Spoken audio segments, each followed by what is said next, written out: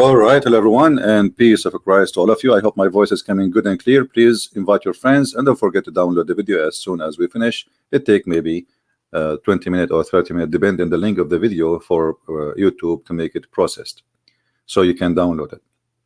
Before we start talking about the topic today, which is science, but as you see, we have in the title we have a fraud in Islamic cult. And before I start speaking about science, I will show you many ways of a fraud. This is a person, he called himself Dr. Greg Considini. I don't know what the origin of this person, but he is very active sponsoring Islam and trying to fool people about it. As you see, this is one of the kind of the fraud. Muhammad, he said, and Jesus, he said. What Jesus said? Love your enemy. Okay, let me ask you, so as long you are sponsoring Islam, so why you don't ask Muslims how come Allah and his prophet did not say love your enemy? As long you are desperately trying to say to us that Islam is a good religion and Islam have a good teaching and Islam is a wonderful belief, so why you don't ask yourself where in Islam we can find it says love your enemy? Did Muhammad love his enemies? Or Muhammad, he said in the Quran, قَاتِلُوهُمْ يُعَذِّبُهُمُ اللَّهُ بِأَيْدِيكُمْ, fight them, kill them, and Allah will torture them by your hands. Why they are at the end of the day, I understand that there's many people, they are here for business. Is that the word of the Quran which you are proud about? And we will put the verse on the screen, that the Muslims, they have a duty to kill the Christians and the Jews and the Hindus and the atheists and to torture them because Allah, he said so. So you quote for us, Jesus says love your enemy. Why you don't quote for us what Muhammad said about the enemy? What about Muhammad saying when you see your enemies, not only you cut their neck, but you cut their fingertips?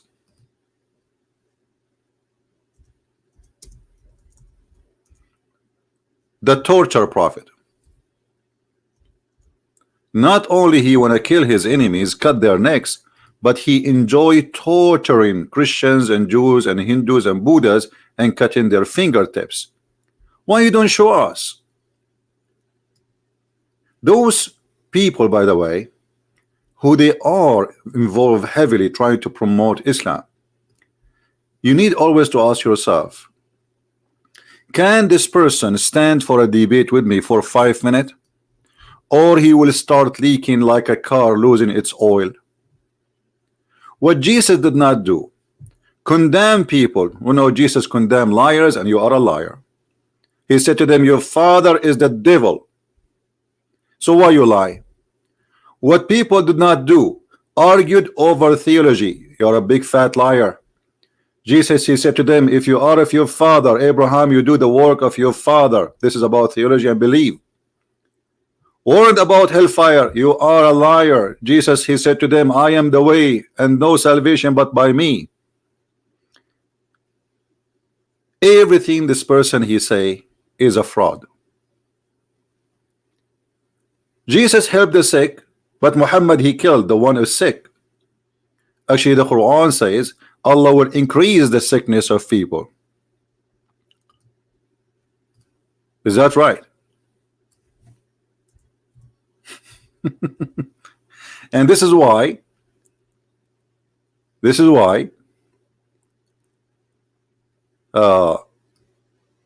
we find that Islam is totally the opposite of what is a Christianity is about. What Allah do? Allah increase the disease. So why you are saying that Jesus is a healer, and healing have many ways. It can be physical healing, it can be spiritual healing. Allah is the disease vendor. So my friend, those people are fabricators and they are liars and they are not truthful, and we cannot take what they say. And this is why the Muslim, they use their names. Like this guy, he sounds like he's not born from like a Muslim family, but it sounds like for me is a very much Muslim guy, and look, all his activities is between the Muslims. Does the New Testament predict the coming of Prophet Muhammad? You know, John chapter 14 verse number 16 and 17. This guy, his name is Dr. Greek. So he's doctor in what? He just said, and as you see in the front of you, this is one of the level of the fraud, that Muhammad as the spirit of the truth. But is Muhammad is a spirit, you idiot? When you say Muhammad is the spirit of the truth, is Muhammad is a human being or he is a spirit? And the same verse you are talking about, that the spirit will stay with them until the day of judgment, Muhammad is dead. This is the fraud. This is what happened when you get an ignorant fraud on the stage. He shoot himself in the foot and people laugh at him. Everything you say is a joke.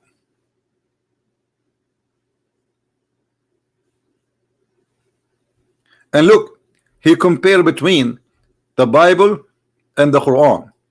He says in the book of James chapter 2 verse 24, it says, you see that the person is considered righteous by what they do. Okay, let me ask you, when the Quran, and you are saying to me here, there's a verse from the Quran saying, and those who believe to do righteous good deeds, they are the doers of paradise. But what is righteous in Islam? Righteous in Islam is to attack and to do jihad and to kill the Christians and the Jews.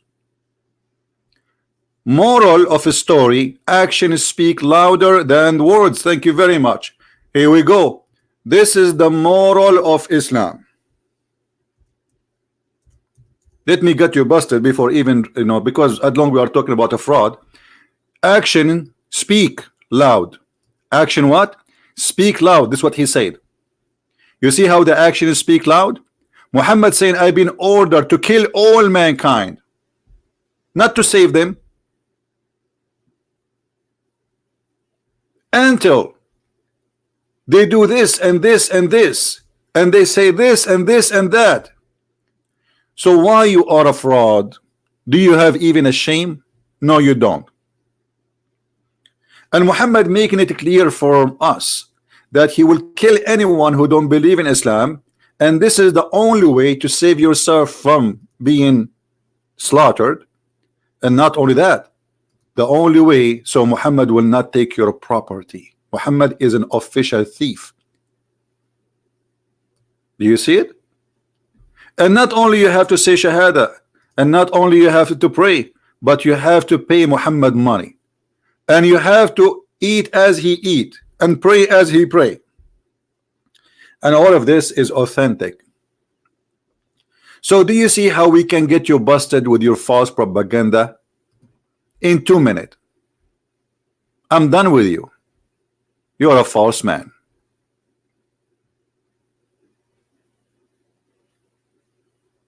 You are a false man.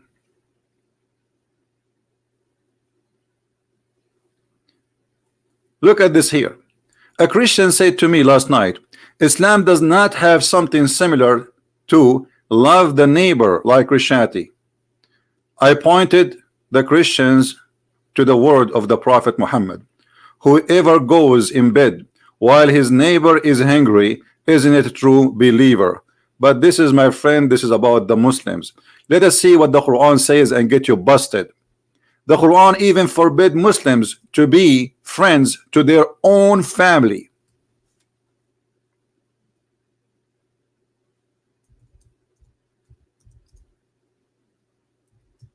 Is that right? Absolutely. Here we go. You will not find a good Muslim, a true Muslim, who is friend, loving those who oppose Allah. Do you see it? So why you are a scam? Why you are a fraud? Either you have no brain or you are a fraud. Choose one. Because when somebody claims to be doctor, I am assuming that he is educated.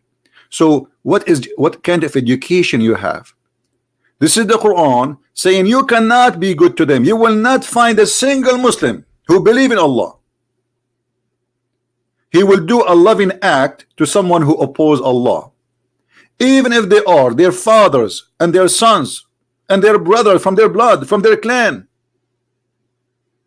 So what do you mean your neighbor? You are nothing but a shame. And Islam as a fascist cult teach the following too. And this is exactly what Hitler was trying to do. Hitler, he believed in himself, and he want to do something for himself.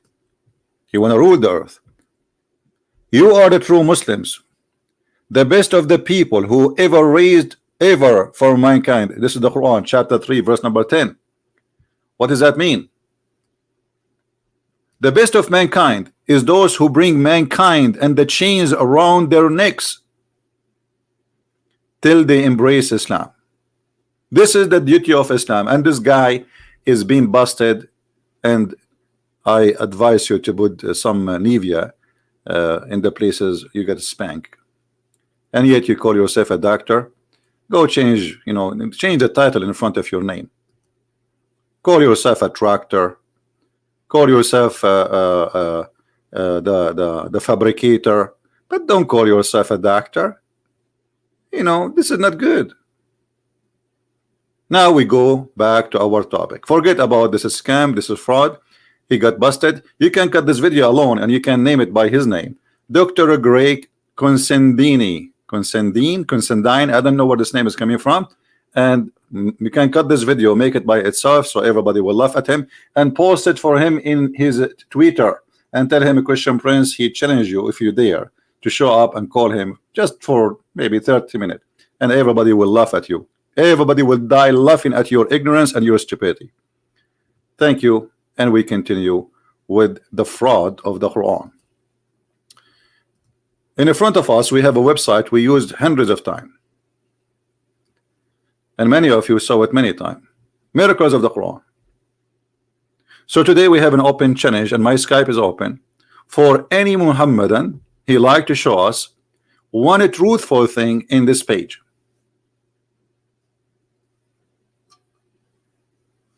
We don't want to attack him, my friend. We are not attacking him. We are exposing him. There's difference between attacking him. Be careful when you use words. We are not attacking him. We are getting him busted. That's all. We don't attack people. Do we have any Muslim? He have the courage and the knowledge to call us and choose any of those who they are in the page. Look how many. And my duty to show you that every single one of them is a fraud. Who want to do that? Look how many miracles Allah have. Look, look, look, look. Amazing. This God, he knows everything. You name it. All those things, mathematics, DNA, neutron, electronic, water, human, atoms, the honeybees, the pharaoh. I mean, you name it. Who is a Muhammadan would like to call us and show us one of them is truthful? This is what the challenge is, to make it simple for you if you don't understand. Can you show me one of those is not a lie? Just one. Who is a Muslim want to do that?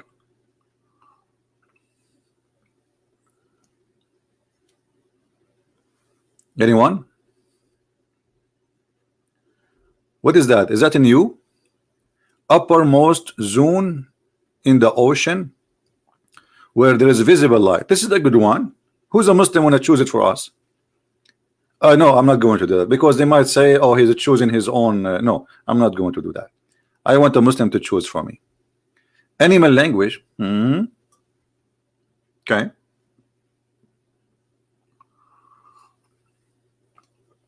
Anyone? Gender. The gender is in the Quran. That is something. I think this is new. They are adding more.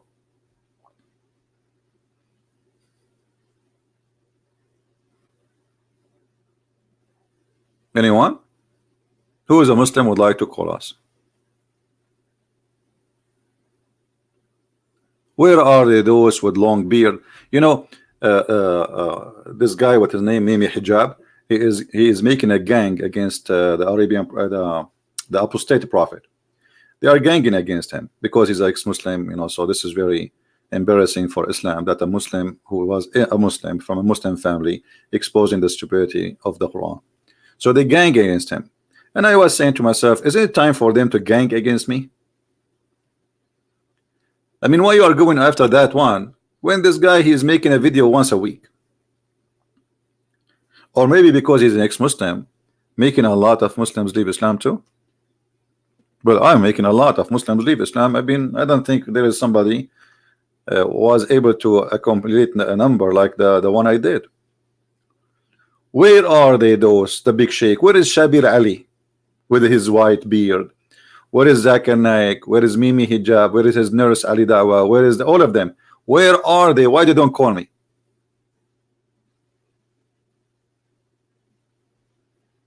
Someone saying what is number 19 in the Quran, my friend, it's a lie. I made a video about it. You can watch it because that will take time. But number 19 in the Quran is a fabrication made by someone, his name Rashad Khalifa, and the Muslim themselves, they killed him because in order to make the number 19 work, he had to delete some verses from the Quran. However, number 19 is not valid. This is only valid for the fool.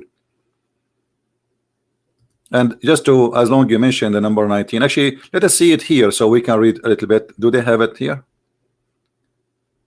Do they have number 19? Anyone see it in the page? I don't see number 19. And the funny, the most famous one who speak about mathematic miracles in the Quran is Shabir Ali.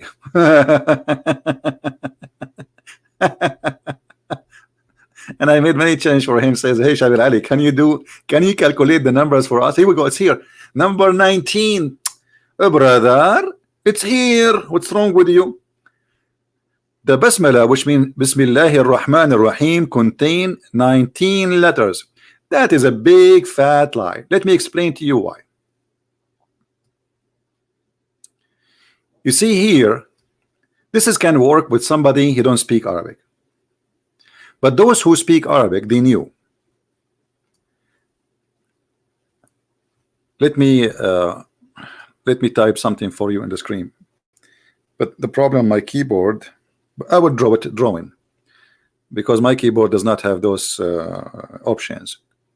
When you see something in the top of any letter like this, like a 3 teeth, that it's called shadda. Shadda in the Quran. So each time you see shadda, that's mean the letter is 2 letters. You know what I mean? This is why the shadda is not in like an order. Instead of writing the letter twice, we just extend the voice. So it's telling you here that you have to say the letter twice. All right. So Bismillahi, lahi, there is a shadda. This is twice. And then Ar-Rahim, Ar-Rahman. You see Ar-Rahman here. There's a shadda here. You see it, and over this letter. And there is a shadda over this letter. So right away we increase the numbers of letters in 3 places. 3 letters became 6. The number 19 is destroyed. It became 21. Not only that, if you go in the Quran, let me go to the Quran because Quran make it more clear when we when we look at those words. Here the text is small. Give me a second.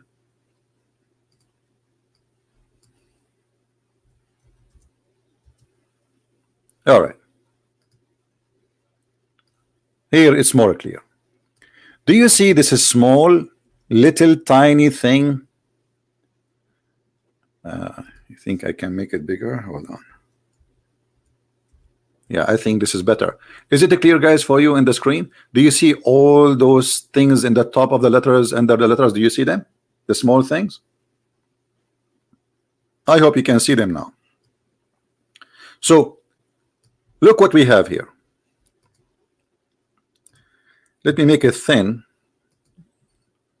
Here we have the shadda, and this is the shadda how it look like. That will make this letter 2 letters. Here we have a shadda, Ar-Rahman. And by the way, you can see a video made by Nu'man Khan, and he is explaining to you the same, that those are 2 letters, not 1. So don't think this is a Christian prince saying that, you know. Even they themselves, they agree. And here there's a Rahman, and here in the top you see the shadda in the top of the letter, which mean here. That's mean this letter is 2 letters. And here the Ar-Rahim, you see, say Ar-Rahim. So we have more than one Ra. Ar-Rahim. So this is letter number 3, and this is shadda. So right now we have 3 letters added to the calculation the Muslim did not consider, because it's a fabrication. Additional to that, do you see here it says Ar-Rahman? There's something here small. Do you see this letter here? This is Alif. The word Rahman in Arabic is not without Alif. This is the mistake in the Quran, but even the Muslim, they correct it and they added this little tiny thing Alif here. So it became like a decoration, but we pronounce it. So Ar-Rahman is letter number 4. And not only that, we are not done. In Arabic, there is nothing is called Bism. In Arabic, here there's a letter, it's called Bi-Ism. Bi-Ism. So how many letters now we have extra to number 19? Let us count together. You see how easy to get it busted? This is letter number 1 added. Let us make it in English.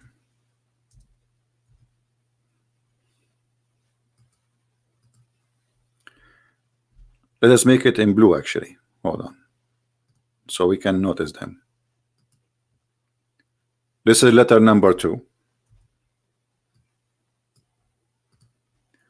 This is letter number 3. This is letter number 4. And this is letter number 5. So where is number 19? The miracle is gone. Shish kebab hummus. Shish kebab hummus. Hummus religion. It is a scam. It took them years to make this miracle. Christian prince destroy it in 2 seconds. So the total now is what? The total is not only not 19. We are in the number 24. Do you see how easy to destroy it? And by the way, I changed it in Muslim to say it's not true. It's a challenge, brother. I'm here live on air. Actually, you know what? Just to get them busted, in my own way, as usual. As an example, the word here, Bism. It's very embarrassing to say Bism. Only ignorant they will say the word in such a way. You ask the Muslims why it's written this way. This is funny. This is silly. This is stupid. A kid is 1 year old. He will not write it this way. So how Bi-Ism became Bism? They say the scholar says because it's easier to recite. So look what they did. Not only the Quran is not accurately correct in Arabic, Quran fabricate Arabic and damage Arabic just to make it able to sing it, because Muslims they sing it. But look what happened. This is the Quran. Remember, I'm going to take a snapshot for this is Bism. Oh, you know what? There's no need for a snapshot. I will open different browser and we will do the same.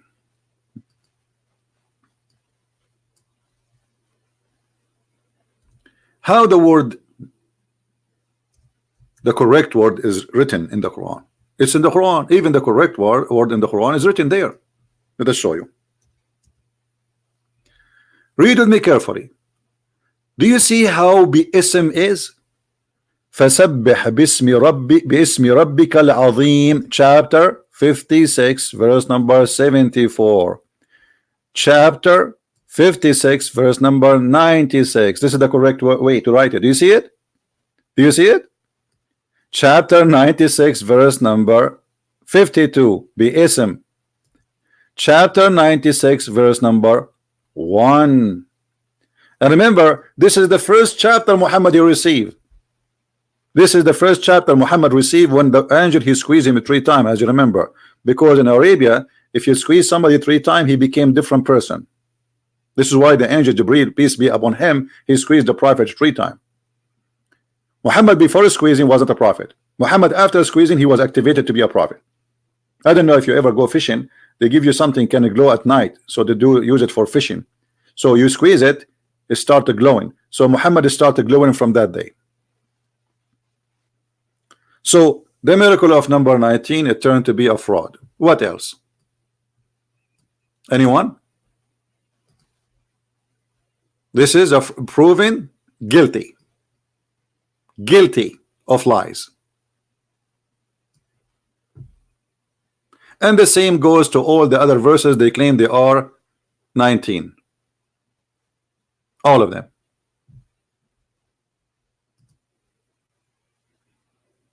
What else?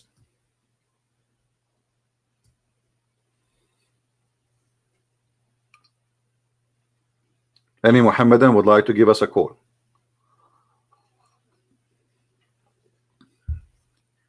Volcanic gases in the Quran. I think this is in you too. I'm really became curious. What is this? The Quran speak about volcanic gases?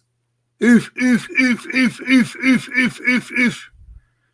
Look, they put for you HVOH, H2O, SO4, SO2. This is all in the Quran. If. فجعلنا عاليها سافلها وأمطرنا عليهم حجارة من سجيل. And we made, and we turn it upside down, and we ruin down upon them stones of what? Pomic? Let us go and see the Quran so we can laugh at the story here. You see, always the Muslims, if we read a verse, they say to us, you are taking it out of context. So ask yourself, why the Muslims don't show when they speak about scientific miracle? Why didn't show the verses before and the verses after? I mean, what? Why you are just quoting for us that verse? Just to show you the science of the Quran. We are talking about hijara min sijil, and this is appear in many verses as you see in the Quran. Chapter 1:5, chapter 15, chapter 11. In chapter 1:5, the Quran, the book of science, claimed that Allah He sent F-16, which is bird, and they throw rocks at elephant and they destroy them. And the elephant army was coming to Mecca to destroy it. Now nobody should ask why and how in the world anybody can believe that elephant can travel all the way to Mecca in the middle of the desert, when an elephant he needs 600 gallons of water a day to drink. 600 gallons. How you can take an elephant army all the way to Mecca? And then Allah He sent His birds, and they swarm in the top of the army, and they throw, brother, rocks. And this is the chapter of the elephant, as you see. Don't you see what happened to the people of the elephant? No, I did not see. Did you see it? Who of the Muslims they saw this? Did Muhammad even see it? No. And this is what makes it funny when Muhammad says, did you see it? Don't you see? This is a legend. No, nobody saw it. And as long Allah will send, and He will throw rocks sent by birds, why Saudi Arabia is buying the F-16 from USA and buying Patriot? Just a few weeks ago, the Houthi, they sent the missile to Mecca, and the one who protect Mecca from the missiles, it was the American. Where is the birds of Allah? Then we go to other verses where we're speaking about those. Let us go and see here which verse they choose for us. Chapter 15, verse number 74, and chapter 26, verse 173. Let us go to 1574 first. 17, what did he say? 17? Did he say what? 1574, sorry. This one. All right.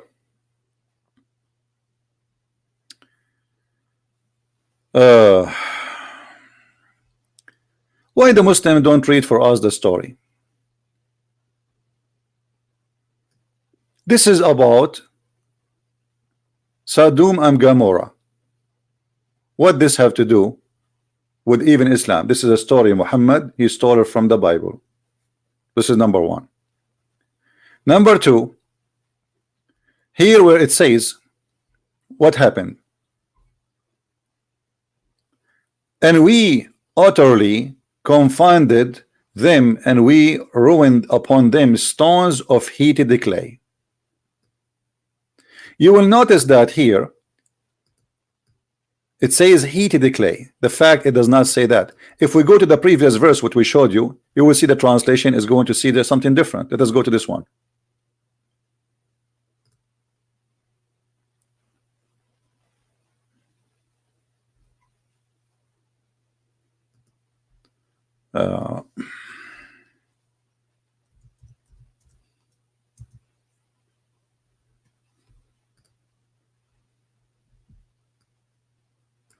Do you see how the word here is backed clay?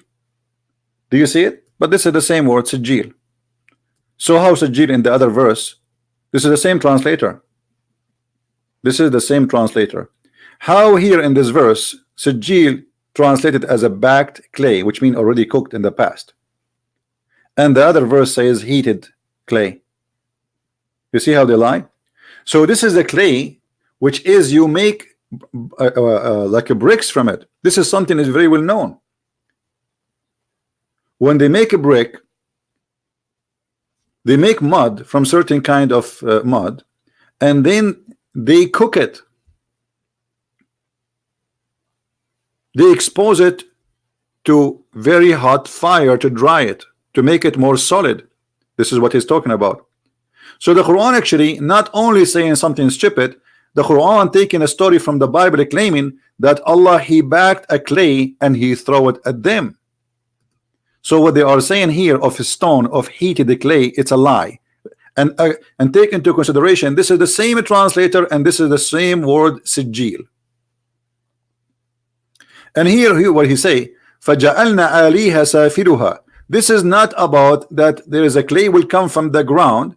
This is about that what it was in the roof will be down, which means Allah he destroy all their houses. You see how they lie? And you know what? Let us see what the interpretation of this verse from the Muslims, just to show you how they lie. Chapter 15, verse number 74.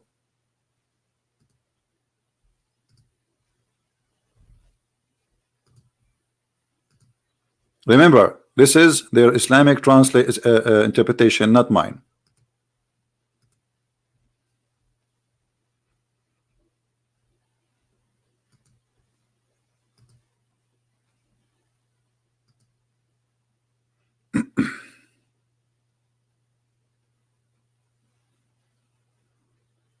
The website take forever. Let us open Ibn Kathir until this this one open. All right, because this website, Islamic website, Kingdom of Jordan, is really very bad. So this is chapter 15, verse number 74. You see, it's not open yet. We go to Ibn Kathir, and then we will check in the other one to see if it's open. And this is verse number from 73 to 74. All right, let us see what it says. What happened?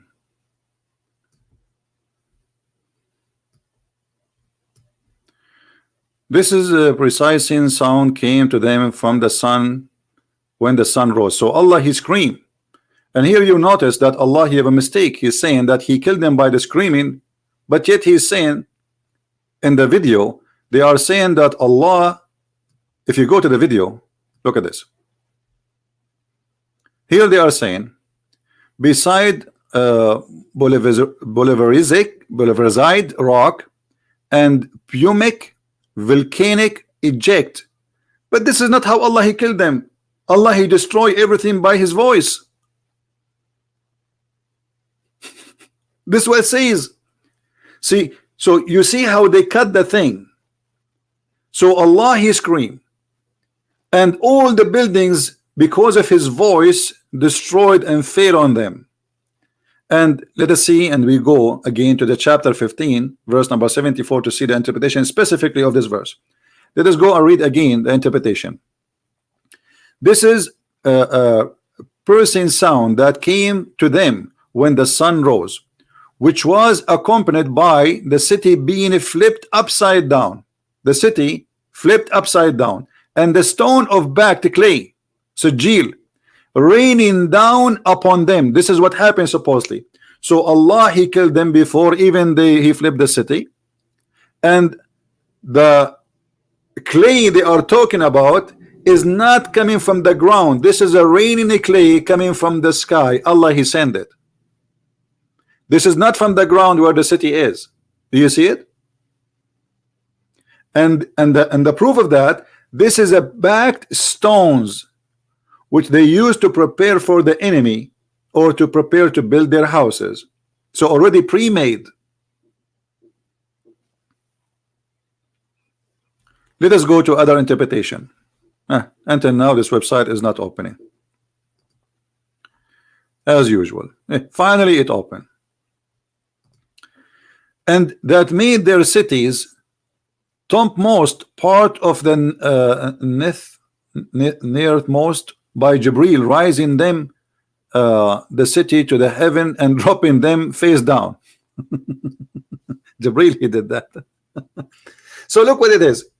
In Islam it's about God screaming, and then God, he flipped the city, and then he made the roof upside down, everything fell down, and then Allah, he made rain from the sky, which is made from a clay, which is back to clay, not from the same ground of the city.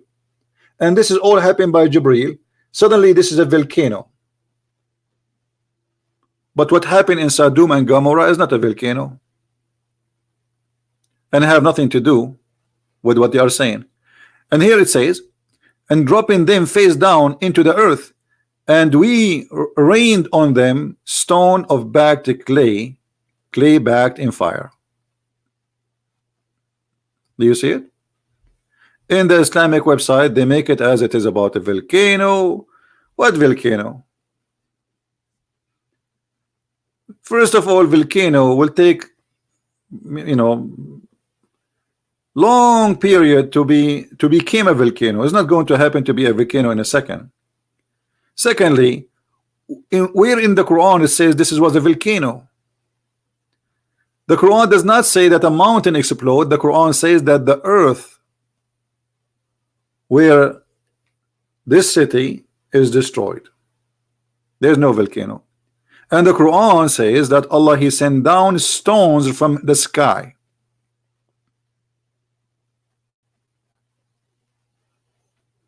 So suddenly this is about troposphere, HAVOH. Then we go to the verse number 173, chapter 26, verse number 173. Okay. And actually here the Arabic is used, is funny.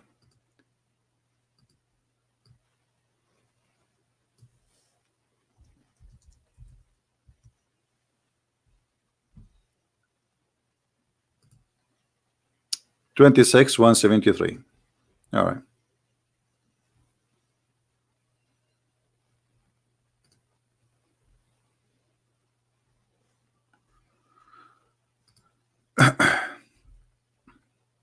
And we ruined them. We ruined them. But I want to ask the Muslims, this is about what? Look here what the story, what happened. The story in this verse, in this chapter changed. You see the story here in this chapter, the Muslims are quoting two verses from two different chapters. Here it says, and we rained on them a rain, and grateful is the rain of those who have been warned. In the Muslim website they say that this rain is what? Is it grateful? It was an acid rain. This is what the Muslims are saying. But look, if this is what the Quran is saying, that means the chapter here is lying, because it says that we rain upon them stones, not acid rain. The Muslim who quote for us the verses, he forgot that already Allah, he told us what kind of rain. وَأَمْطَرْنَا عَلَيْهُمْ حِجَارَةً مِنْ سِجِّيلٍ. Do you see it? It was a backed heated stones. Already it's cooked before. If we go and see the same chapter they are reading for us, chapter 26, verse number 173.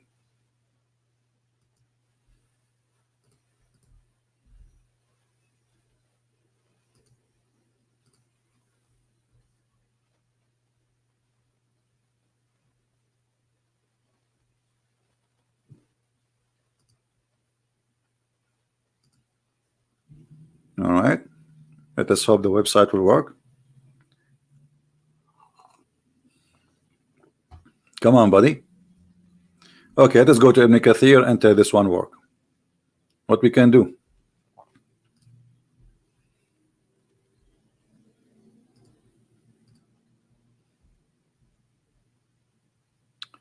$173, so we have to, they don't have. Okay, let's see here. Where is the verse?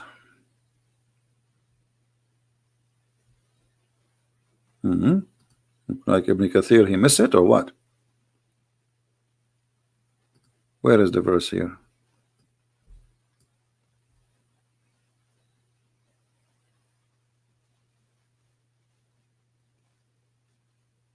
Oh, here we go.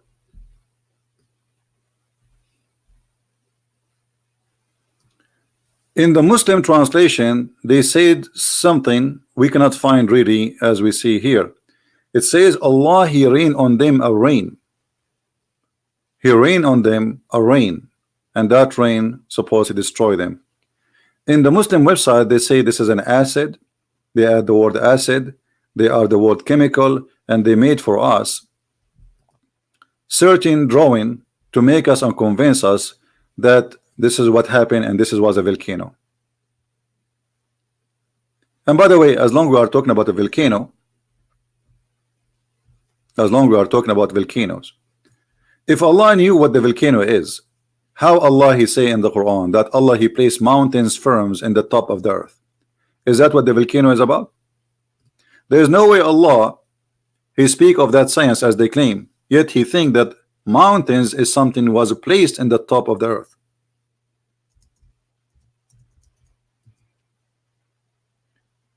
If you see here,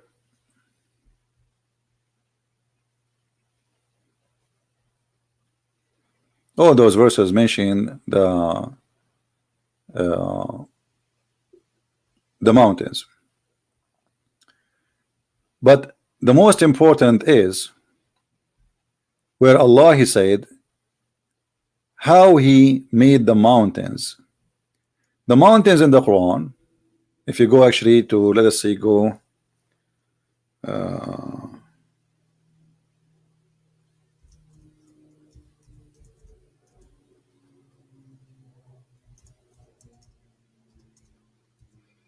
here we go, chapter 79, verse number 32. It says, and He made fast hills. This is the Muslim translation. The fact it does not say that. It says, وَالْجِبَالُ أَرْسَاهَا. He placed the mountains in the top of the earth. If we change the translator, we will find right away this translation is a false translation. Let's go to the different one. Yusuf Ali. And the mountains Allah has firmly fixed. But is the mountain is firmly fixed? How it's firmly fixed? And by the way, still this is not the correct translation, because Allahu arsaha, arsa, like when you say, if you have a boat and your boat is in the ocean and it's coming to a place where you are going to stop. Let us say it's like landing, but not, you are not really in the land, but you want to stop the boat. So this is the place where the boat is stopped. This is arsa. So you throw this big piece of metal in the side of the ocean, and this is called the marsa, where you are going to be fixed there. So Allah He placed the mountains in the top of the earth, and actually we can find you that in many places. If we go to chapter 41,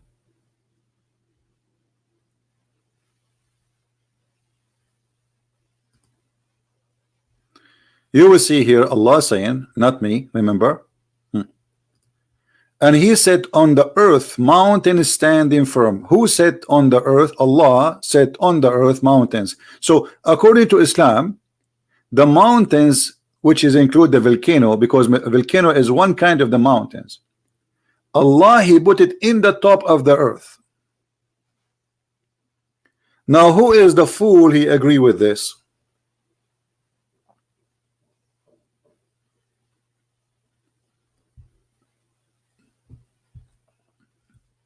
Any Muslim agree with this? Is it true that God, he placed the mountains in the top of the earth? It is not from the earth, it's something he placed in the top of it.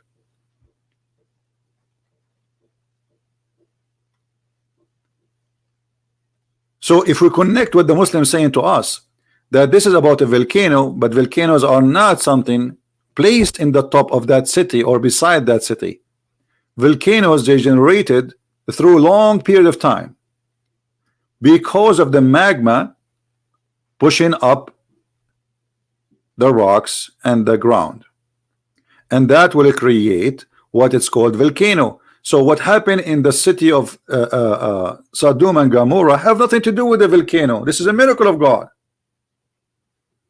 That is even stupid to say, because now all what you are saying, that the city was not destroyed because those people, they brought the anger of God on them. No, they were destroyed because of a volcano. So if this is what happened, how you can prove to us that this is what Allah he did? Especially Allah is reporting something happened in the past, and he did not use any chemical in his statement. Or what he says, we made the up down, which mean all their buildings destroyed. He flipped the city upside down. How is that? Because simply what was a roof became a ground. This is what it's meant. And we throw on them rocks, and this rocks is cooked. This is not magma. The same rocks he used to attack the army of the elephant, as we showed you in the chapter of the elephant. And here they say that today we know why that rain was dreadful. It was acid rain. Okay, what did dreadful mean? I want to see what this word mean in Google. Hold on. Causing, involving great suffering, fear. So this is because the people are dead already. What this guy is talking about? The dead, the people, they die when Allah he scream already. And the Quran mentioned many times that Allah he killed people by screaming. Let us show you. By sound.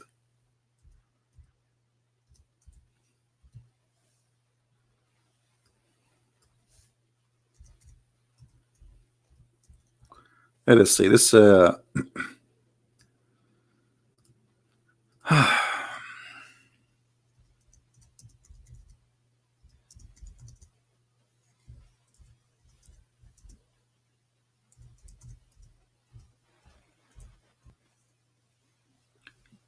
us show you.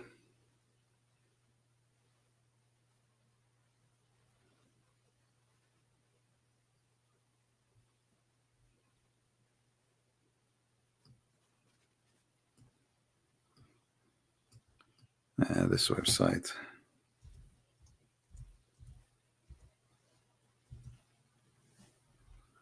For some reason it's not functioning.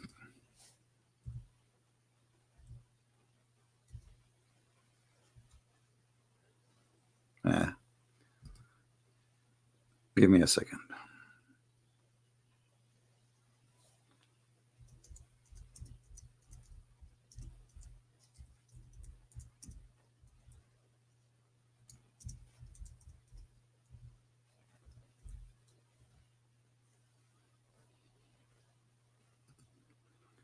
All right.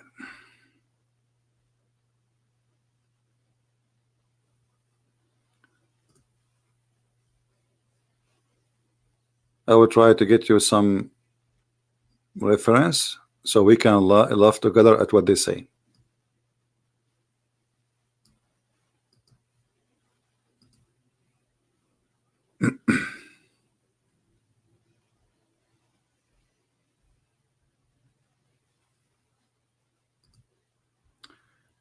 All right. This is a book. It's called Al-Mizan fi Tafsir al-Quran. And we will see here what happened. I'm going to use Google translation because I could not find something really in English. Google translation is not really going to be too much accurate, but it's going to help us. How they lie about how the Quran, what the Quran is saying.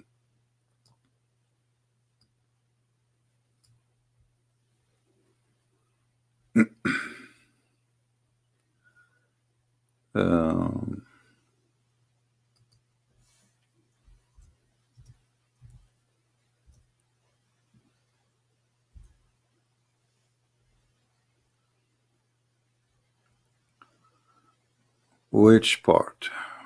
Man, this page is very long. Okay, then I have to use this one because this one is less. It's the same thing, but that the original page, I wanted to use it. So I'm going to choose here, translate to English.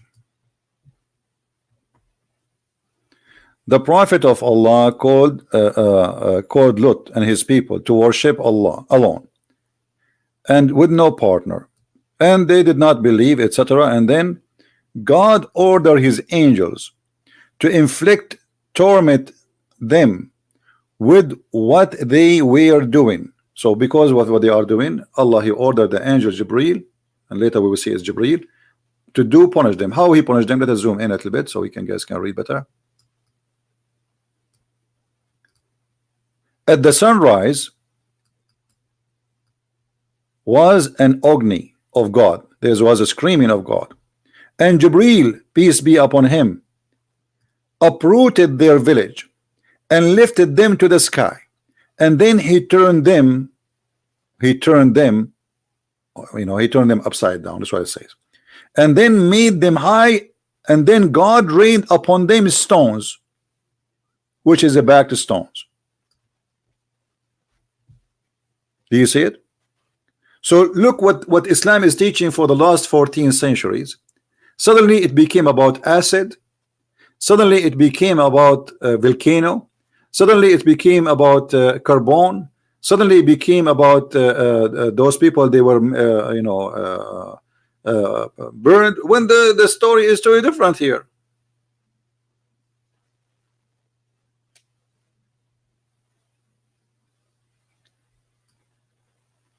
If we go to different verses in the Quran, we will find more funny stories about how Allah, he killed people. As an example,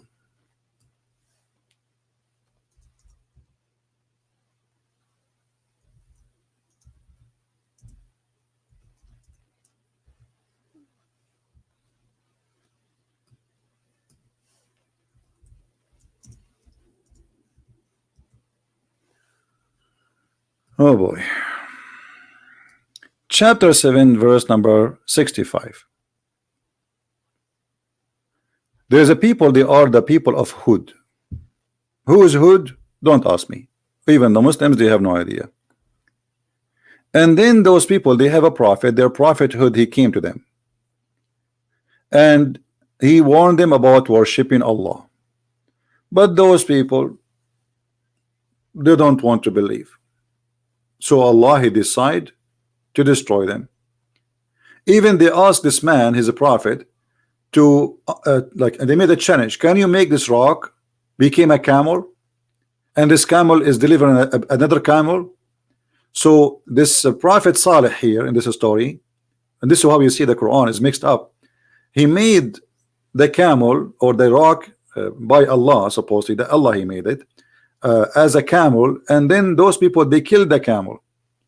So look how Allah, he did kill them. There's an earthquake happened in that day, but in different verse you will see that Allah is speaking about something else. Look at this.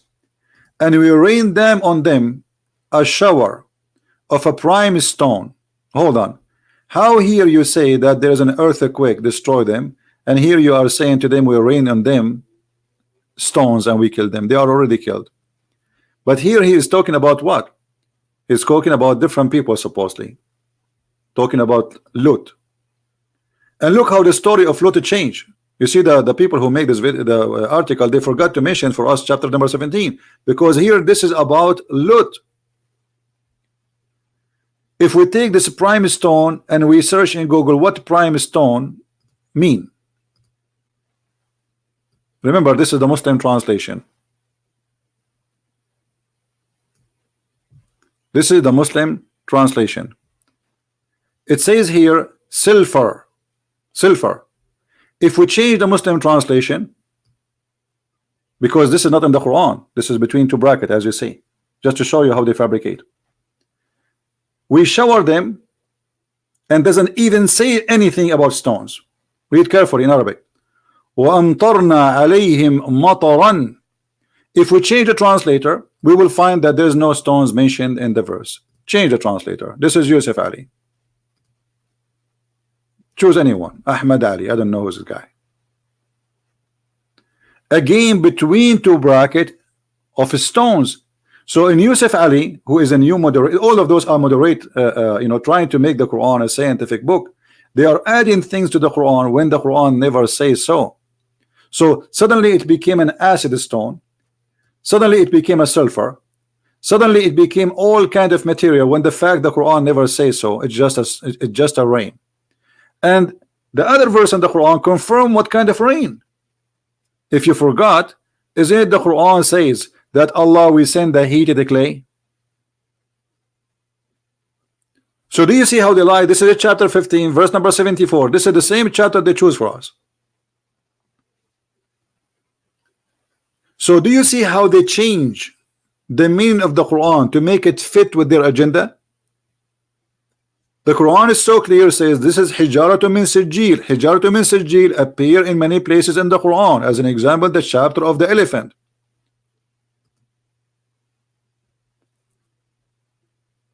Chapter of the elephant, which you will find almost at the end of the Quran, chapter 105. All right. So Allah, He sent on them backed clay stones. How those backed clay stones became sulfur, became acid. Acid is not stone. Is acid a stone, Muslims?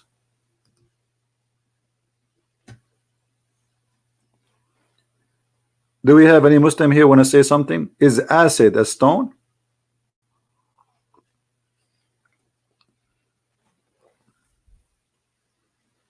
Anyone? It's not. And as you see, this is a backed clay. It is a real, actually in Arabic it says, not only it says a stone, it says bihijara. Hijara, the word hajar, is a rock. It is literally a rock. And if you go and read the interpretation, look at this website, never work.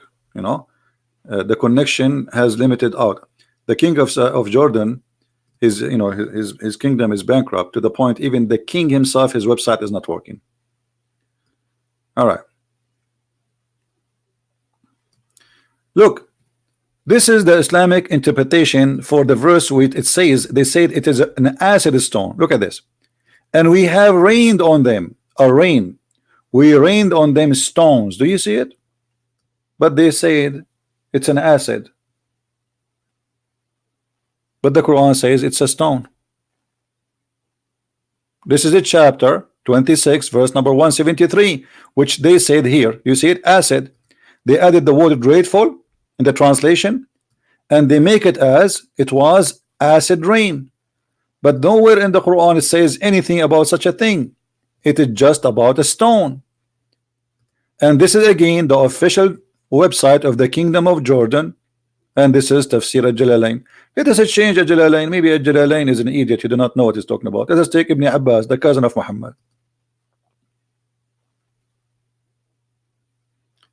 And we rained on them.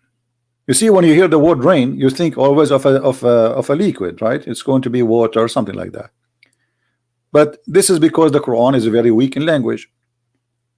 On their sodomists and travelers, a rain of stones. I mean, how clear.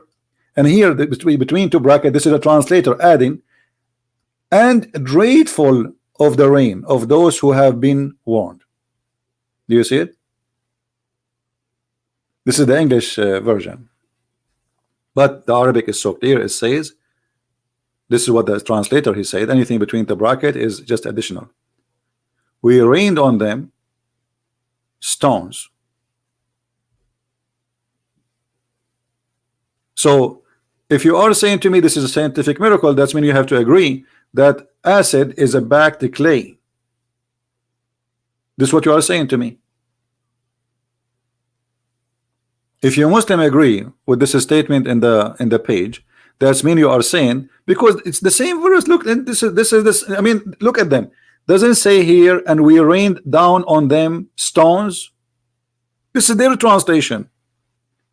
So if we connect this verse and this verse, then we have to accept that the rain which sent down is a stone, and now you are claiming that the stone is an acid.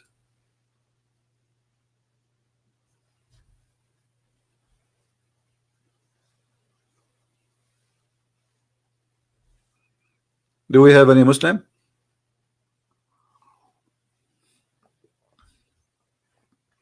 And remember, this is the same stones Allah He used when He attacked the elephant army. Those stones are not coming from the ground of the city. Those stones made by Allah, backed by Allah, and thrown by the birds of Allah.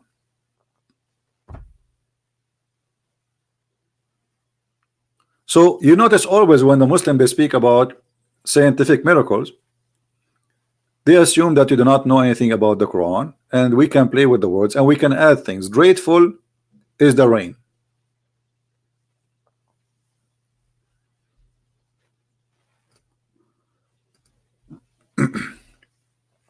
And always any Arabic interpretation is totally different from English interpretation. Why? Because English interpretation is made very modern, and Muslims they are trying to make it look something different. This is why I call it a fraud. This is a page have all the Islamic interpretation for the verse.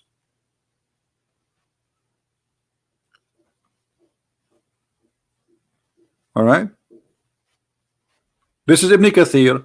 If you see Ibn Kathir in Arabic, is Ibn Kathir in English is different. Look at this is Ibn Kathir in Arabic. It says ay hijara min sijilin mandud, which is a rocks from cooked clay. ولهذا قال فساء المطر مطر المنذرين. The Muslim they translate this as an acid rain, but look what he's saying. He is showing us a different verse in the Quran. Actually, let us show this verse. Let's go here.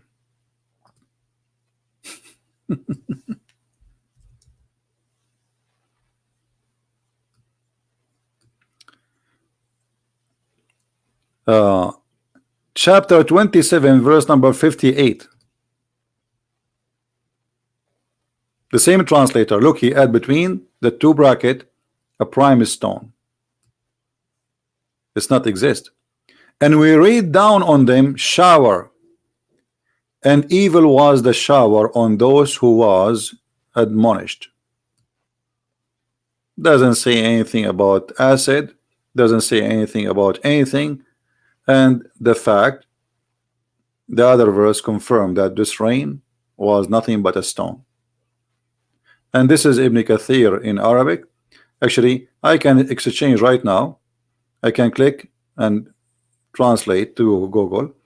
I know maybe I should post just a link for you so you can look at it and you can do the translation yourself. You can switch, you can click at the page, open it. You have to open it with Google browser so you can able to translate. All right.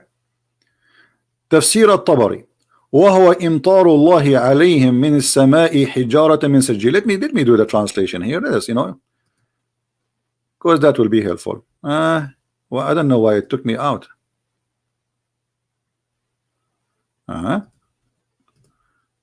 Maybe because this is Firefox. Hold on. Let us use Google page. Okay, click at translation. Translate to English. All right. So all what I will do, I will search for the word stone in English. Is it acid or it's a stone? Let us see. Here we go. And we rained them rain, which is a stone. Do you see it? Which is the rain of God on them from the sky, stones. Which is the rain of God on them from the sky, stones. So why they are saying to us acid? What is the acid? This is Tafsir Ibn Kathir. This is Tafsir Al-Jalalain. This is Tafsir Al-Tabari. All of them, they are saying stones.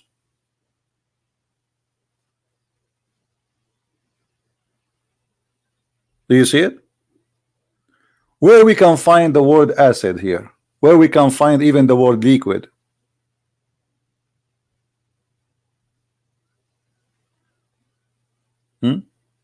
And remember, this is a story taken from the Bible anyway. So if I come with a story, somebody else long before me mentioned the story. I mean, where is the discovery here? You are not the one discovering something. But the story in the Quran make the story funny and make the story stupid, because according to the Quran, God, he sent rain of stones, which is backed by Allah in the sky, and he sent it down on them. All right. So they start adding acid, stone, and all the fabrication. So all of those things are not exist in the Quran, and this is why you notice they just only choose to us 2 verses from the whole story, and they add their own translation. Grateful is the rain. You see, and they highlighted for you what they want you to believe. Stones of Pomek, where it says that.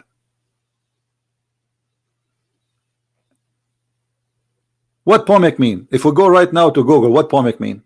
Let me see. What is Pomek stone?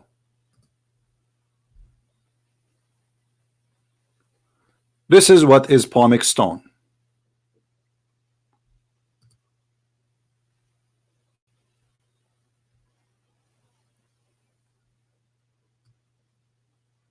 Let us see. Just to show you. Okay. I will make a question so they can get definition. Hold on. What is Pomek stone?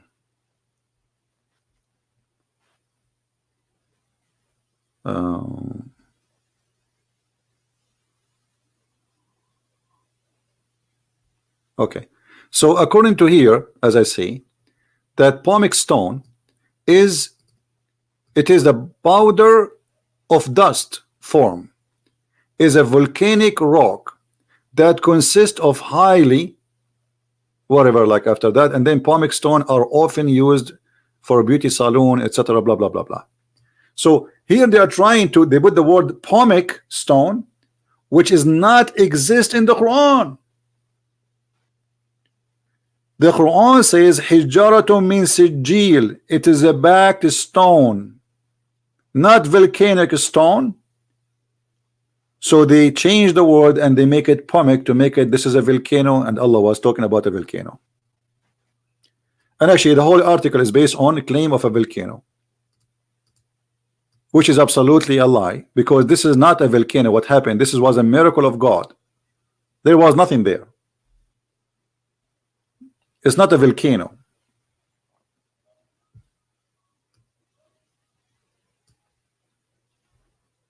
Water, vapor, and the forms of rain, acid rain, all of this is addition, is not there. And we showed you their own interpretation. And the funny, by the way, when Muslim they translate Arabic interpretation for anything, You will find always something very unique about Islamic translation between Arabic and English. If you read the book of Ibn Kathir in English and we read the book of Ibn Kathir in Arabic, we will find that there's hundreds of pages are missing, not tens of pages. And the meaning is totally different. If you remember when I spoke about when Muhammad received satanic verses, I could not find it in Ibn Kathir. They are not telling the story. The story is gone. The details of the story is gone. Where it is in Arabic, it says that. It says the details exactly, but in the English version, it's gone.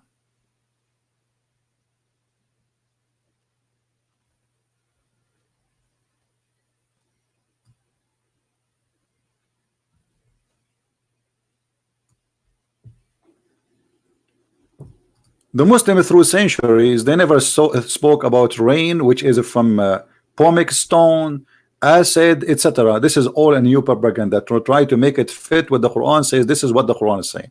And as you see, this is all their scholars.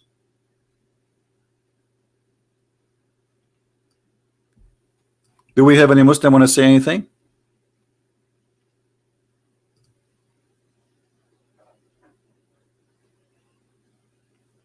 Anyone?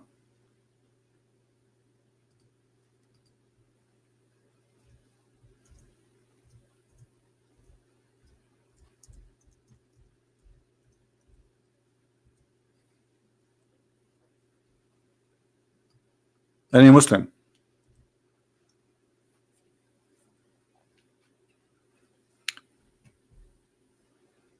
Where is the science in those claims we see in those verses? Nowhere. It's a lie. The added words are not there to make it look as it is there. As long as we are talking about volcano, I want to continue talking about volcano. As long as there's no Muslims to call. Look, volcanic cases. This is the same one. No, this is the same one actually. This is the same one. I thought this is a different one.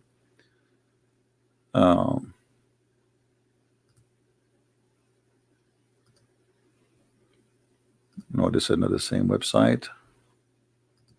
There we go.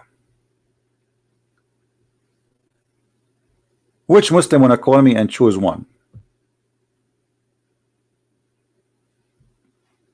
Which a Muslim will call and choose one of those scientific miracles? Which one?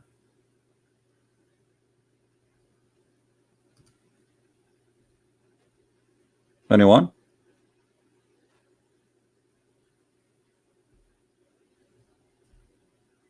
My Skype is open. If you are a Muslim, you like to call me, I will be happy to hear it. Who is a Muslim? If you don't dare to call, no problem. Who is a Muslim will choose for us which one you like me to talk about of those things, of your choice.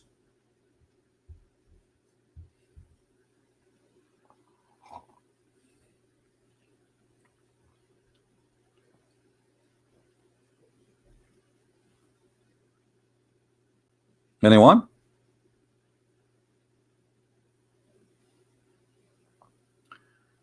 I see the inner ear, the eye.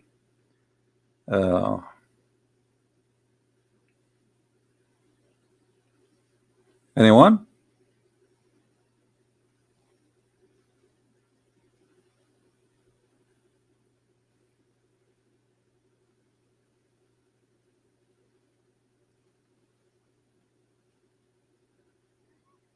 Don't say that you blocked him. So what? Who is don't? Who is this guy? Don't.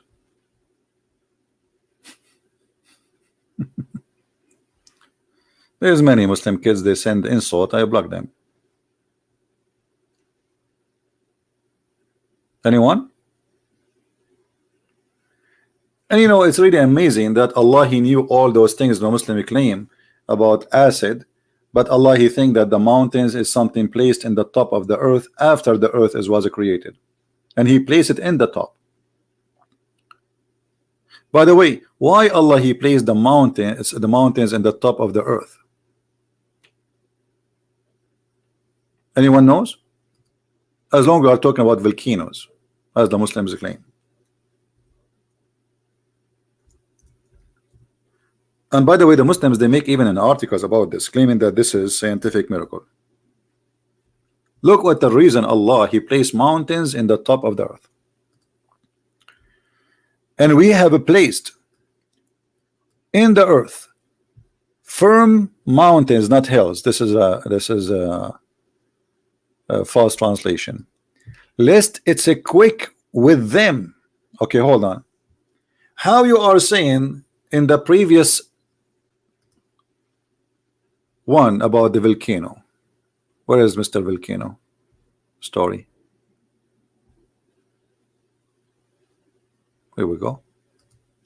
How here you place for us a mountain, and you say to us this was a volcano, and yet Allah saying that Allah He placed the mountains so the earth will not shake on them. How in the same chapter you are quoting for me, it says that there's an earthquake happen? Where was that volcano? But yet according to Allah, Allah He did place the mountains in the top of the earth so the earth will stop moving. Do you see it? Does it say with the clear Arabic? And this is the most funny translation.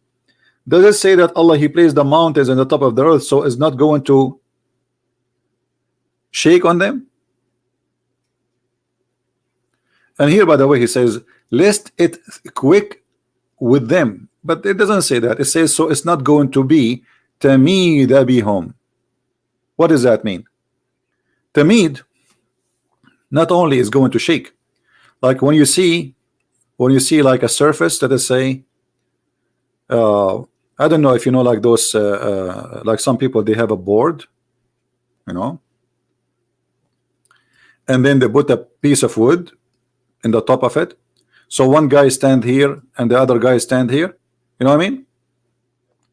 So if this piece of wood go down here, that is tamid.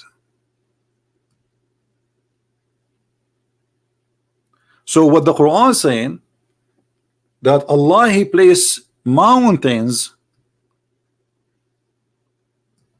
so the earth will not dance down, up, up, down.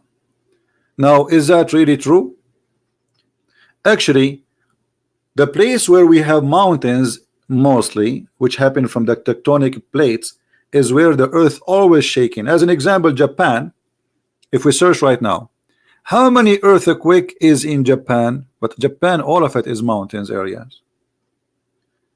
They have thousands of earthquakes, so the mountains is not doing the job. Some they will say to you, no, mountains help to balance, but the earth, the Quran is saying, so it's not going to move on you. But what happened is, when you live in those areas, the earth move most. There's a lot of earthquake in Italy, a lot of earthquake in Greece, a lot of earthquake in Turkey, a lot of earthquake in Japan. All of them, they share one thing: mountains.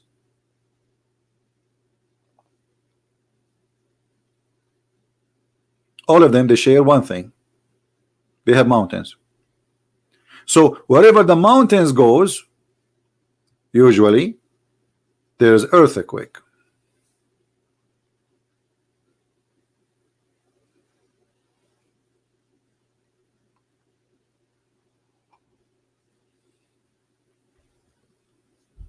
Any Muhammadan believe in this? If we go and take this verse interpretation, so people will not say I'm making things up. Chapter 21, verse number 31. Here we go. Again, what chapter? 21. Take a note. Verse 31. All right.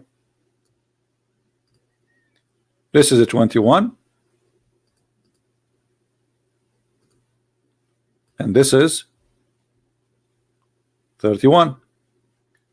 And this is Tafsir Ibn Abbas, and this is the official website of the Kingdom of Jordan.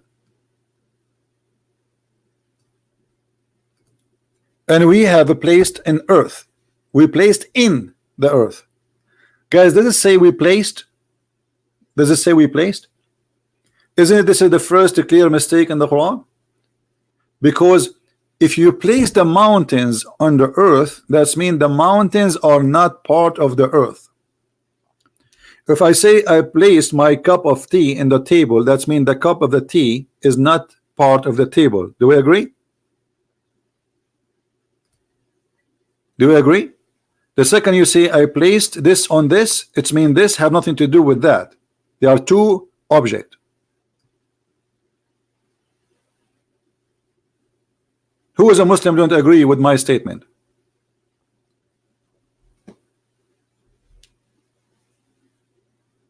Anyone? So how Allah is a smart scientific God, but yet he think that the mountain is something he placed in the top of the earth, so the earth will not be shaking, but the mountains are from inside the earth, not the opposite. If you search right now in Prophet Google how mountains are formed, how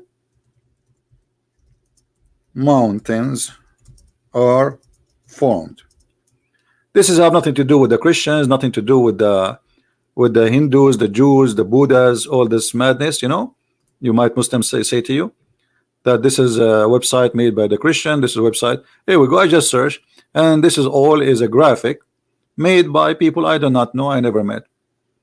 Mountains simply is coming from the pressure of the earth, which means they are part of the earth, not the opposite. It is not something being placed on the earth. When there's too much pressure, actually you can do that to anything. If you have a paper and you push from the two sides of the paper, the middle of the paper will go up. That will be a mountain. If this is a massive amount of piece of a ground, and all of this is in front of you. So when the Quran says that Allah he placed it in the top of the earth, that is a very clear mistake. Mountains can be formed either by volcano or by pressure or by a breakdown, but that will not be a perfect mountain, which means like suddenly like two tectonic plate they move and they make the crack, and then there is a deep valley and two sides they are high, but that would not make them really mountains. So volcano or a pressure of the tectonic plate, but Allah saying something different.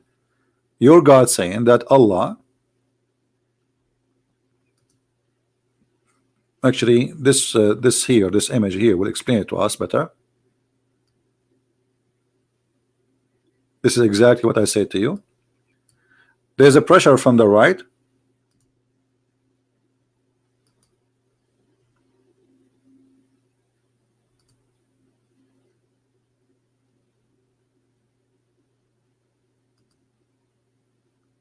pressure from this direction, pressure from this direction, then the ground will go up. That will make a mountain. So here we see a mountain is formed. The Quran think differently, that Allah he placed the mountains in the top of the earth because the earth is like a sheet, and actually Muhammad he mentioned the word sheet literally, which is a carpet. If we go in the Quran, we will find Muhammad saying the following. And remember, always this is what Muhammad saying, not me. Does Muhammad or did Muhammad says that the earth is like a carpet? Yes, he did. And that will explain to us what he meant by saying he placed the mountains in the top of the carpet. Wallahu ja'ala lakum al-arda bisatan, chapter 71 verse number 19. You can ask any, actually you can open this chapter in Arabic and you can copy this word bisat, and you can take it to the dictionary and you will find that bisat mean carpet. As simple as that.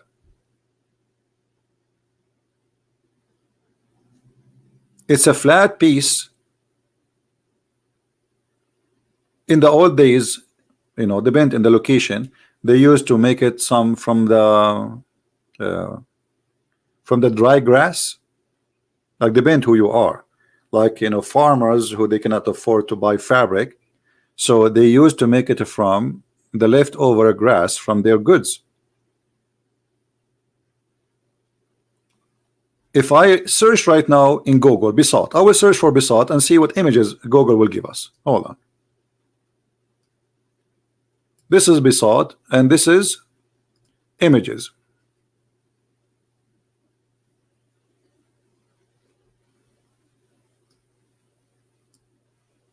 Do you see it? Actually, in Arabic, you will find a statement where it says Bisat or Rih. This is the same flying carpet Sulaiman he used in the Quran.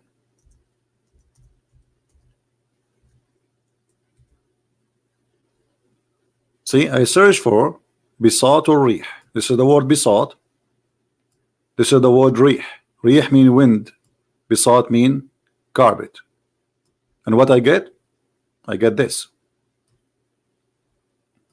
I get Sinbad flying in his carpet. So the Quran confirmed that Allah he created the earth in chapter 71, sorry, verse number 19. And look at the Muslim translation. And he has made the earth a wide expanse for you. It doesn't say wide, it doesn't say expanse, it doesn't say what they are saying. It says a carpet. Let us change the translation. Maybe we can find different honest, little honesty somewhere, somehow. This is Biktal. Let us see different Abdul. Hilali and Khan. Here he made the earth widespread. Where it says wide, and what is a spread? It doesn't say that. Let us go to the interpretation to save our time, because obviously all the translators are liars.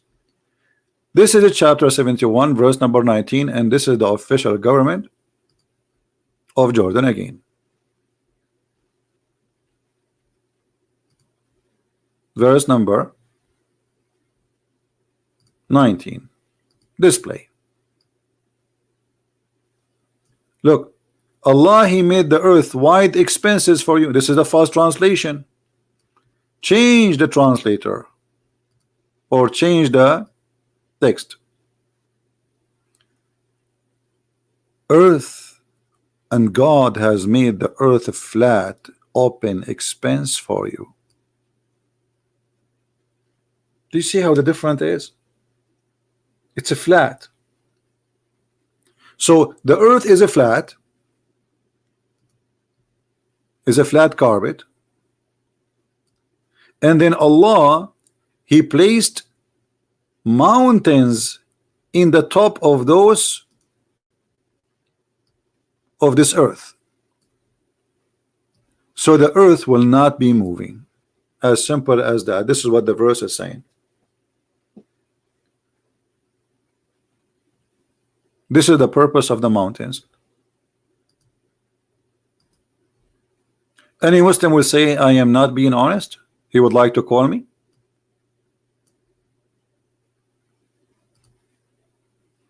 Who is a Muslim would like to give us a call?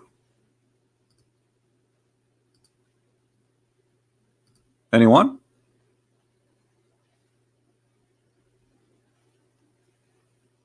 So all what they say to us is nothing but a fabrication. This is how the game works. We will change the interpretation to make it 2019 interpretation. All the interpretation was exist before. We will throw it in the garbage, and we will do our best to change the words of the Quran meaning to make them fit what is called science today. This is exactly what the game is. Who is a Muslim wanna call me and choose for me a miracle of his choice? Until now we did not find one thing is good.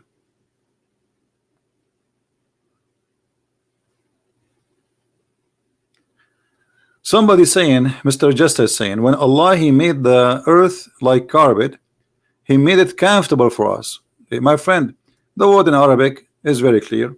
Bisat is bisat, and the earth is not comfortable anyway. What comfortable in the earth? Do you sleep in the earth? And the earth is not a flat, and it's not a carpet. So when you say he made it comfortable for us, that's very funny. Remember, he is saying he made it as a carpet, and he placed mountains so this carpet will not be shaky. So how comfortable it is by having mountains, and the purpose of those mountains, they will not shake, or they will not allow the earth to shake. And not to forget that the earth is continually is moving.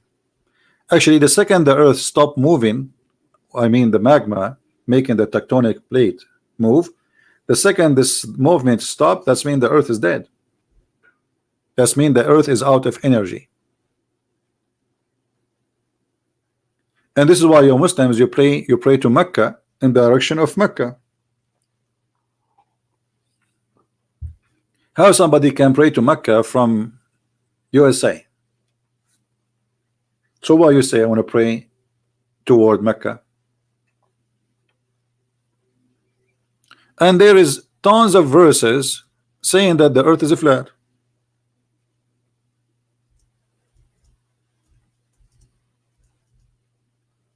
It's not this only verse. Is that correct? Or I'm making things up? I can show you tons of verses.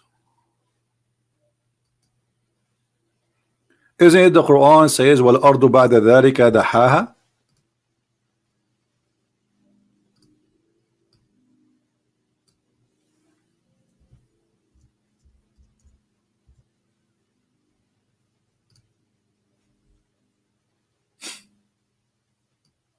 This is the shape of the earth, and this is your Muslim translation.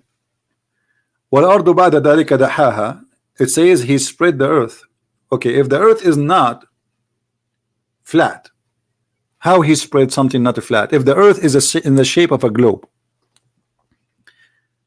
And by the way, when he say he spread out, it is a little bit close to the meaning, but it's not totally accurate, because the word daha, do you know those things you make the dough with, like your mother, she uses it in the kitchen when she is making for you a bread? Anyone knows what the name for them? What they call them? The ladies they use in the kitchen when they make a bread or cookies or something, where they it's like a piece of wood, have two handles, and she pushed in the top of the dough, and that will make the dough flat. That's what the ha mean. That's exactly what the ha mean. Rolling pin. Okay, rolling pin.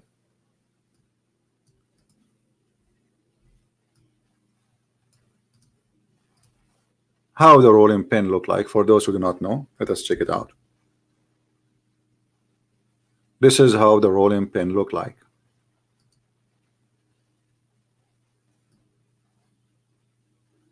You see it? It's a piece of wood, or it can be made from, but in the old days it used to be made from wood, and you roll it in the top of something to make it literally flat. This is what the ha mean. And I challenge any Muslim to say that is a lie. And this is exactly what the Quran is saying. Allah, he made the earth flat. And then, as you see, and then the mountains, he put it in the top of the earth. So first he made the earth flat, and then he placed mountains in the top of it. How this can be from God? Chapter 79, verse number 30. Let us see the interpretation. Because Muslim, they might say Christian Prince is saying things to you. It's not true. Well, we will see. Maybe, you know, this guy, he is not honest, and he is trying to make Islam look bad. All right. Do you see it? And after that, he spread out the earth and he made it flat. Does it say that, or I'm making things up? This is Tafsir al-Jalalain, and this is the official government of the Kingdom of Jordan. That is your Quran. You see the science of the Quran?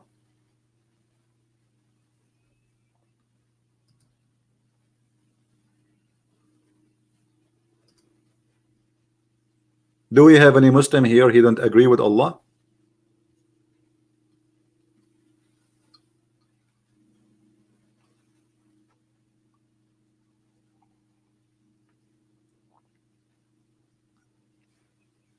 Earth is level and a stationary plan. What does that mean?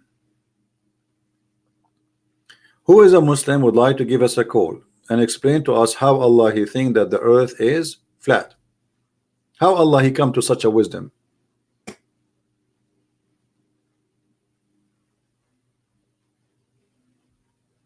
Hmm?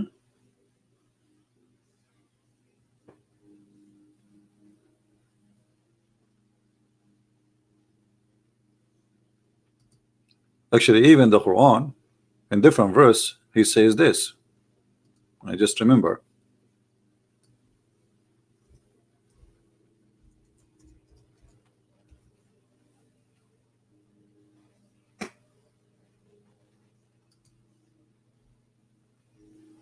Allah he make for you the earth like a bed. Firash is literally flat like bed. This is how it is. They can say whatever they want, but this is what the Quran says in front of your eyes. You don't like the translation, we can change it for you.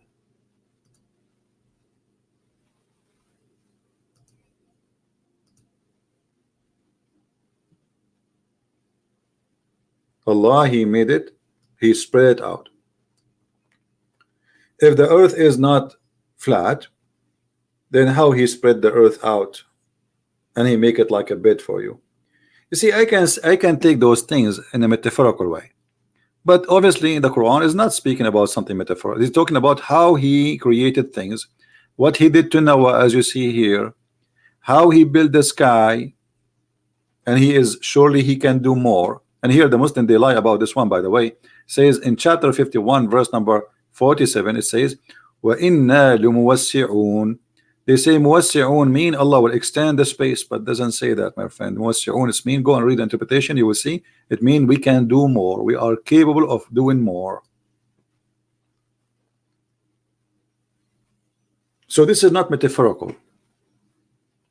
If it's metaphorical, I can say okay, it's metaphorical. You know what, we cannot say this is really how he created the earth. He is just metaphorically saying okay, you live there, I made you live there.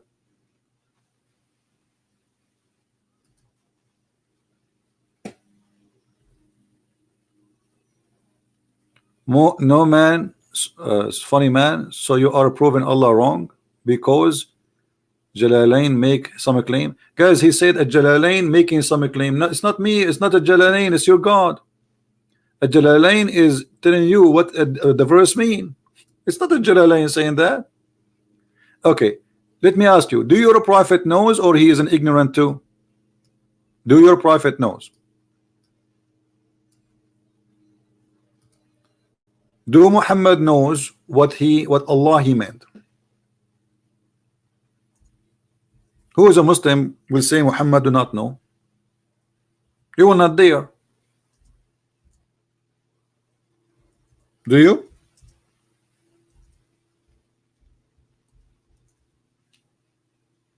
Who is a Muslim is willing to do so?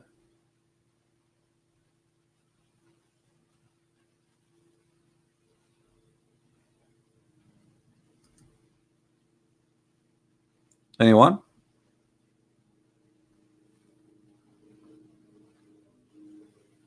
Let us go to to Muhammad and see how Muhammad explained to us how things happen in this poor earth. How Muhammad first explained the sunset. From there we will understand more about the idea of the earth according to Islam.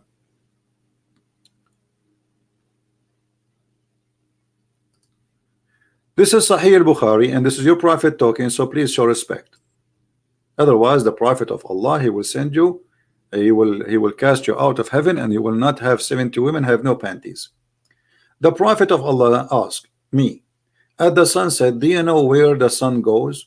At the time of the sunset, I replied, Allah and his apostle know better. He said, it goes, i.e. travel, till it's prostrate itself underneath the throne and take permission to rise again. Okay, so Muhammad is explaining to us what is the shape of this earth. This is the earth.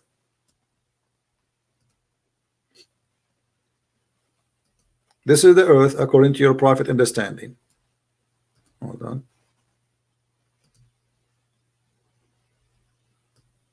This is the earth. And the sun, Her Majesty, come every day from the east. Let us fix this.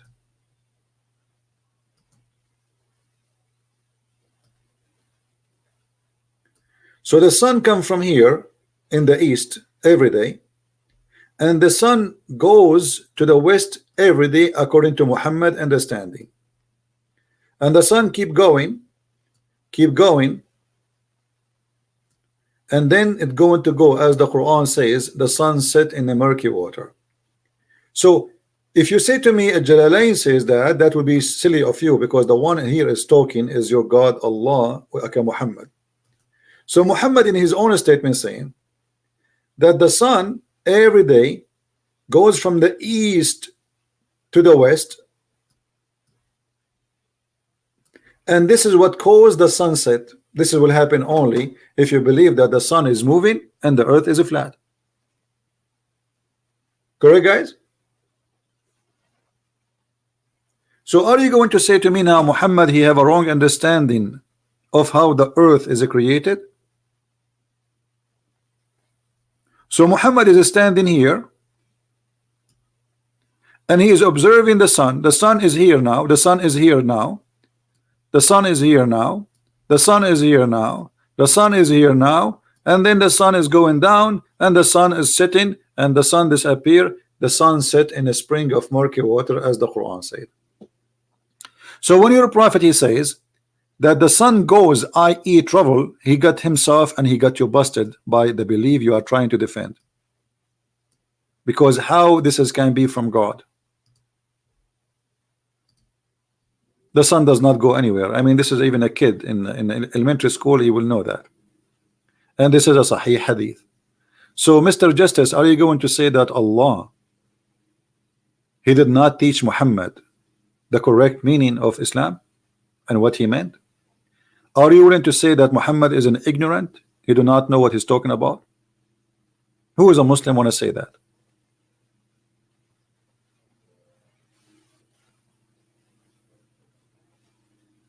Anyone? If we go to different hadith, we will find Muhammad even make it more clear. The Muslim, when we show them the verses in the Quran about the sun set in the murky water, which is a spring of water, not ocean as they claim.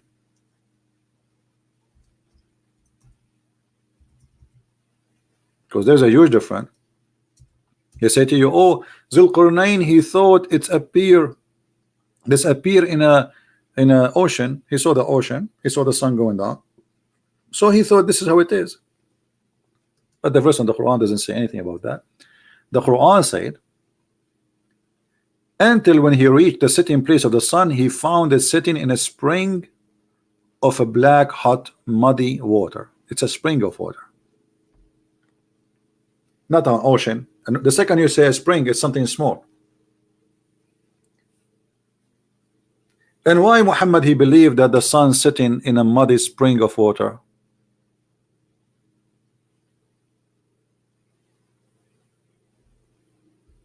What this guy said? I told you before, this hadith has three different ways and they don't agree completely. My friend, go and see the video of the one I made for Muhammad Hijab. The video is called Annihilatory Refutation to Razwan. In his video he agreed with all those hadith.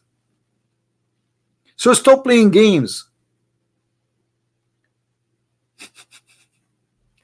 In the videos which is made by the Muslim team, it's a Muslim team to refute our brother Radwan, who is an ex-Muslim. In their video they say this is the correct hadith, brother, this is the correct hadith, and this is the hadith will refute you. Well, this is the correct hadith he's talking about. It's in front of your eyes. Go watch it and laugh.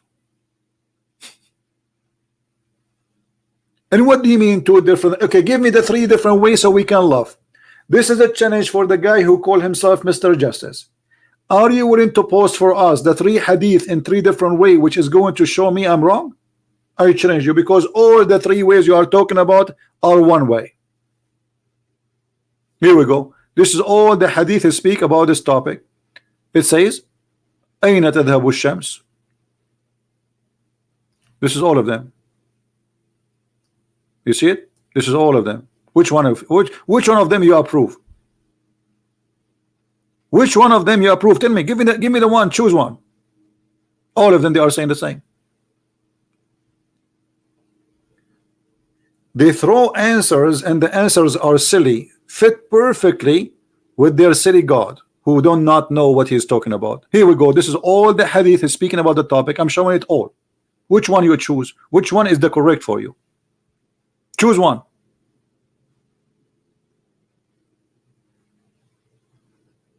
Huh?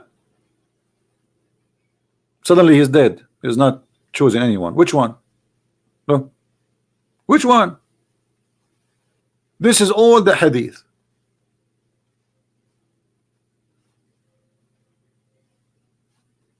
Yeah, I know he's Mr. Bus Abbas, the smart Abbas, and this guy's a kid. Which one is the correct one? Give me the number, Mr. Abbas. Give me the number of the one you approve about this. You said there's a three-way of this hadith. Okay, give me the number of the one you approve, and we will put it in the screen so people will laugh.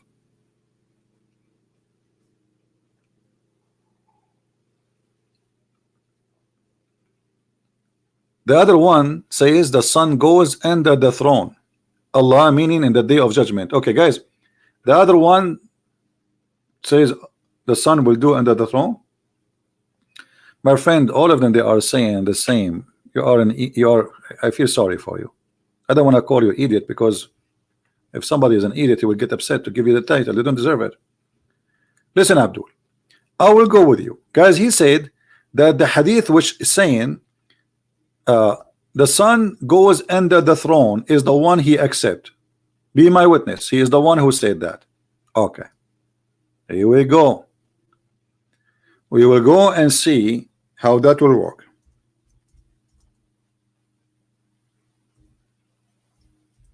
Be careful. You cannot say you did not accept this hadith. Here we go.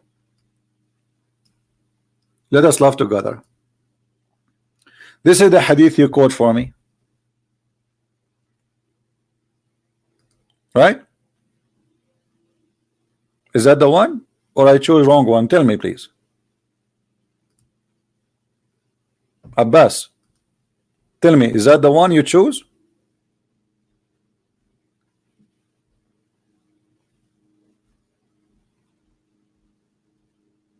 Or different one?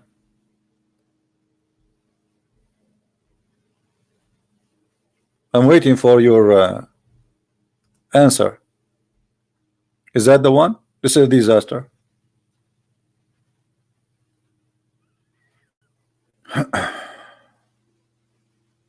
Is that the one? Or this one? Or this one? Or this one? Maybe you meant this one. I think you meant this one. Do you know where the son goes? They replied, Allah and his apostle know best. Who is the one who's talking? Muhammad. Verily, it is the son glides till it reach the resting place under the throne. This is the one you are. This is the one you like, no? This is the one you like. But look what happened now. Muhammad explaining the sunset. Then it fails and prostrate and remains there until it's asked to raise up and go to the place where hence come from. It goes back and continue emerging out from the rising place, which means the east.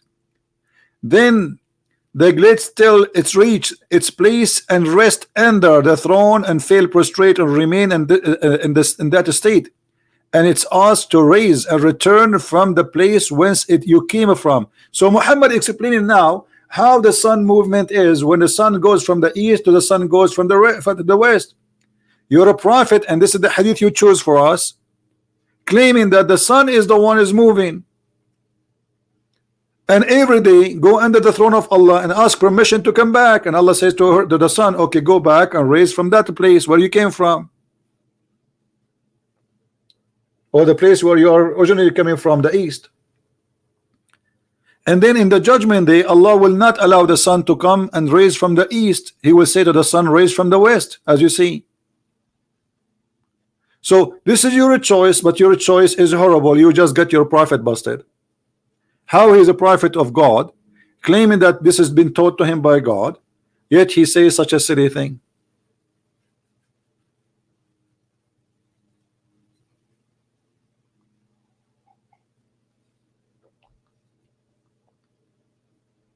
Can this be from God? This is very foolish. Very foolish. And this is a Sahih hadith. And look, here Muhammad even make it clear. Then this is would be said to raise up and emerge from its from the place of your sitting, from the place where you're sitting. So the sun then will raise from the where the sun set, from the murky water, from the west, and it will raise from the place of the it is sitting. Guys, do you see it? Do you see it? Then will raise from the place of it is sitting. The Messenger of Allah said, do you know when it would happen? He said it would happen at the time when faith will not be benefit anyone. So the sun will have a course, every day go and prostrate under the throne of Allah from the east to the west, and go to the sun under the throne, which the throne is above the water. Some Muslims, they say, well, you see here it says the sun goes under the throne, and actually this is what the video of Mimi Hijab he did to Radwan. It's called Inhalatory Refutation, the sun set in murky water. Go watch it, I made it myself. It's hilarious. He said, the guy in the video from the team of Mimi Hijab, he says, but Razwan, he forgot that the throne of Allah is not under the water. So if the sun is going to prostrate itself, why is it going to go under the water? Abdul, the throne of Allah is above the water, not under the throne of Allah, not under the water. So the sun goes under the throne of Allah because the throne of Allah is above the water. We can say that the throne of Allah is like a boat. Do you see it? This is your prophet, and this is Sahih hadith.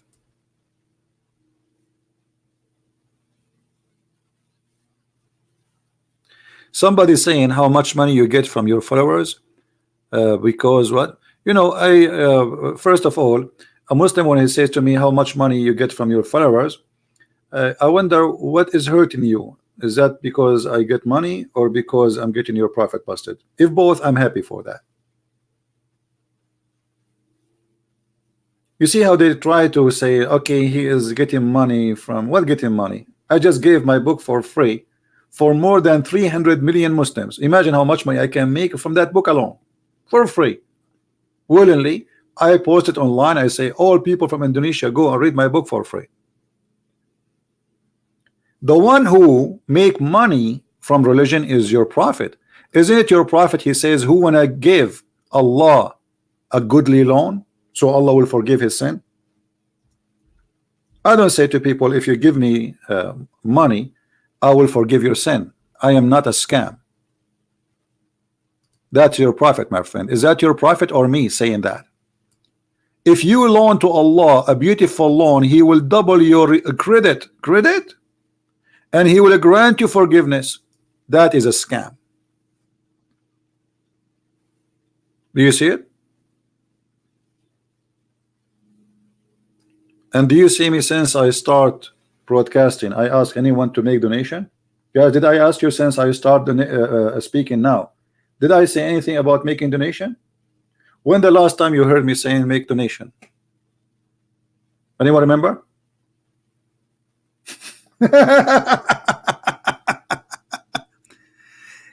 He's upset. He is upset with the stupidity of his prophet. So now you have to take it back to Christian Prince. Christian Prince, how much money you make it from the followers?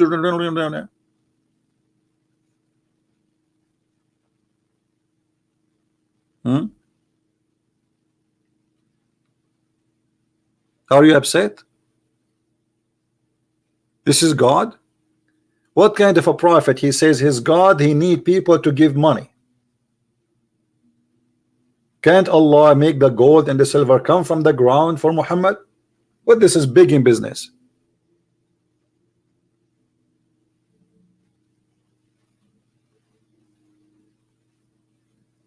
How Allah need your money so Islam can survive? And how you can believe that if you give money to Allah, Allah will forgive your sin? That's mean the poor will die and the rich will go to heaven. And how in the world, if somebody make a donation, he go to heaven, and the one who don't make a donation, he go to hell? And what is the justice here, that if somebody have money, Allah will double his credit just because he gave it to Muhammad?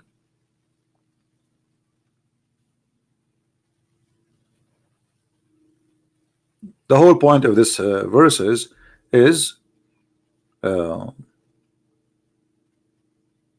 Muhammad want to take your money.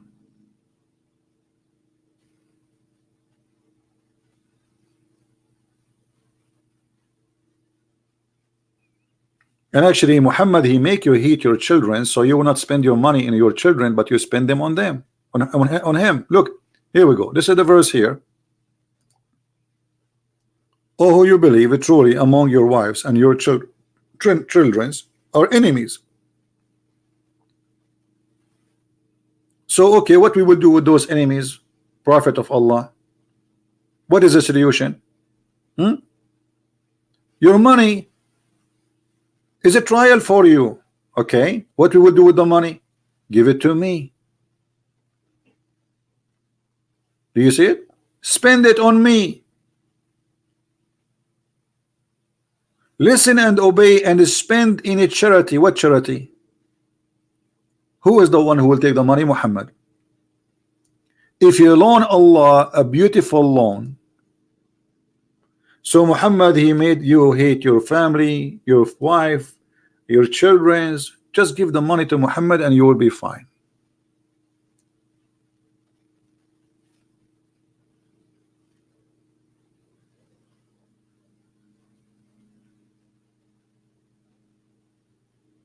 Any Muslim?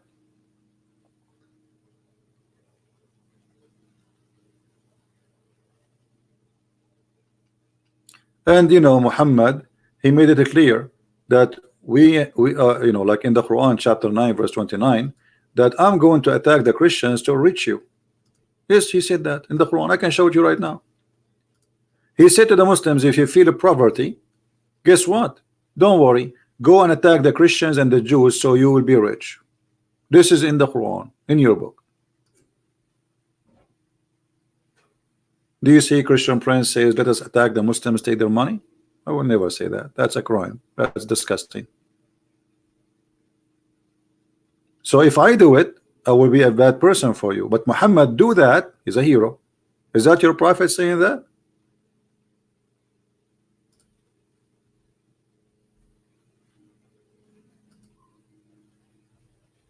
Is it your prophet saying, if you fear poverty, don't worry, Allah will reach you? And how? Let us attack the Christians and the Jews and force them to pay jizya. Not force them to convert, no, force them to pay jizya, because all what he wants is their money. And if you fear poverty, soon Allah will reach you. Okay, how soon? Right away. Fight those who believe not of Allah and the last days. From who? From the Christians and the Jews, until they pay the jizya. So what the point of this war? Money. Not to convert to Islam. Money. Do you see it?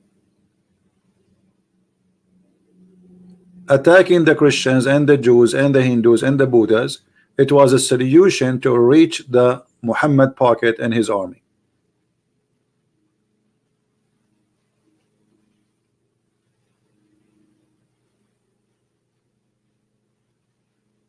Okay, Mr. Justice, the Prophet is encouraging people to spend their money to help the poor. This is what you said, right? Okay, we will see if this is true. Muhammad was a poor or he was a rich?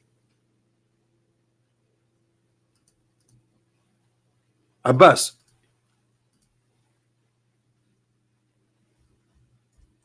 Muhammad was poor or rich?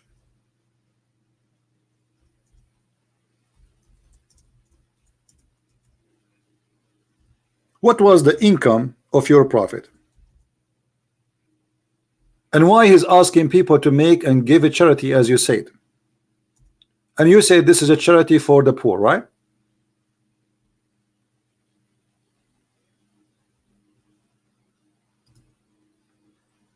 Did you say that? Well, the story says the opposite. This is your Islamic reference, and we will laugh in a second.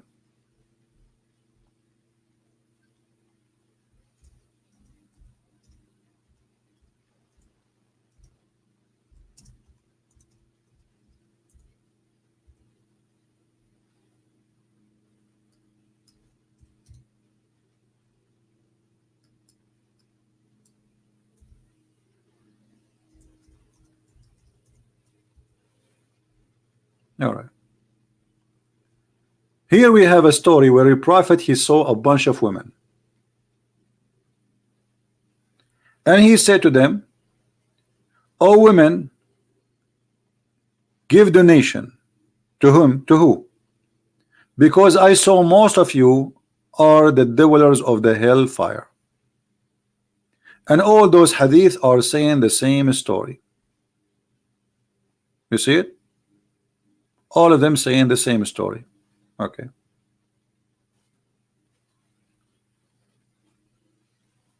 If you donate to Muhammad, your sin is forgiven.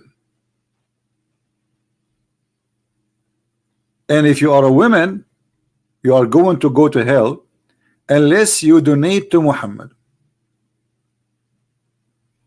How that can be a truthful from God, that the one who gave Muhammad their rings and their earrings is going to be forgiven? You see all those hadith, all of them, they are saying the same story.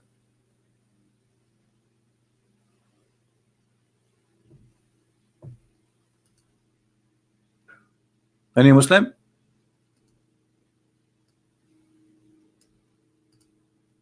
All of them, they have one purpose: give the prophet your jewelries and give them your earring. If you give Muhammad the earring, you are saved from hellfire.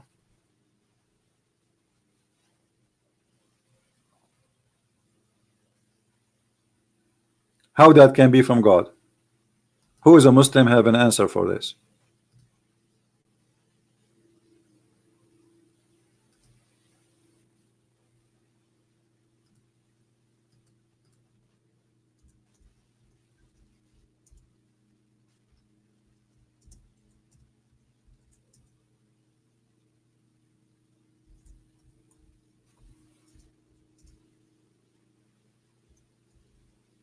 Anyone?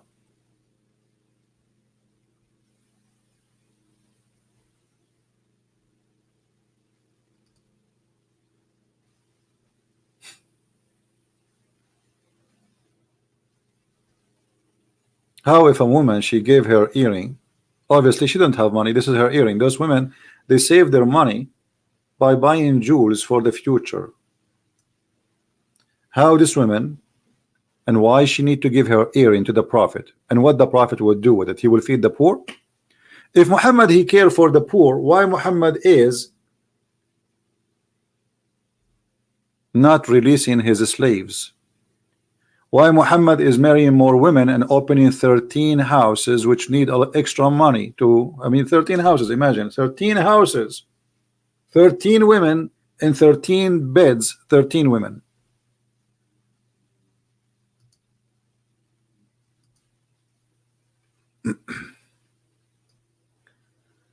A Muslim, he want to speak?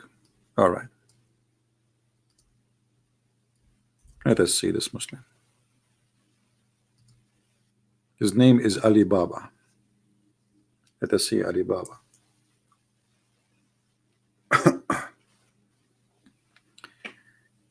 Answer me, Mr. Ali Baba. And by the way, here you will see that Muhammad,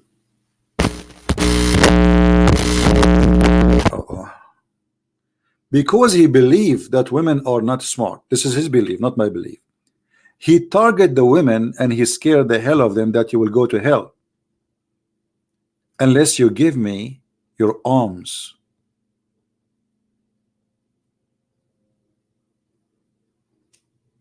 So they will go to hell, but if they give money to Muhammad, they will not. Let us see this Muslim.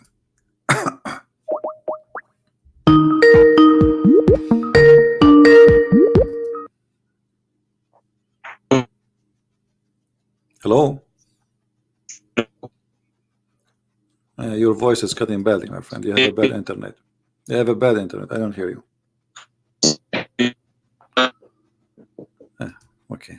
He is using the internet of the neighbors. Sorry, my friend. I have to block you. I'm not going to waste my time calling you if your internet is not working. Do we have any Muslim would like to call us?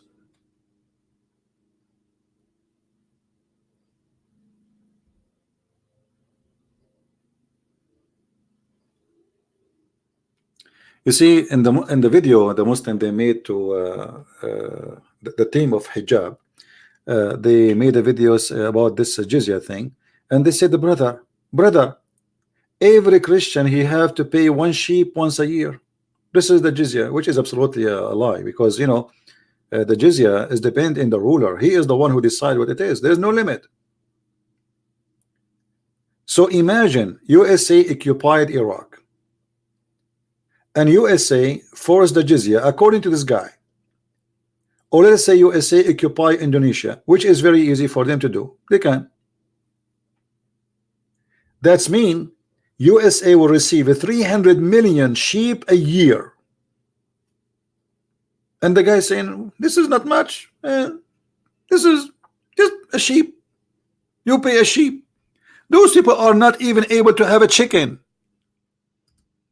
People are dying from hunger. What do you mean they have to pay a sheep? And why he have to pay a sheep? He says because they will not join the Islamic army. Who need your army? Take your army. You are occupation. You took their land. So look at this.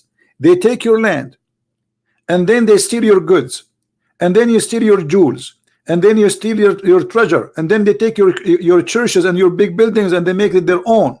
And they kidnap your women and they rape your women, and the top of that you have to pay them money because they are protecting you from them. The jizya is a Muslim protecting the Christian from being killed by him, by the Muslim. This is what jizya is. I protect you from me.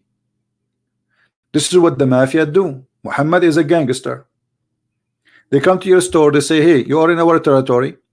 If you want to live, you have to pay us every month, and we protect you. Nobody can get there. Nobody will dare to come to your store. Every month you have to pay us, etc. money. Muhammad and his gang.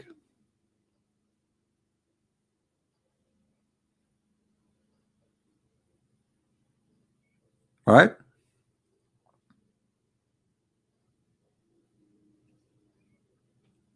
Now don't change the topic.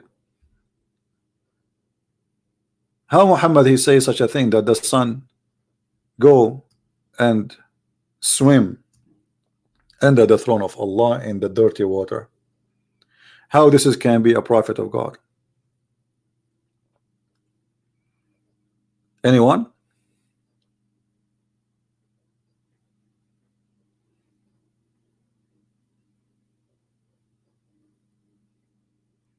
Who is a Muslim when I choose for us one of those scientific miracles so we can laugh? Those are in the Quran. Look at those things, brother. All of those things in the Quran. What is that? Dinosaur? Dinosaur died in a mass extinction. This is in the Quran. I want to see this one. I did not see this one before. Dinosaur got extinct when a massive comet or asteroid hit the earth. Upon impact, the smoke. Okay, all right. I want to go. Okay, article in California, blah blah. Okay, what does this have to do with Islam? Let us see. ألم ترى أن الله يزجي سحابا ثم يؤلف بينه. Okay, what does this have to do with the dinosaur? and look at the Muslim translation, which is extremely heavy stupid. Remember, this is the Muslim translation in the same article, not mine. Can't you see here Allah? And then they says to you, and he sent down. Remember, this is the Muslim translation in the article, not my translation. So don't say this is your wrong translation. This is their translation. He sent down from heaven mountains with ice inside them. This is what the Quran is saying. He sent down from mountains. He sent down from heaven mountains with ice. Look how they changed the verse. The verse is saying the opposite. Allah, he sent it from mountain ice. There's ice in there's mountains of ice in heaven, and Allah, he sent the ice from those mountains to hit us with it. And the word in Arabic is hail. Min baradin fayusibu bihi man yasha. Baradin. You see how they lie? No shame. Scam. An open scam. Let us go and see the correction, the Islamic interpretation for this verse. Let us see. It doesn't say really that Allah, he sent mountains in the earth. Allah is hitting the earth with mountains, and these mountains have ice coming with it. And then they will say to you, this is about ice age. And let us see the scam. Chapter 24, verse number 43. Actually, this verse not only not stupid, this verse is proving to us that Allah is not God. How? I will show you how.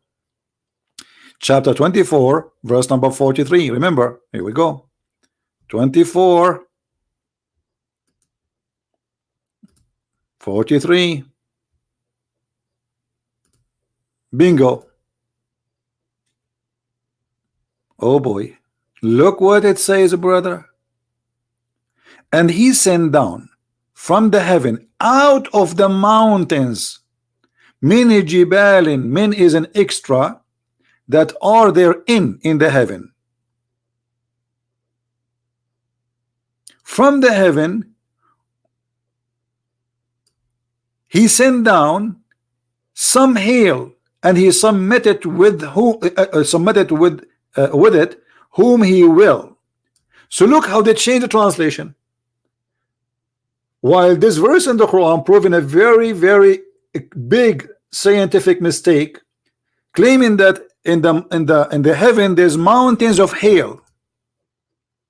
There's mountains of hail, and Allah, he break from those mountains hail, and he throw it at us.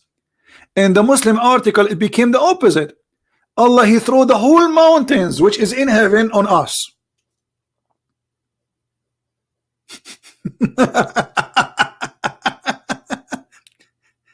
But the verse saying, Allah explained how the rain is formed and how the hail is formed. Hail is coming from mountains in heaven. You know what? Maybe this guy Ibn Abbas is a stupid. This is Jalalain, sorry. Let us change. Let us see Ibn Abbas. Let us see Ibn Kathir. We will see them, all of them, just to get them busted with their lies. Here we go. This is Ibn Abbas, the cousin of the Prophet, saying, he says, he sent down hail from mountains in heaven. In their translation, he sent down hail with ice. Do you see how they fabricate? I mean, do you see? They have no shame. So what was a scientific error suddenly became absolutely true, brother. So they switched the word. While the Quran is saying Allah, he sent hail, not mountain, they make it Allah sent mountains with hail. So he says he sent down hail from mountains in heaven. Now who is the crazy person who will believe this, that hail is coming from mountains in heaven? Do you see it? You know what? Let us go to Ibn Kathir. Maybe those guys are stupid. Ibn Kathir is smarter because Ibn Kathir is more educated. He's a lot more modern. You know, he came long after Muhammad, and he always have fabrication. So Ibn Kathir, the smart, he would defend Islam better. Again, chapter 24, verse number 43. And this is Ibn Kathir. 24, 43. Try not to laugh. Bingo. And he sent down from the sky, from mountains in it.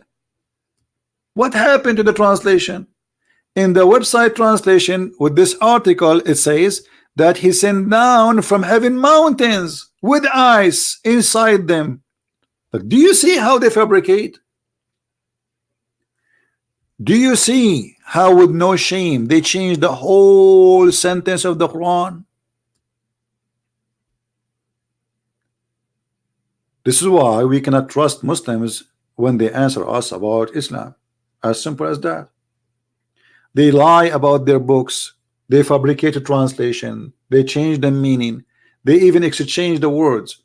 So instead that ice is coming from mountains, it became that Allah, he sent down the mountains with ice.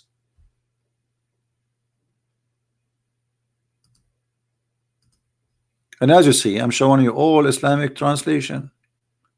Actually, you know what? Let us do this. I will just go and just change translation which is made by Muslims. You will not find any Muslim saying he sent from heaven mountains with ice. Not a single one. So where this translation is coming from? Any Muslim can tell me who is the translation or translator name who said that, said this? Which one?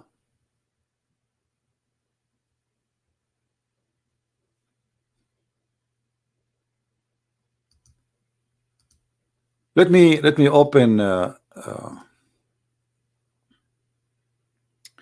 what is the name of the website? The one have the whole Quran for you in one page. Let us see. Hold on. To save us from flipping.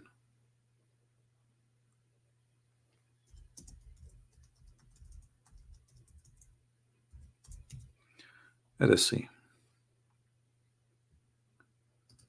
Is that this one? All right, this one.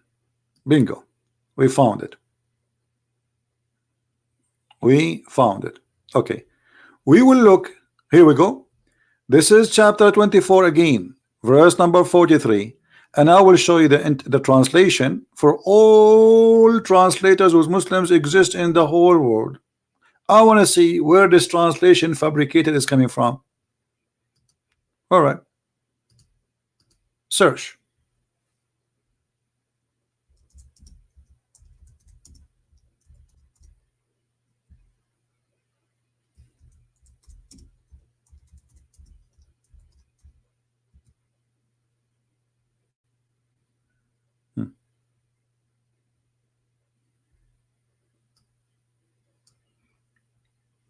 This is their website.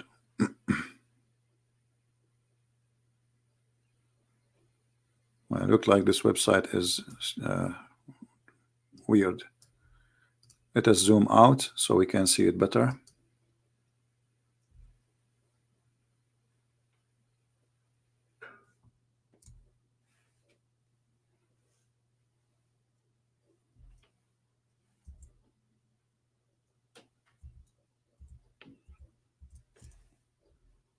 All right. So we will go.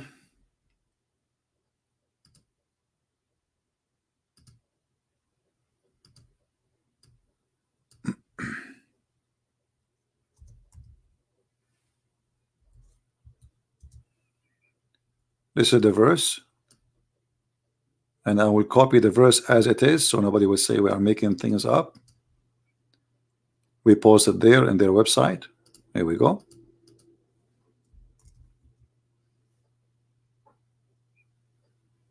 All right. So this is the verse in front of us. I will click in it. Oh, the text became so small. Hold on. Let us see this. Yeah, maybe this is better. And now I will activate all translators they have in the website. All of them. Translation. Abdullah Halim. Dr. Ghali. Dr. Mustafa. Dr. Mustafa. Mufti. Muhsin Khan. Biktal. Sayyid Abdul. This is Abdul. He must have it good. Transliteration, I don't know. Yusuf Ali. And this is another languages. We do not care for them. We want it in English.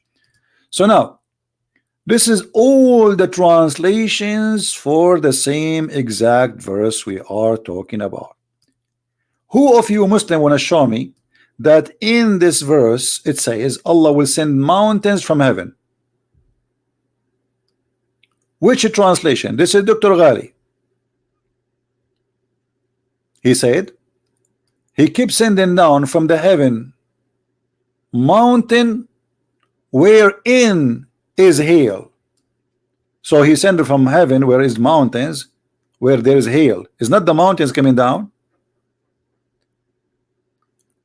Muhsin Khan, he sent down from the sky hail. And look, this guy, he says like mountains. The other guy, Sahih International, and he sent down from the sky mountain of a cloud within which is hail. Look at this.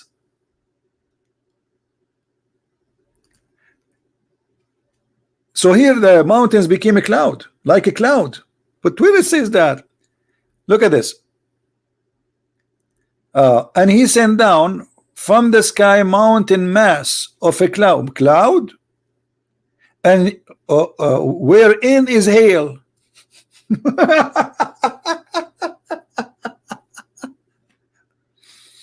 Okay, Abdul Halim. Okay, and he sent hail from such mountains. Look, between two brackets, which means it's not there. This guy is more honest. He sent hail from mountains in the sky.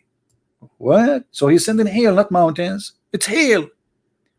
And then, and he sent down hail from heaven thanks to the mountains.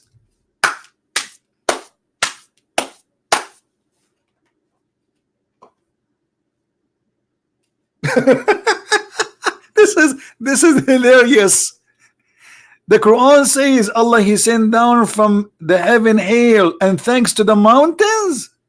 A mountain, thank you. Oh, you're welcome. Mountain, thank you. I told you welcome. No. Mountain, thank you. I told you welcome. Okay, what is the hail? I'm saying mountain, thank you. So you should send me hail. Hello. So Allah he sent down hail from heaven thanks to the mountains. Oh boy, how those Muslims are Muslims? Then it says here, this is Biktal. He sent down from heaven mountains wherein is hail. Look at the translation, how they are so much different. He sent down from the sky mountain of a cloud, between two brackets, having hail. Like what? Transliteration. Okay, I don't know. This is like just to read it as it is, like sound like, to make it look like Arabic. This is what some Muslim read for you. Alam tara anna Allah yuzji sahabum. So he sound like, when you hear him, when he called me in the phone, he sound like he's reading Quran, but he's reading this. He's reading letters equal to the Arabic letters to make this sound. So you say, oh, so you speak Arabic? He say, no, I don't speak Arabic. So how you are reading Arabic? He's not. He's reading this. Do you see it? Don't you see that Allah, okay, and he sent down from the sky mountains of a cloud? He sent from the sky. So are you saying that the sky is where the cloud is coming from? As I know, it's coming from the sea. So even if you make the translation fabricated to defend Allah and you say what you are saying, this will be absolutely wrong. The truth is, all those translations are fabrication. They are trying to hide the stupidity of the Quran. And here we go. This is their official government website, and this is their scholar, and this is the cousin of Muhammad. He said it clearly. He sent down hail from mountains in heaven. Who agree with Ibn Abbas? Al-Jalalain. Who agree with Al-Jalalain? Al-Qurtubi. Who agree with Al-Qurtubi? Al-Tabari. Who agree with Al-Tabari? You name it. Ibn Kathir. He sent down from the sky, from mountains in it, ice. Do you see it? And he explained here more. He says,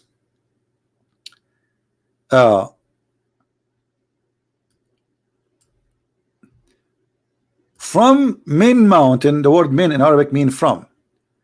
In it, where there's ice, means there are mountains of hail in the sky, from which Allah He sent down ice.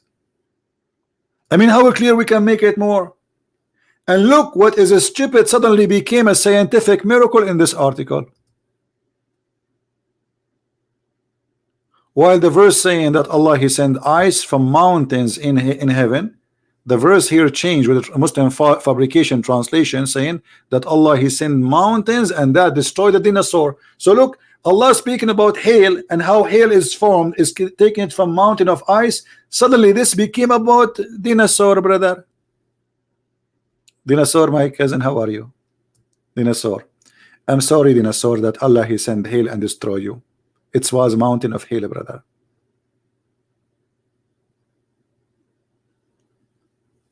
From a stupid verse about how the hail is formed, which is absolutely false, suddenly became science and dinosaur. Look at dinosaur. Even the dinosaur is laughing. Look, if you don't believe me, look at his mouth. Even the dinosaur himself, he's saying ha ha ha ha ha ha. Look at this. Like, what is that? And look at this graphic here.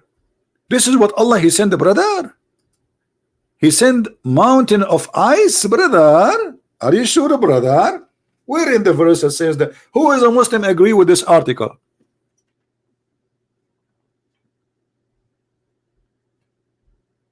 And the brother, this is how that. This is the end of the dinosaur. Bye bye, dinosaur.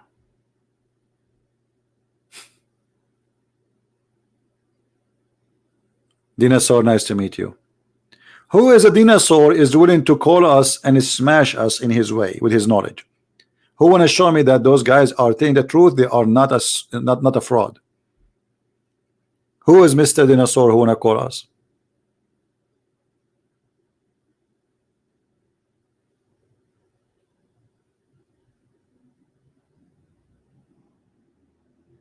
Any Muslim?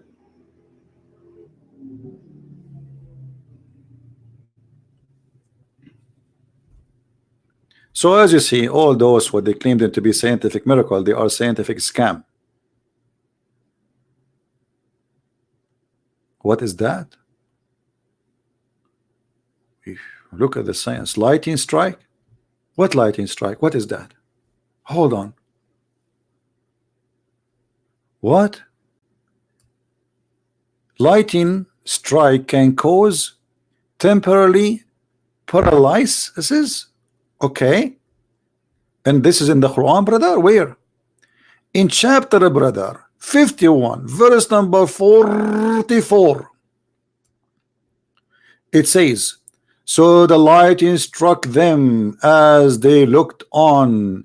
They could not raise up, nor could they find it.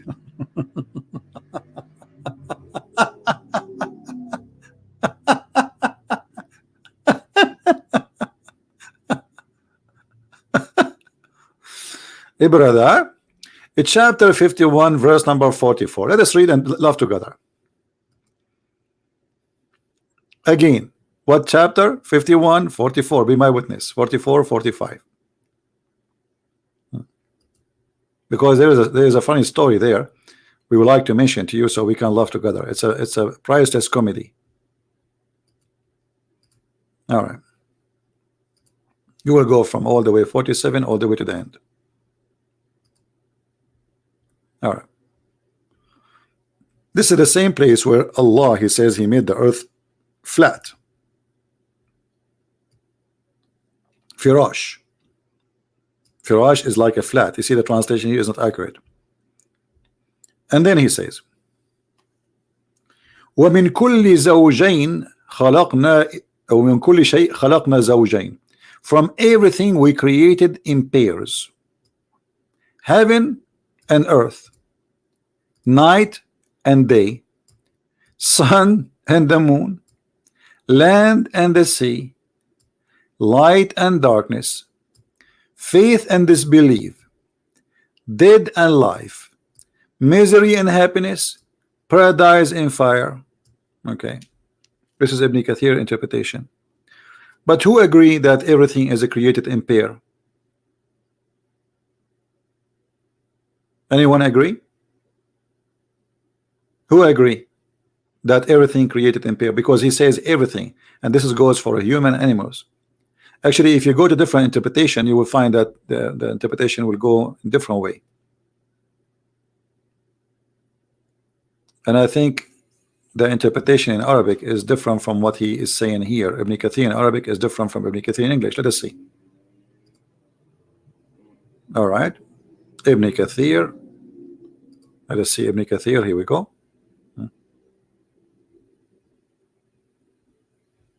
Look how many interpretation. And from everything we created, one Ibn Kathir, Ibn Kathir. Okay. And then they see they cut there from the English one. They cut this.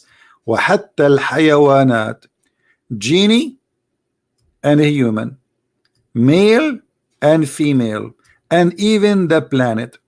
But this is false. There's many creatures created and they have no even gender. They let us say reproduce by splitting themselves. As an example, there's a one cell creature. It's called Paramecium. This is not a male, not a female. There's many fish, they even change their gender from male and female.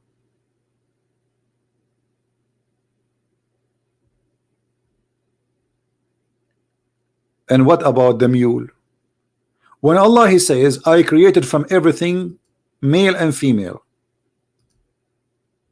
And by the way, I don't see, even we open this Ibn Kathir to read the verse they are talking about in the Quran here, 51:44.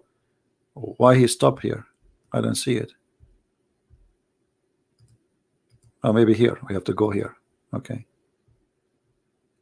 But before we go here, continue. When the Quran says Allah he created the mule, is the mule male and female? Is the angels are male and females? Remember, he said we created from everything too. And this is about male and female, zawjain. If you go in the Quran, in different verse, you will see the word zawjain appear in many places.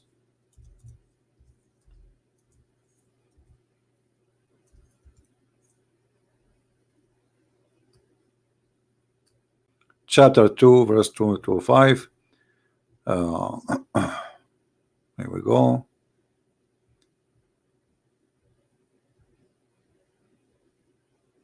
Let us go directly to the verse we want, because it shows us more verses which we don't want. All right.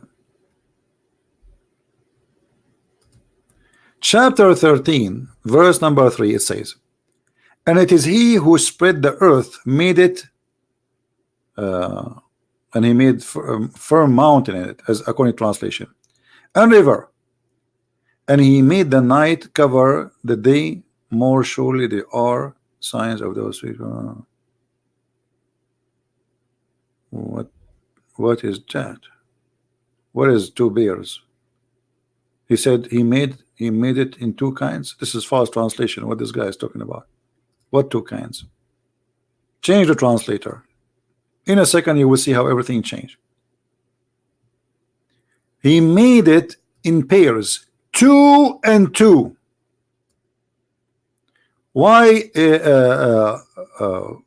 Yusuf Ali he is saying 2 and 2? Anyone understand why?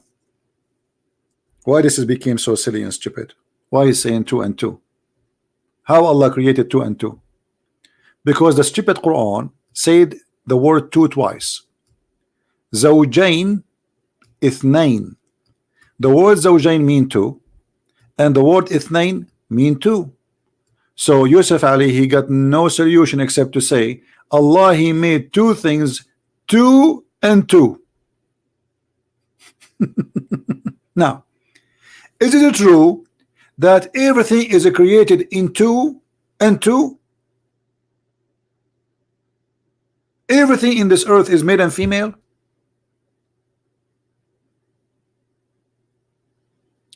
But this will make it, by the way, four. Allah created four from every kind. Two and two.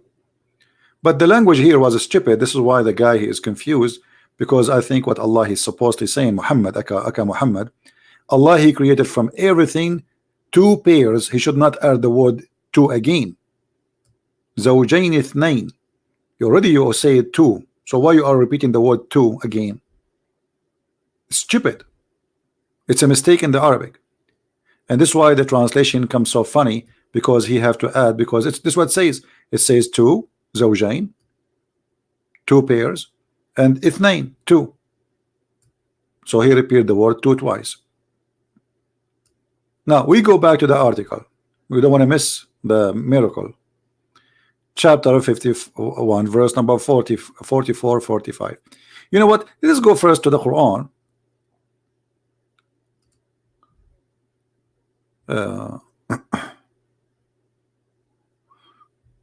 Where?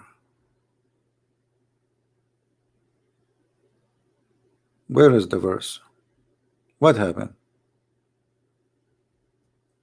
Like, what happened here? In Ibn Kathir, I cannot find the thing. It's gone. I click at 47. Let us click to 38. Maybe from 38 we will find it.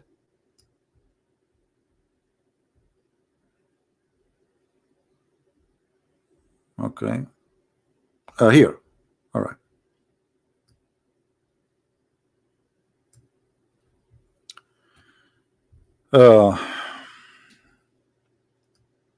He's speaking about that Allah, he hit them with a striking light.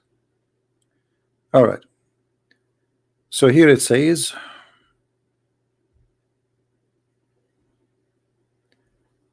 and by the way, in the same chapter here have a contradiction, because one side it says Allah destroyed them by the wind, and the other side it says Allah destroyed them by the striking. But let's read. Where is the exact verse so we can read it? Here we go. And in Thamud, when they were told, enjoy yourself for a while, but they they feared and the command of their Lord, so the sa'iqa, the thunder, overtook them. A while they were looking, so the thunder started and they were looking, and Thamud were given respite for 3 days. So they've been given them 3 days to repent, during which they await the torment of Allah. In the early morning of the 4th day, the torment overtook them. So look how they lie about what the verse is saying. Allah, he gave them 3 days to repent, and Allah, he surrounded them by thunder. He did not hit them by the thunder, because we are talking about the whole city, so they cannot escape, they cannot go anywhere. And this is the interpretation of Ibn Kathir. He gave them 3 days, so the sa'iqa overtook them while they were looking, and they've been given 3 days to repent, and they could not escape. They were not able to escape and run away from it. Do you see it? It's not about God, he hit them with the thunder and they cannot move because the electricity shake them. No, this is the whole city. He gave them 3 days to repent, and when the 3 days is over, in the 4th days, Allah, he destroyed them. So look what it is in here, and look what it is in there. In here they say that Allah, he struck them with the lightning, and because of that they could not move and they could not even raise up. but this is not what the Quran is saying. It was a 3 days period. Do you see it? Do you see how they lie, how they fabricate the meaning? And if you don't like Ibn Kathir Muslims, we can go to different, you know, there you go.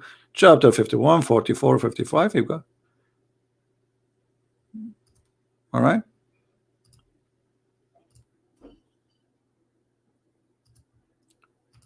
'51.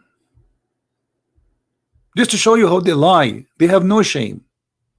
Those people did not hit by the lighting, but the lighting was to guarantee that they will not escape. So Allah surrounded them with lighting. You cannot leave the city. That's it. Allah surrounded you, brother. Don't even try.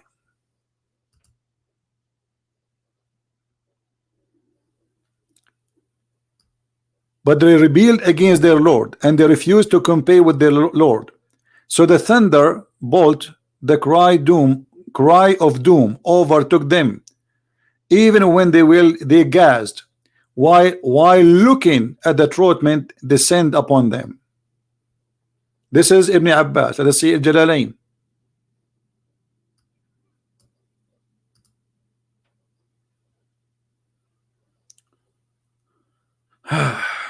You see, here we go.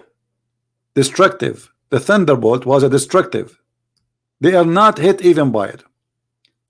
It was destructive. Cry sized them after the 3 days had passed. As they were looking around, in other words, it sized them in the daytime. Do you see it? They can't run away from the city. That's it. Whatever they try to go out, Allah He thunder, so they come back. So what it is, a fiction, a legend, it became a science, and thunderbolt, my friend, will make you lose ability, so you cannot move. Not to forget to mention, as long as we are talking about thunder, let us talk about science. Isn't it Quran chapter 13 verse number 13 saying that the thunder is an angel? What electricity you are talking about? According to Islam, thunder is an angel who he lead the cloud. Read it. And the thunder is an angel who is in charge of the cloud, driving them while they constantly proclaim praise Allah. So when you hear the thunder, all right, if you ever hear the thunder simply is a praising Allah.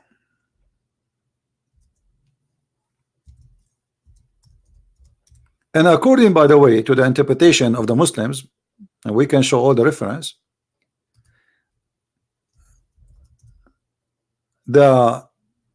when you hear the thunder, there's a like you see a lighting. This lighting is the fire belt which the angel thunder, he beat the cloud with it. He beat the cloud with it. And by the way, this is proven to be accurate.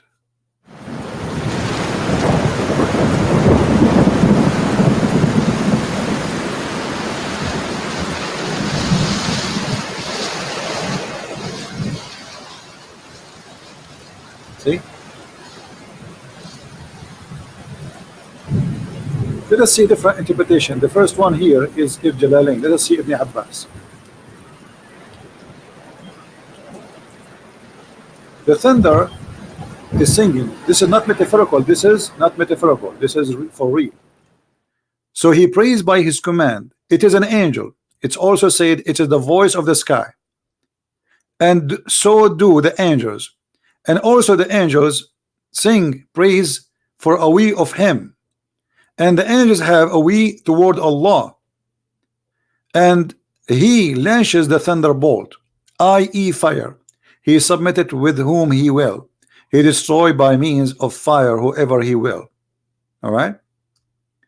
Now, if we go to Ibn Kathir, maybe Ibn Kathir is smarter. You know, no, just wait. Maybe Ibn Kathir, he have a better solution for this. Hold on. As long as we are talking about thunder, let's see thunder, Mr. Thunder.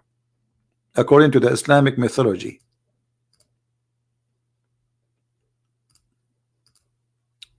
13:13. Okay. وَيُسَبِّحُ الرَّعْدُ بِحَمْدِهِ. and the thunder glorify and praise him. By the way, I have no problem with this. I mean, I can take it as a metaphorical thing, but no, they don't mean it this way. Imam Ahmad recorded that Ibrahim ibn Sa'd said, my father told me that I was sitting next to Hamid, blah, blah, blah, blah, blah, blah. Go to that topic. Okay.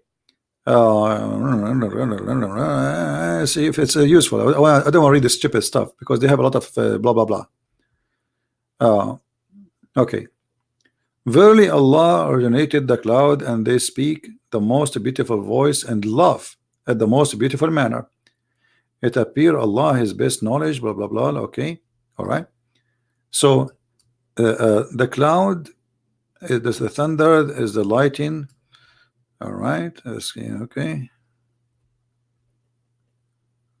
All right, here we go. He whom Ar-Ra'd, the thunder, glorify and praises, and so do the angels because of his awi. He would say, this is a stern warning to the people of the earth.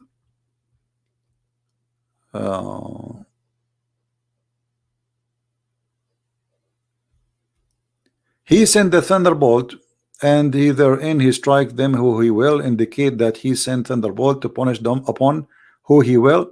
The thunderbolt increase. Okay, so if you don't embrace Islam, Allah will send a thunderbolt on you. But look here, I wanna as long we are mentioning that this is the thunder, which is an angel, as long Allah he punished the one by thunder, the one he hates. Okay, I want to show you something in the picture. Give me a second.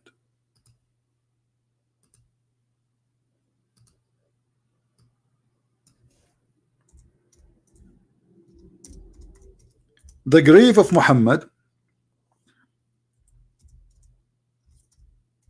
been destroyed tons of time, including the Kaaba.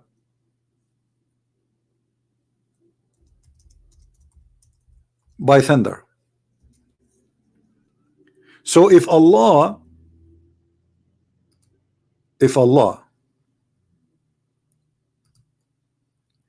he is saying in the Quran that he used thunder to hit the one he does dislike, the one who is kuffar.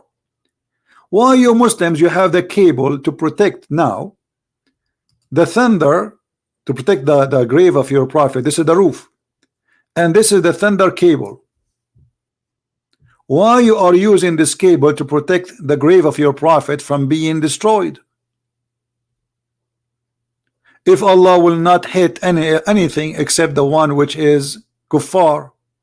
Do you see it?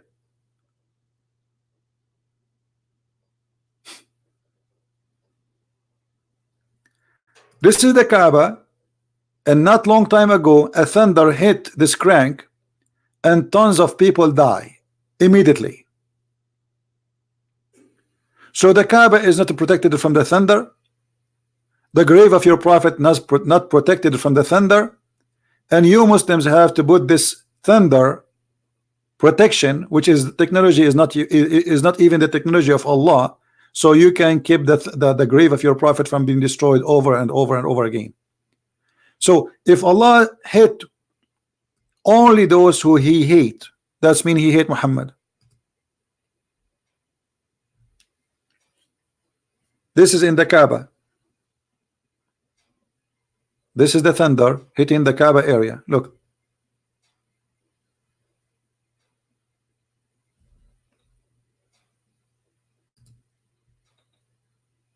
No screen? What do you mean no screen? Oh, sorry guys. I don't know why. Is that for long with no screen?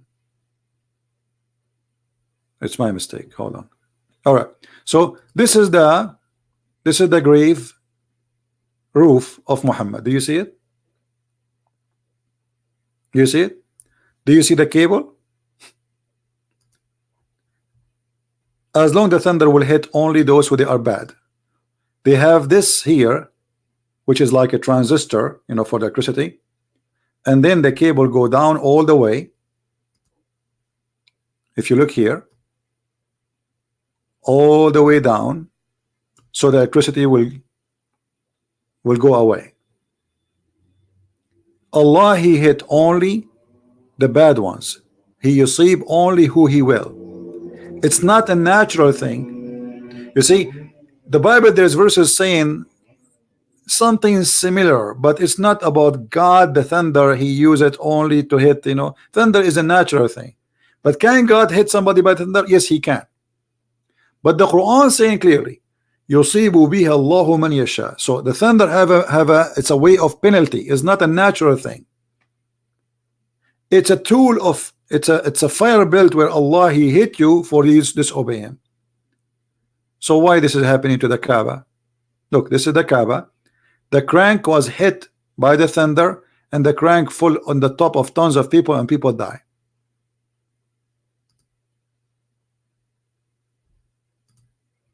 This is the Muslims walking in the cable of the thunder.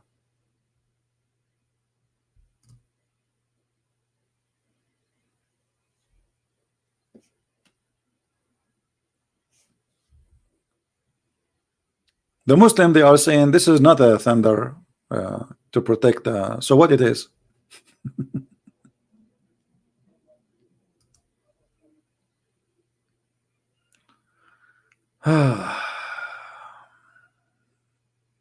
Crazy stuff.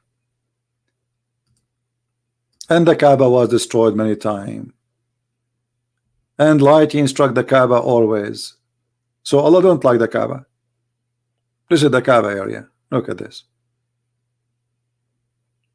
One of the funny things I saw from Muslims, they say that, do you know that airplanes don't fly in the top of the Kaaba, and even birds, they don't fly? I was really laughing what those people are talking about.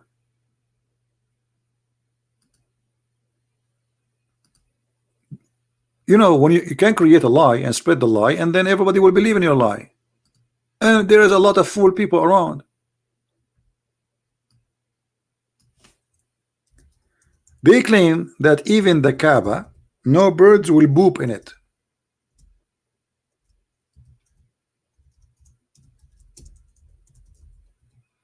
Let us see if this is true or not.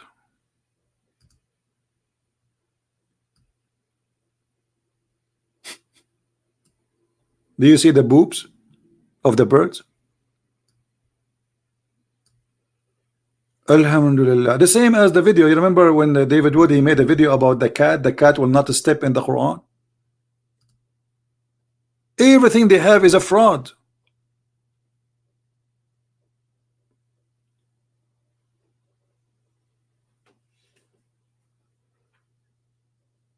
Muslims, is that true that the bird, they boops on the Kaaba? They do or they don't? And look how ugly, disgusting it is. The house of Allah.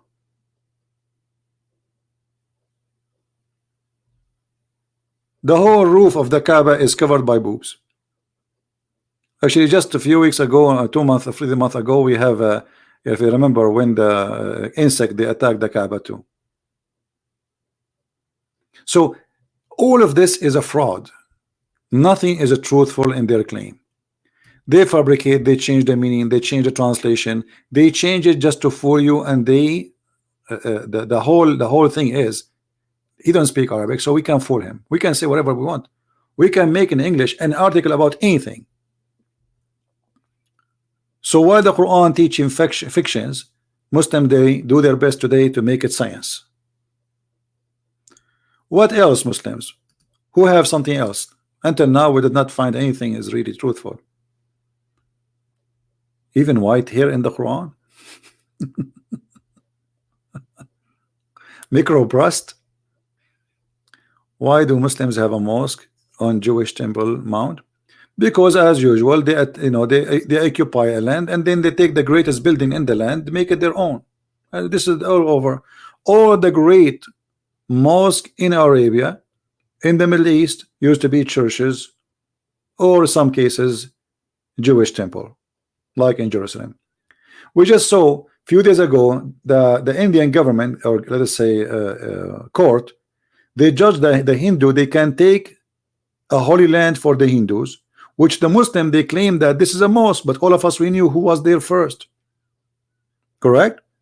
So they went to India, they conquered the poor Indian, and they took the temple of the Hindu and they converted into mosque. And then by time, who can take it from them?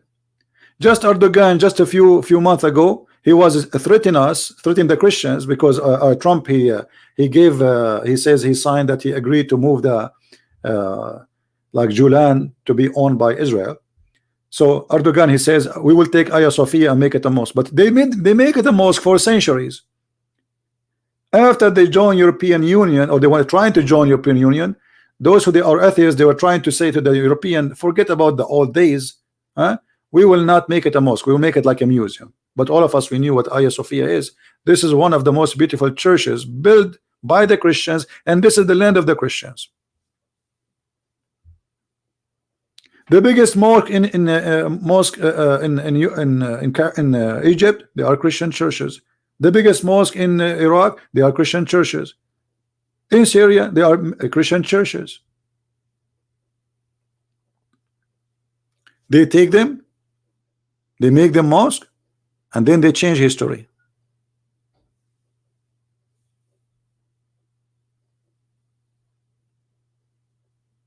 Do we have any Muslim want to say something? Look, all of this is in the Quran. Hydrogen in the Quran too. Dew in the Quran. Bears in the Quran.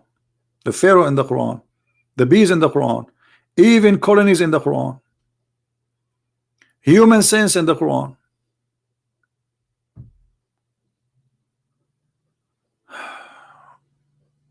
Somebody saying, can you remember the whole Bible by heart? My friend, this is very stupid of you to say. First of all, the Bible is more than 50 to 60 times bigger than the Quran.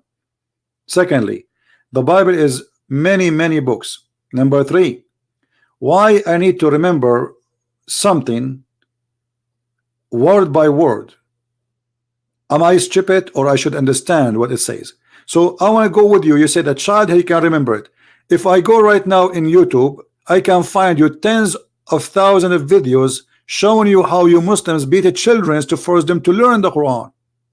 A child, you keep repeating, he will learn. What about you? You learn the Quran when you are adult. What about you? Show me one Muslim who converted to Islam and he was a man, not a child. He can recite the whole Quran. It's a challenge. You cannot. So what they do, you bring children and you keep beating them to repeat reciting the Quran, not reading the Quran.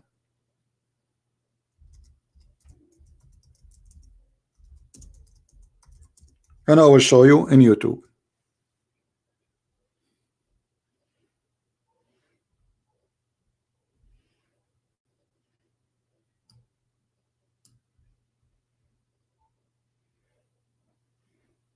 There's tons of videos about madrasa beating children to learn Quran.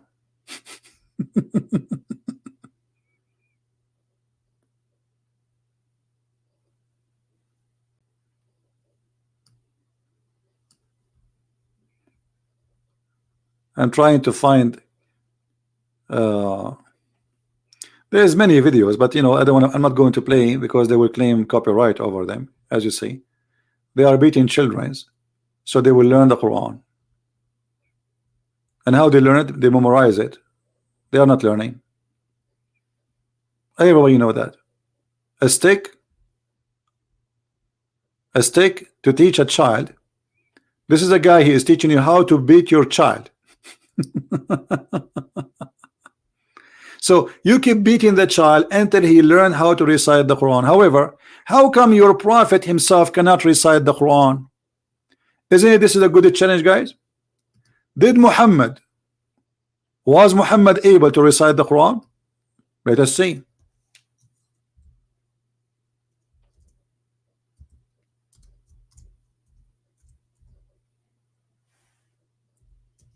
Muhammad here is he forgot not only verses, he forget chapters. Look like a little kid is a Muslim kid, you beat him with a stick to learn the Quran is better than the founder and the one who brought the Quran for you. Can you tell me how this has happened that Allah prophet he forgot the Quran?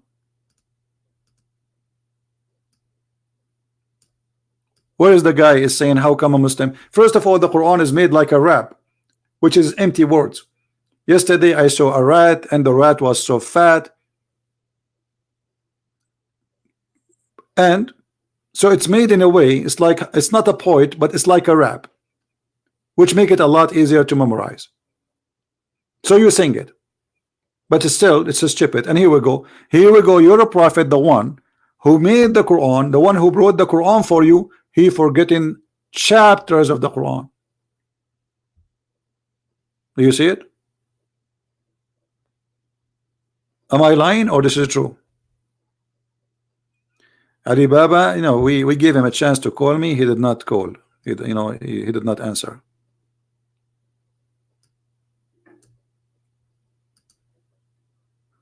It's not a sound problem, my friend. It was his internet bad. It was not his sound. It was his internet. So it doesn't matter how many fix he tried to do, unless he changed his internet, then nothing will work. Anyway, we'll give him a chance. Let us call him.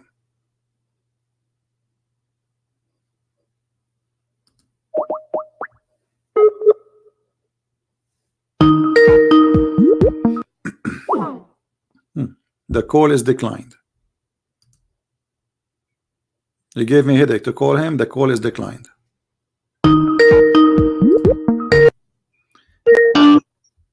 Yes, Mr. Yusuf.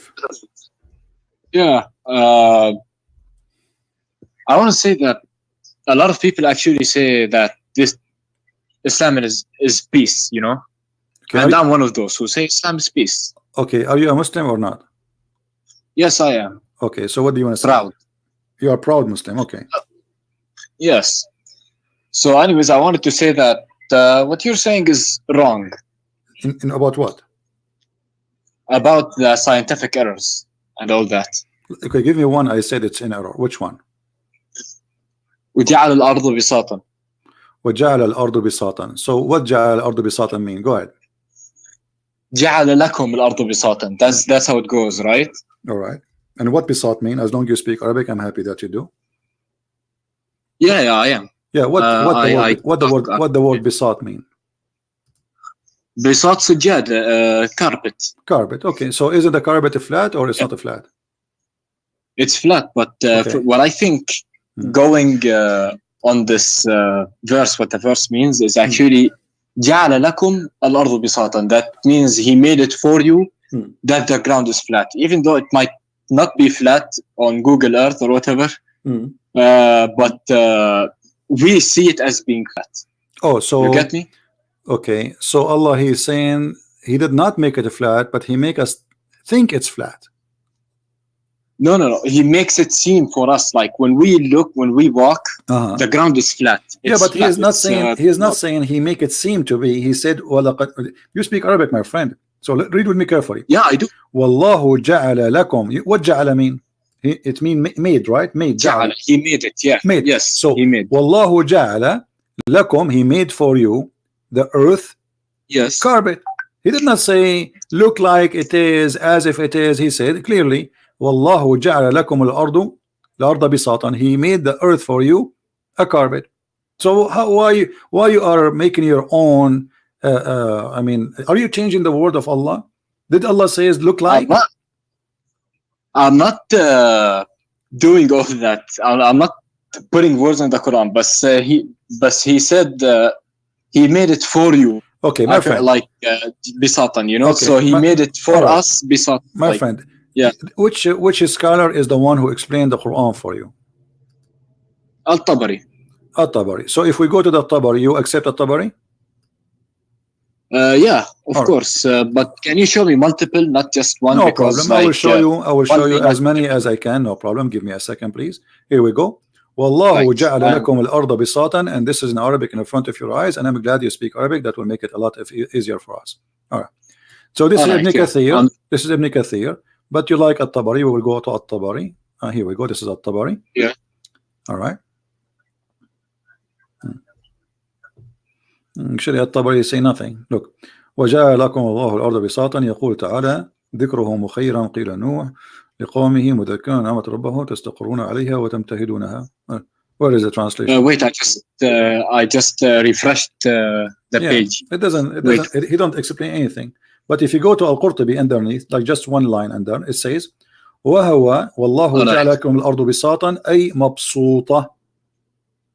What مبسوطة mean? Happy. No, I'm just kidding. It means flat. So he made it flat. So this is the interpretation. Here we go. And this is tafsir al-Jalalain, mabsuta, correct? Meaning flat.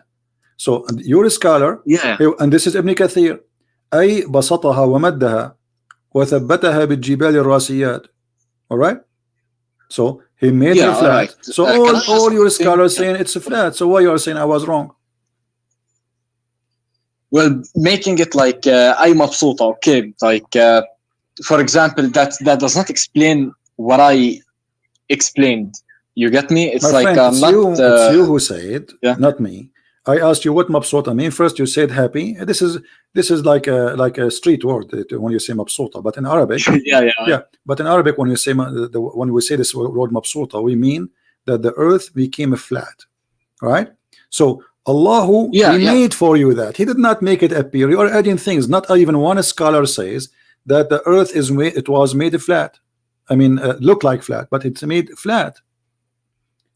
If we go in the Quran, if we go in the Quran, you know, give me your patience a little bit, please.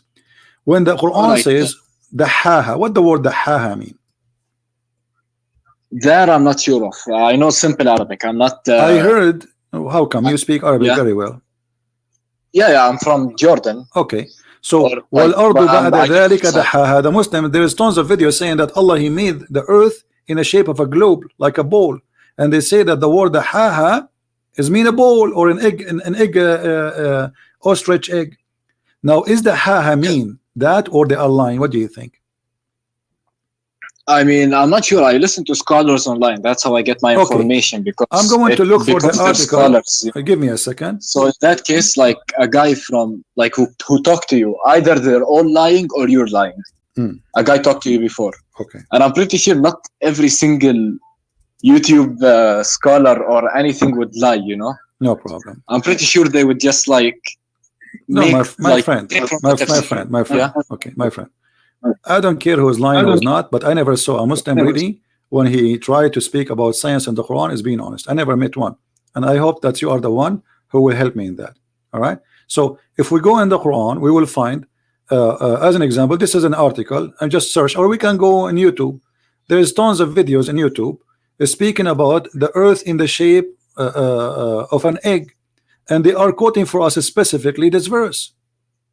You know, look, I will show you the images. All those images, the Muslim, they say this is the Quran saying that, and this is the chapter 79 verse number 30. Do you see it in the screen? This is your Muslim website. Not yet. Hold on. This is your Muslim website. Hold on, let me refresh because it's not on the screen for me. Yeah, it's just a picture. No problem. Al-Aqsa Mosque.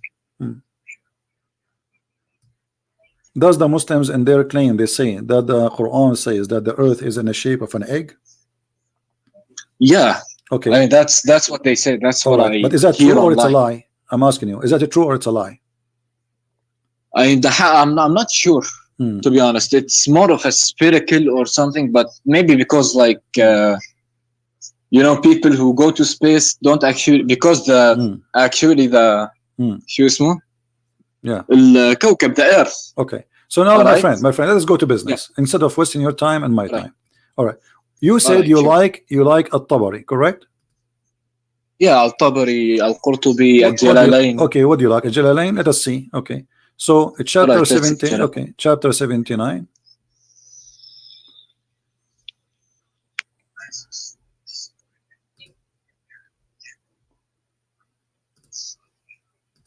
One thing. Right. One question. Okay, hold on. This is Ibn Abbas, one by one. This is Ibn Abbas. He said Allah He spread the earth, okay, and He make it even. Even then He spread it. Okay, so He spread the earth. Let us go to Ibn Jalalain, the one you choose, because this was your choice. This is Jalalain. All right. He spread out the earth. He made it flat. Does it say that?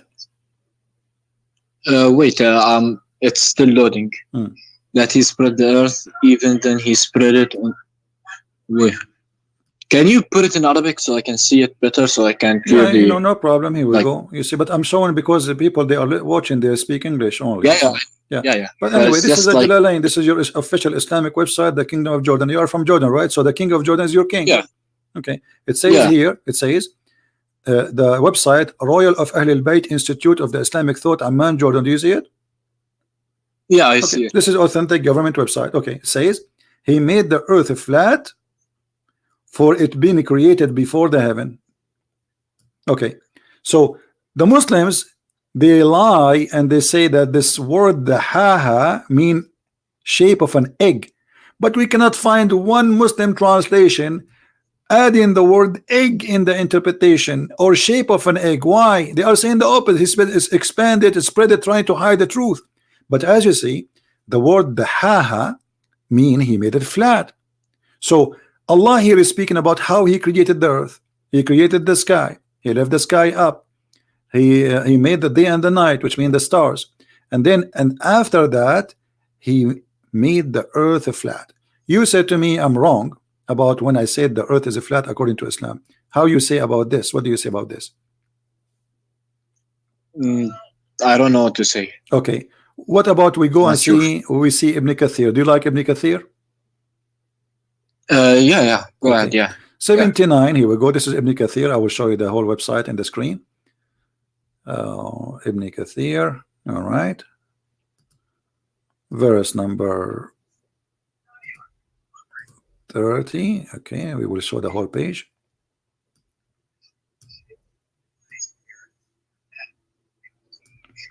Now let us go where he says the ha. All right. وَالْأَرْضُ بَعْدَ ذَلِكَ دَحَاهَا. He explained in the statement by the statement in follow. It says, it mentioned that the earth was created before the heaven. It was created and it was only spread out after the creation of the heaven. This is mean he brought out what was with force action, and meaning that it was said that Ibn Abbas he said, etc. And then after that Allah he placed the mountains. So here he says that the earth is created after the heaven and he spread it out again. All right. This is Ibn Kathir in the English translation. All right. All right. Actually, in different place, let me see if I can find it for you. Where Ibn Kathir he said clearly the earth is a flat. Period. It's not like a maybe, you know. Let us see. Flat. By the way, I have a question. Go ahead. Which is the earliest tafsir that came out? Like, which one is it? The Muslims themselves disagree about which one the earliest. You know. I mean, it's not because of that. I just want to know, like, maybe the earliest. Some they say there is Mujahid. Some they say to you. I mean, every Muslim he have his own stories. Islam is messed up, so I cannot really give you because Muslims themselves didn't agree. So how I can agree about something Muslim themselves don't agree about any. So, but there is the olders, let us say like At-Tabari, Mujahid, etc. But there is no really for sure. Now let us see. I'm trying to look for you what Ibn Kathir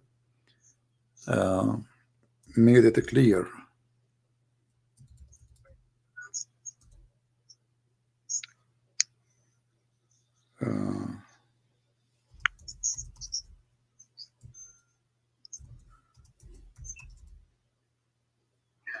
I'm trying to find what volume. It's hard to remember everything with this little brain.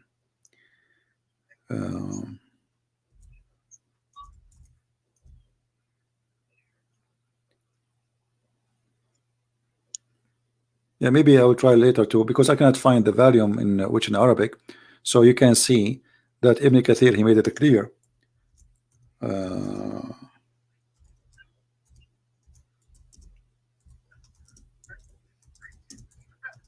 Give me a second, maybe we can find it.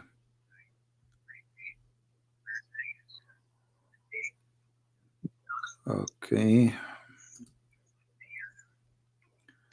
Maybe we found something. Let us see.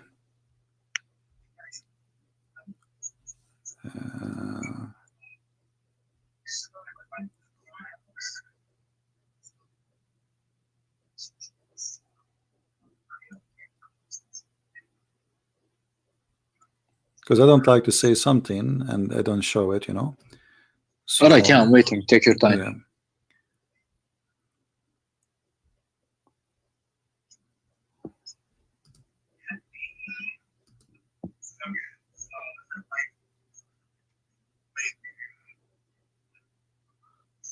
Okay, let's see.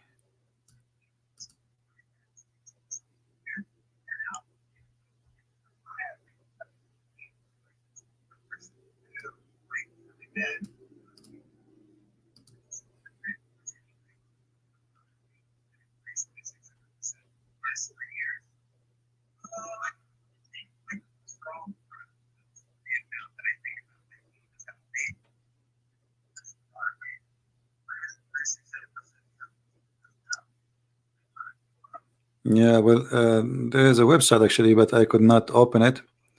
It's loading very slow, taking forever. So maybe like in the future we can show it to you, where Ibn Kathir he made it so clear, you know.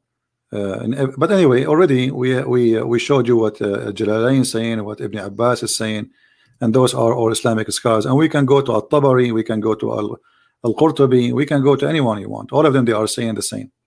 So now what is the solution, my friend? What do you think? I'm not sure, to be honest. Muslim scholars, your Muslim scholars saying those, it's mean that Allah he created the earth as a flat. So what we will do? I'm not sure, to be honest, but I'm not sure. I'm not sure. But the thing is, it's like every Muslim scholars, and we are raised to believe something. In the end, we believe something else. You know, it's like we were raised up believing that Islam is a true religion. You know. Okay. So are you now finding like Islam is a true religion? I'm still not sure, to be honest. But I just want to get a few more. What is more making you still believe Islam is a true religion until now? Can you give me something like, you know, as long as we are talking about Quran and science, did you find anything really scientific in the Quran, as the Muslims they say to you, and you are a Muslim? It's more prophecies of the where end is the days. prophecy? How is that? It's like, yeah, that the fact that the sun will split, like the sun will rise from the other side. Yeah, but this is this hadith here proving to us that the Quran is wrong, because if the sun will rise from the other side, and this is about the sun moving from the east to the west, that's mean Allah he have it the earth flat again, because when the earth set, or the sun, sorry, the sun set, does the sun goes anywhere? No, but it also depends on the earth's rotation, you know. Yeah, no problem. But I'm saying to you, the earth rotation is what make the sun appear to be like it's moving from the east to the west, correct? Yeah. Okay, but your prophet saying the opposite. Your prophet saying that the sun travel from point A to point B, and this is what the Quran meant in chapter 36, verse number 38, where it says, وَالشَّمْسُ تَجْرِي لِمُسْتَقَرٍ لَهَا ذَلِكَ تَقْدِيرُ الْعَزِيزُ الْعَلِيمُ. And this is your prophet explained the verse. So the sun every day goes, i.e. travel from point A to point B. Now, is that an accurate thing, or this is something not smart to say? Maybe, like, can I see the tafsirs, because I trust the tafsirs? This is the hadith. This is Sahih al-Bukhari. This is your prophet explaining. This is not tafsir. This is more higher than the tafsir, because Muhammad here is talking. The prophet asked me at the sunset, do you know where the sun goes? At the time of the sunset, I replied, Allah and his apostle know better. He said, it goes, i.e. travel till it prostrates itself under the throne of Allah. Do you agree with this? I do not.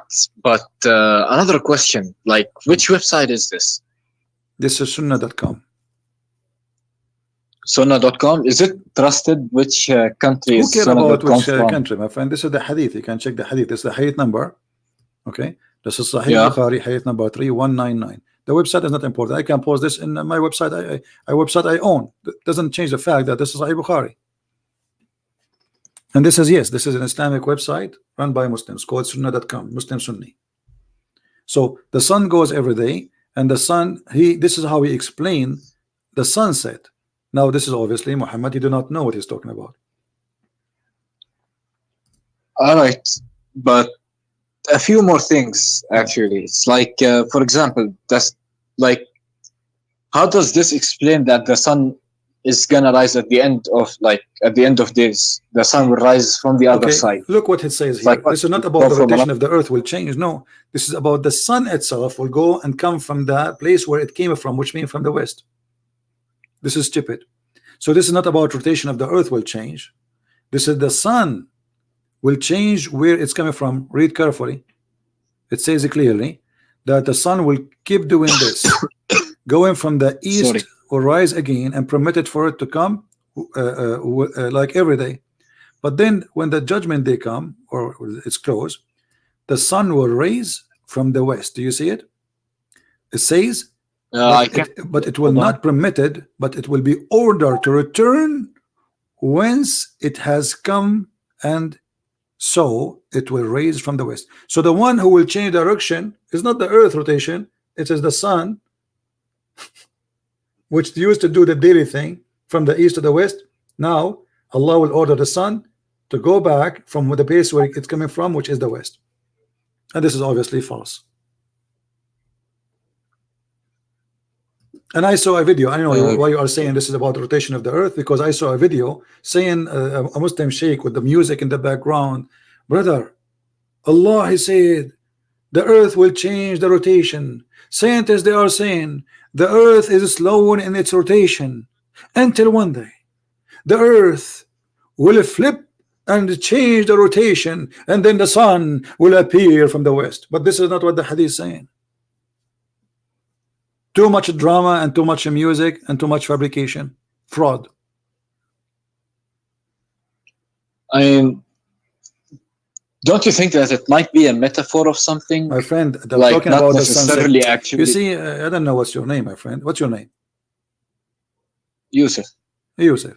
So listen, does it sound like metaphorical? He is saying, do you know where the sun goes at what time? Sunset. So now the sun is setting. Muhammad is explaining where the sun goes. How this can be metaphorical?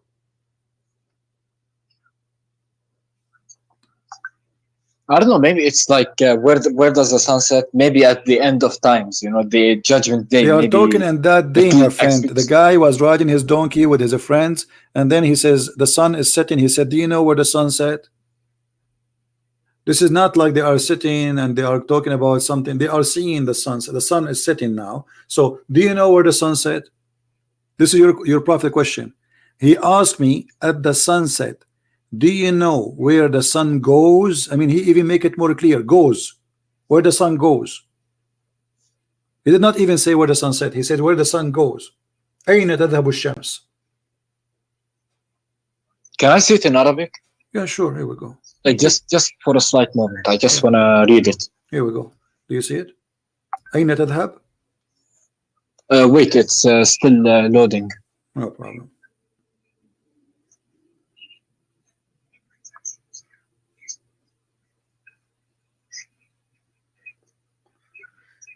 Enter Yusuf, you read it, please. Don't forget to subscribe to our channel and invite your friends and tell your friends that we are doing live broadcast in this channel, not the Arabian Prophet, until further date. So did you see it, Yusuf? Don't worry, I already subscribed to this channel. Yeah, well, I'm talking to the people there, no problem. I know. I'm just joking. I like to have a sense of humor. All right. Wait, تدري أين تذهب?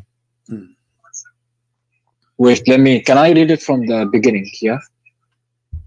It take 2 seconds. Why taking long with you? Here we go. Let me read for you. Maybe I'm faster.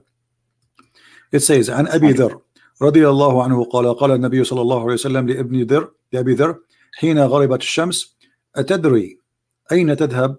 قلت الله ورسوله أعلم. قال فإنها تذهب حتى تسجد تحت العرش فتستأذن فيؤذن لها ويوشك أن تسجد لها فلا يقبل منها وتستأذن فلا يؤذن لها ويقال لها ارجعي من حيث جئت فتطلع من مغربها فذلك قوله تعالى والشمس تجري إلى لمستقر لها ذلك تقدير العزيز العليم.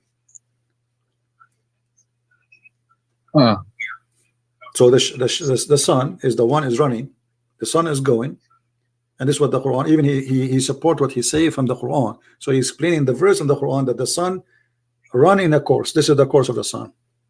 It's everyday course. And the Muslim, they make a a miracle about this, scientific miracle about this, where it says the sun run into its course. They claim that this is about that the sun will die one day, but as you see, this is about every day the sun set. They lie as usual.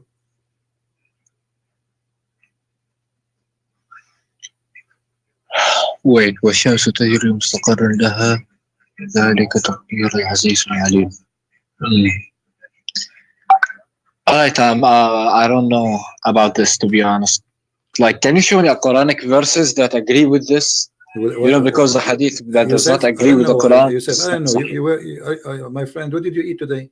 So what the verses I just showed you already about the earth is a flat. Didn't I show you already many verses?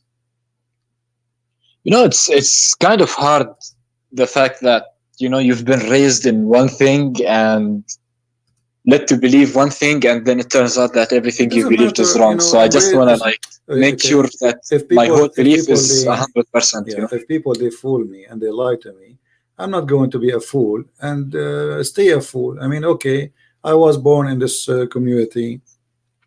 This is what they told me. He's a prophet, etc. But it's obvious this is false. Everything we see in front of us. Well, ardu ba'da dhalik. Okay, let me ask you, which one Allah He created first? I showed you. It says that Allah He made the earth before the heaven, correct? This is Tafsir chapter 79, verse number 30. Does it say here, Allah He created? Wait 1 second. I gotta refresh the page. Yeah, so it would light up. He made flat earth, for it had been created before the heaven. So according to Islam, the earth is created before the heaven. Do you agree with that? Wait, what does it say? It's a lot of words. Yeah. I can't. Yeah. No problem. It says that the earth created the flat, and the earth was created before the heaven. Do you agree with that? I mean, yeah. If it says that, then I agree with it. That the earth was created before the heaven. Isn't it the earth is inside the space? So how the earth is created, but there's no space for it? No. God can do anything. So basically, when he decides something, he can do it. You know, it was in his mouth. What? Where was the earth? You see, when I build a house, I have to build the house. The house is a physical dimension, correct?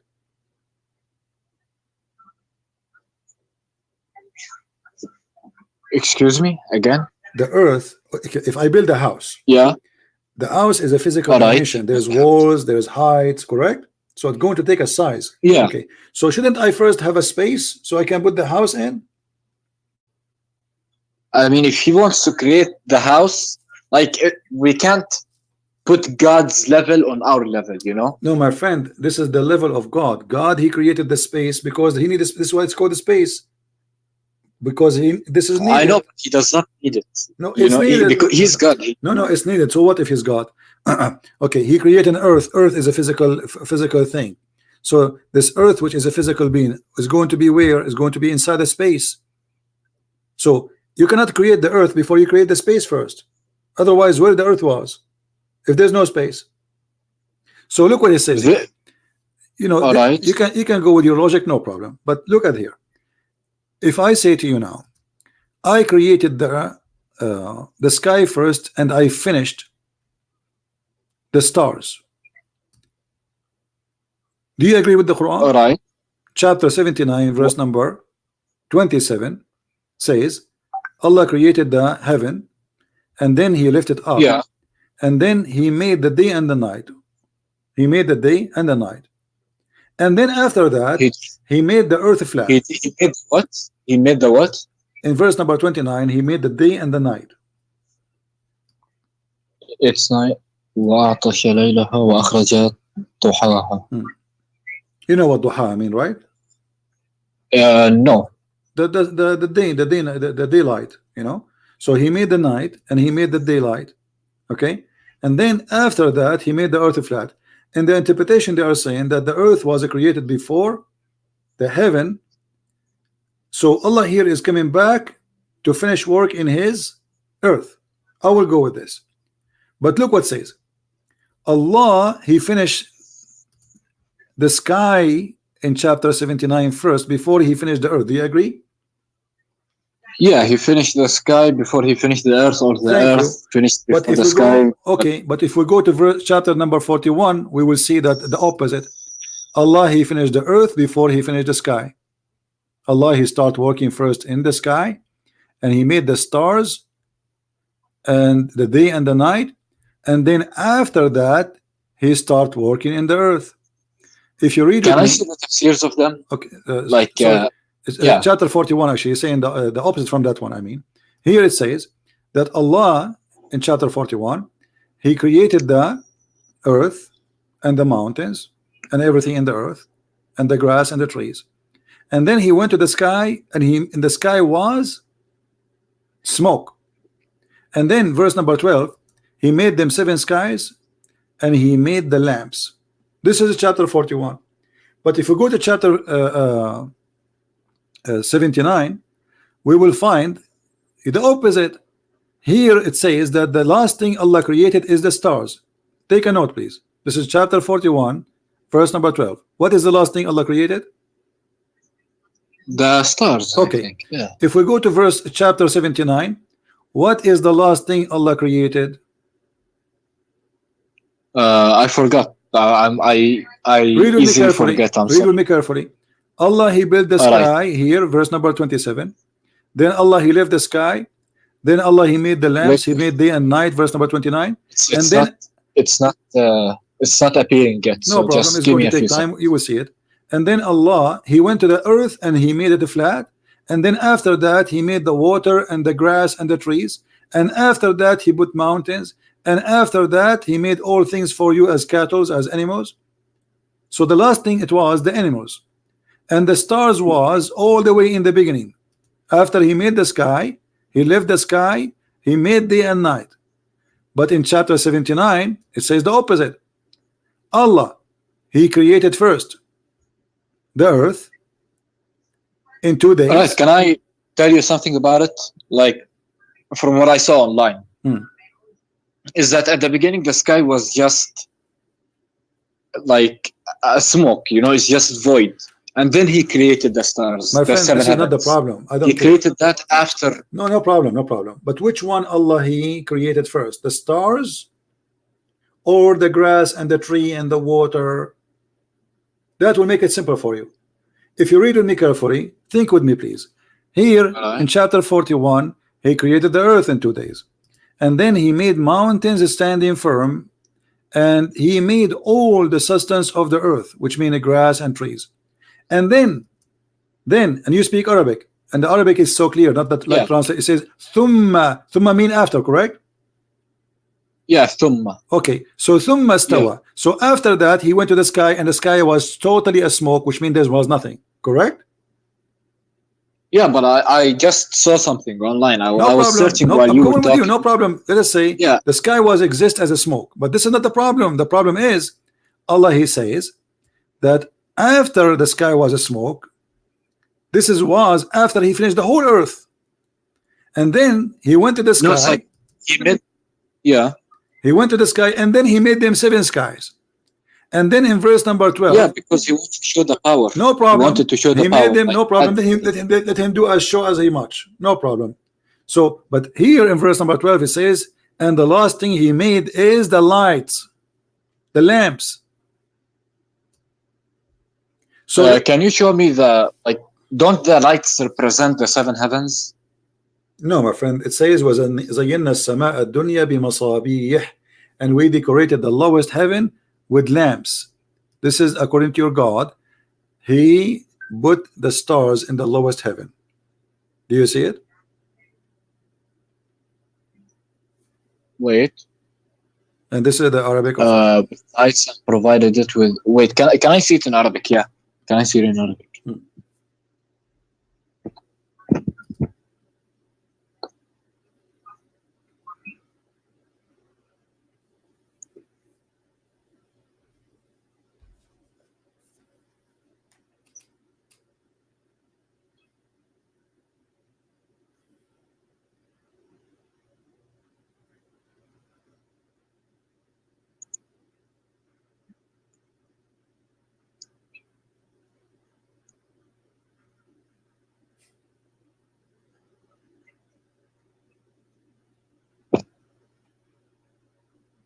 I have a question, CP. All right. We have to know the Prophet before we know Quran, you know? My friend, don't change topic. Does it say here that Allah, He created the sky and the last thing He finished is the stars? Does it say that or not? Wait, فقضاهن سبع سماوات في يومين وأوحى في كل سماء مصابيح وحفظ ذلك تقدير العزيز العليم. Yeah, I mean, he created the 7 heavens in 2 days. Yeah, but this is the last stage. This is the last stage. This is not my point. My point, my friend, focus with me, please. The last thing Allah in this chapter 41. Do you have a pen and paper? Write down. The last thing in chapter 41, verse number 12. Wait, I mean, you just gave me a good advice. I do need a notepad. Just give me a second. Tell me. The last thing Allah created, according to chapter 41, it is the lights, the lamps, the stars. Verse number 12. This is the last thing Allah He finished, and that's it. He finished all His creation. So He finished everything in the earth. Then after that, and you read Arabic, it says ثُمَّ اسْتَوَى, and then after that He went to the heaven, and the heaven was a smoke. And then after that He made the sky 7 skies, and then He made the lamps. So this is the last of Allah creation. Kabich?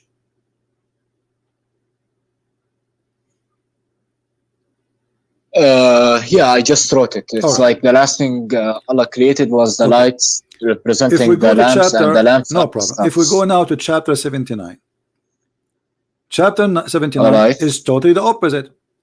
Allah created the sky, verse number 27 in chapter 79, and then He lifted up the sky, and then He made the stars. Do you see it?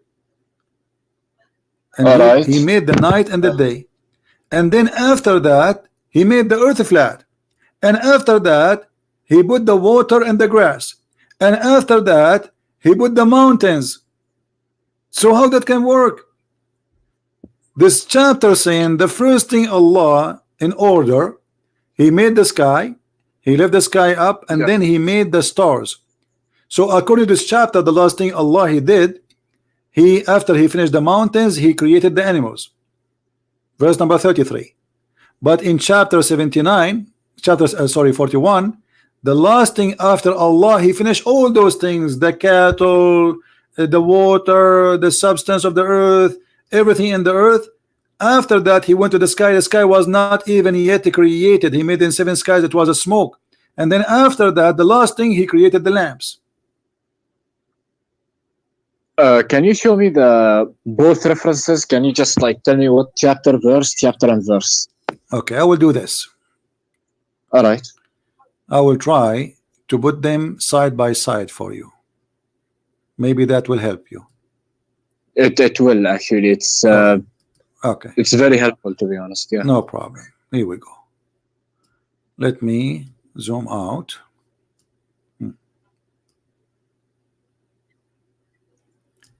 In the right of the screen is a chapter 79. In the left screen is a chapter 41. So in chapter 41, we see that the last thing Allah He did, He created the lamps. All right. Okay. In the last thing that Allah He did, after He finished everything in the sky, already the lamps is created. The earth was nothing done, except that Allah He just created the earth according to the interpretation of Jalalain. Then Allah He start creating or working in the earth. He says, وَالْأَرْضُ بَعْدَ ذَلِكَ. You know what Allah after that He made the earth flat. بعد ذلك, you see the Muslim translation, he says, and the earth moreover. Doesn't say that. It says in Arabic, وَالْأَرْضُ بَعْدَ ذَلِكَ, and the earth after that He made it flat. And then after that He gave the earth its own needs, moisture, water, grass. And after that He created the mountains, and after that He created the animals. But in the other side it says the opposite. Allah He created the earth first, and the mountains, and the grass, and he gave it all its sustenance, like nourishment, everything the earth need to survive. And then after that he went to the sky, and the sky was a smoke. And then he made the sky 7 sky. And then after that he made the earth, the heaven, which is 7 skies. He made them in 2 days, and he gave them the light. So how this can be from God? One is saying the first thing Allah created and finished is the trees, the grass, and the water, and then the last thing is the light, which is the stars. And the other one saying the opposite. The first is the stars, and the last thing is the grass and the trees and the cattle. So how this is going to be from God? طيب شوي بس can you show me the verses before those? Maybe it's like there's context. My friend, no, the verses before them doesn't show anything, because the verse before them, here we go. This is the verse before them. I showed you from where it starts about the creation. I did not cut anything. Here we go. Here he's speaking about being righteousness. But suddenly he speak about, do you know that how Allah created the earth? So verses before them have nothing to do with them. Pay zakat, be righteous as the Muslims so do, like do jihad, kill the Christians, kill the Jews. So here suddenly he jumped to say, can you deny that Allah created the earth in 2 days? I mean, this is very funny even to say, do you deny? Because they did not see that happen. Nobody saw how this happened. So they deny or not? I mean, how did they witness it? No. So Allah created the earth in 2 days, and then he said the earth mountains. This is the second step. All what you need to do, Yusuf, you can write, you can read one by one alone, but step by step. Okay, what the first thing Allah he did in chapter 41? He created the earth in 2 days. What is next? He put the mountains. That's number 2. What is number 3? He bestowed his blessing on the earth by giving them the measure of all needs, like grass, trees, water. What is next? Then after that, not moreover, after that he went to the sky, and the sky was a smoke.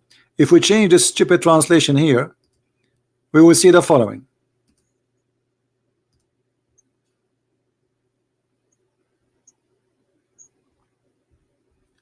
Then he istawa, he rose over, right? So he moved. So now he was walking in the earth, and now he moved to the heaven, and the heaven was nothing but a smoke.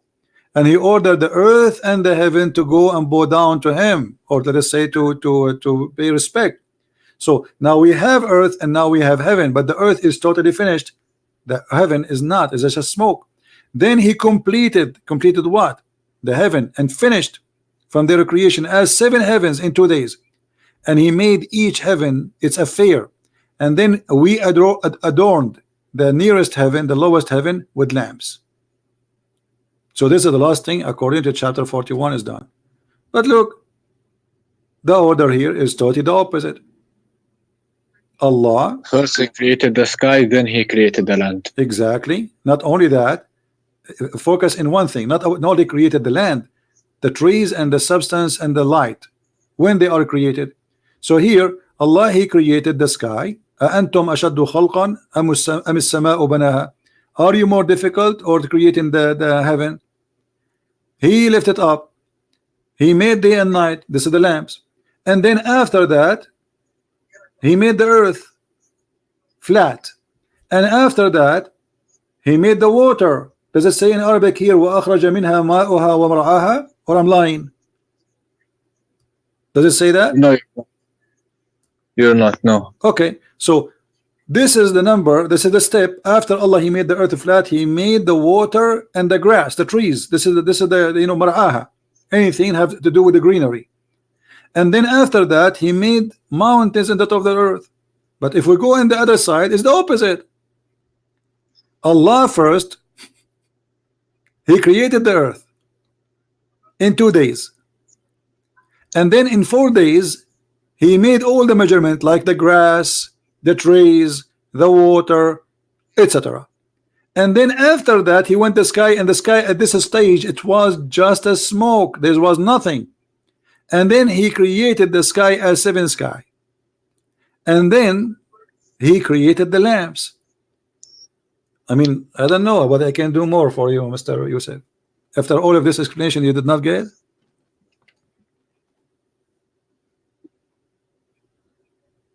Wait, just give me a second. Please.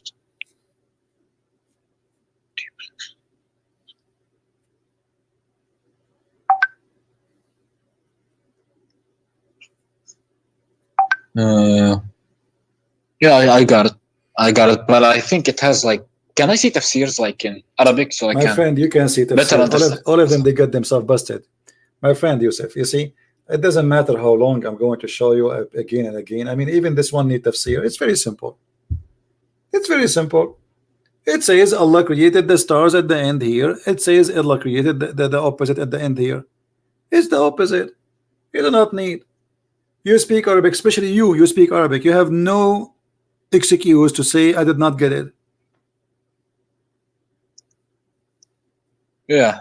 And you can open the interpretation. I don't care. Still, you have the same problem. But Islam is peaceful, you know. It's like, my friend, Islam is peaceful, right? This is why your prophet, he split the women to pieces when she was making poetry against him, Qurfa, right? Can I see reference to that? Yeah, we can talk about. What about this? We don't want to change topic now. You can search. You speak Arabic. Search for مقتل أم قرفة قتلها قتلا عنيفا فشقها بين جملين. which one? Which surah is which شو اسمه؟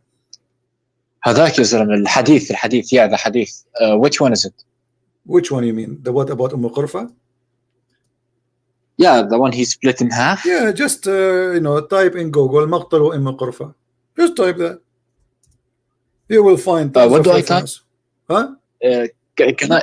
What can I type? Can you spell it slowly because I'm gonna type it, you know, on. Okay. Like my notes. No so problem. To keep. No yeah? problem. No problem. Let me help you.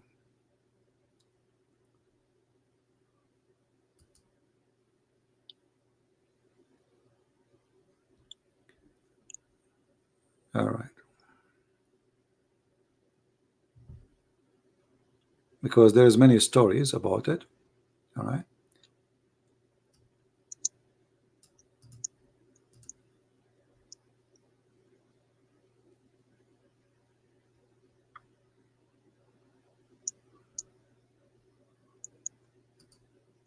Have you ever heard of a book called Kitab al-Maghazi? Kitab al-Maghazi? Yeah, which is about, this is one of the oldest actually things written about your prophet attacks and killing. Let's see. Kitab al-Maghazi, which chapter? What's the lady's name? What? The lady's name, the one he killed. Qurfa. What? Just wait, let me give you this one. Hold on. All right, yeah. Let's see.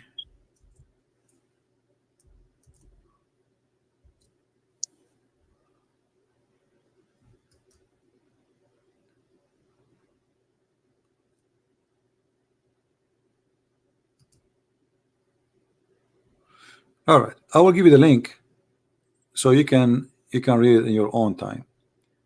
This is the story of Qurfa. I want you to read with me carefully. This is the book At-Tabaqat al-Kubra, Muhammad ibn Sa'd, volume number 2, page number 90. Do you see it on the screen?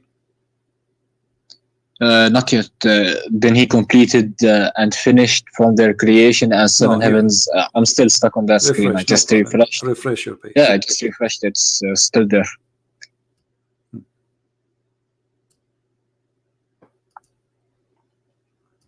You see it now? Wait. I just saw like one in the comment just posted me Kitab al-Maghazi by. You know, I'm reading different books now. There's many books, no problem. Look with me in the screen. Kitab al-Tabaqat al-Kubra li Muhammad ibn Sa'd, volume number 2, page number 90. Do you see it in the screen? It should yeah, Tabaqat al-Kubra. Wait. My friend, we are just wasting time. I will give you the link. You can open it. No problem. You know, you can investigate. On Skype? Yeah, I will give it to you in Skype. But if you go down here with me, I will give you the link in Skype. You can open it from your side. Maybe that is better. And yeah, yeah. you will That's see gonna be here, it says, قرفة وهي عجوز كبيرة. What عجوز كبيرة mean? Tell us. old woman. Very old, correct? Yeah. Yeah, not only she is عجوز, old عجوز, which means old women. So this is the link, I just give it to you. Now, قرفة وهي عجوز كبيرة فقتلها قتلا عنيفا ربط بين رجليها حبلا ثم ربطها بين بعيرين ثم زجرهما فذهبا فقطعاها وقتل النعمان وعبيد الله ابني. So wait, this is Shia, by the way. My friend, Shia no, online the library. Tabaqat al-Kubra is not. This is a Shia library. This is the book. They have tons of books, Sunni, Muslim, no problem. Tabaqat al-Kubra have nothing to do with the Shia. So this is a Sunni book, and this is your Islamic Sunni books, and there is many of them. This is one of them saying the story. And the library here is called the Library of the Shia. It's a library. They have all books. Now this is saying that he tied her legs between two camels, and he ordered the camels to run in two different directions. Or I'm lying? Wait,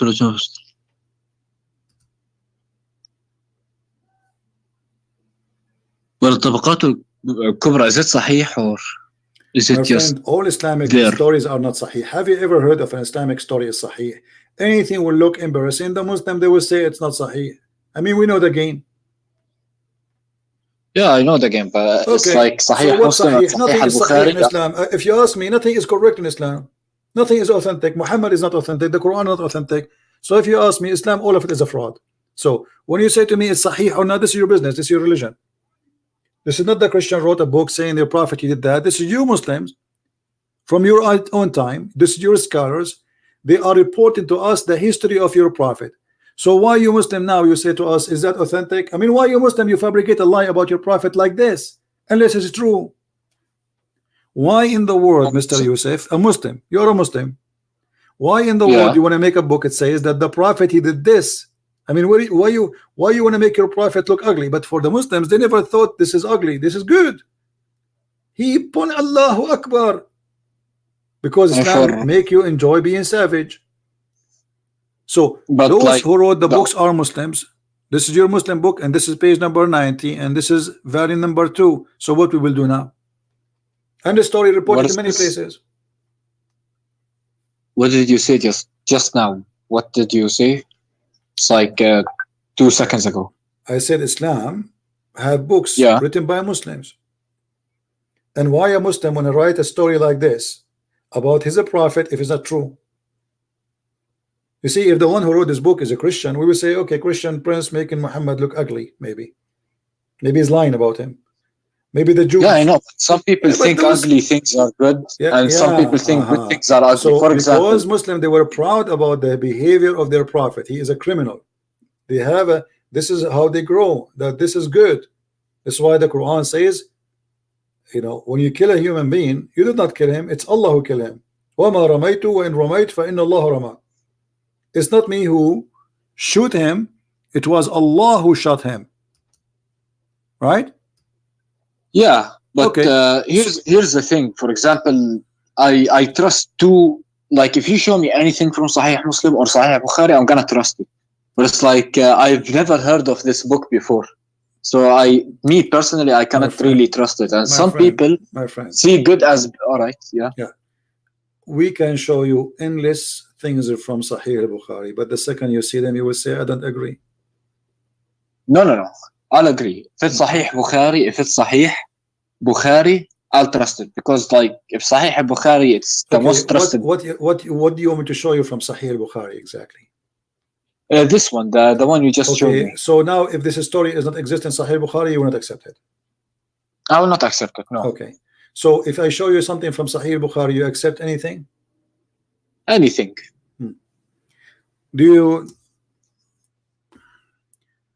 Have you ever prayed before the Imam? Behind the Imam, my friend? Oh yeah, I've heard this one. If you raise your head up, you're gonna turn your head into a horse or a pig. Donkey. Okay. Is that true, or this is a fabrication of your prophet? What? Oh, sorry, this is actually. Well, this is Sahih Bukhari. So now here we go. You have Sahih Bukhari. You can say I don't believe it. I know, but it's like, could it possibly be that at the يعني يوم القيامة, probably, No, or anything, but This because is what? it's like, This is about people praying. What the Yawm al-Qiyamah? Aren't you afraid? He was talking to people in his time. Aren't you afraid if you raise your head before the Imam, Allah will make your head a head of a donkey? Have you ever seen one person in Jordan? He left his head before the Imam. His head became a head of a donkey.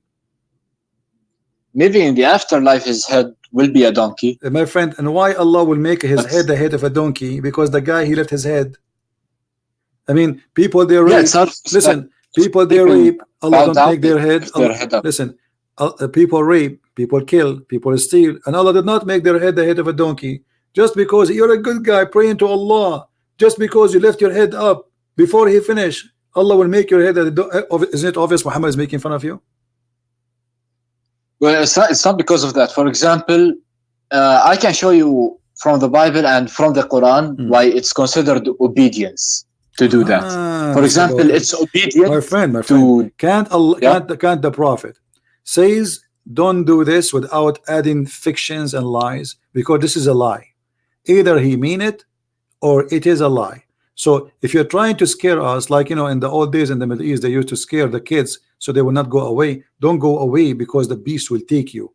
So every child, he think there is really a beast. If you go out of his street, the beast will eat him. So Muhammad, either he mean what he is saying or he is a liar. Choose one. Which one? He means what he's saying in Judgment Day, but not necessarily in the lifetime, because it's physically impossible for you. If you lift your head up, you're gonna be a donkey. What are we in Shrek? Yeah, come on, but it's like it's obvious that. So now in the Judgment Day, Allah will make your head of a donkey. So we will find people their head like a donkey from the Muslims. I mean, the Prophet said anything, like everything he said has a reason for it. Okay. And that's what I'm led to believe. Like the reason for him saying that, maybe it's a metaphor. Maybe it's a metaphor. For example, that he'll become more stupid. You don't know what happens. Maybe he means like to scare people. Right. Maybe you're not. Have you ever watched a cartoon? Of course I did. Have you ever seen the part of the Caribbean where is the fountain? It's called the Fountain of Youth. Yeah. Okay. This is in the Sahih Bukhari. Here we go. It's in front of you. Your prophet claimed that there's a prophet. His name Al Khudr. Which movie was that? Al Khudr. The Green, Mr. Green, Al Khudr. You speak Arabic, so why you are surprised? Yeah. Khudr, Khudr. Yeah. So, Moses, he thought he is the best one who knows knowledge about Allah. Allah told him, no, there is more knowledgeable than you. His name is Al Khudr. So Musa says, oh, send me to him. I want to learn from him. So he sent him, and he told him to take with him a fish, which is a whale. And then he told him, when this whale he run away, but the whale is dead, how he can run away? You will know that you found Al Khudr. So they arrived to a rock. Read with me. This is Sahih Bukhari. There was a water spring. Let me see it. It's like my net is slow. So no I will give you even the link so you can read in Arabic, not necessarily in English. But for me, I will show it in English. Send me the link. Yeah. So he arrived to a rock. There was a water spring called the water of life, or Ma'ul Hayat, and none comes in touch with its water but become alive. Do you believe in this? Wait, I'm opening the link. Just give me 1 second, yeah. All right.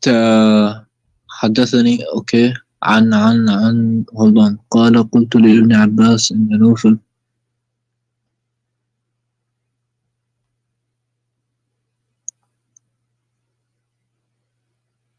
Yeah, can you read it in English? Yeah.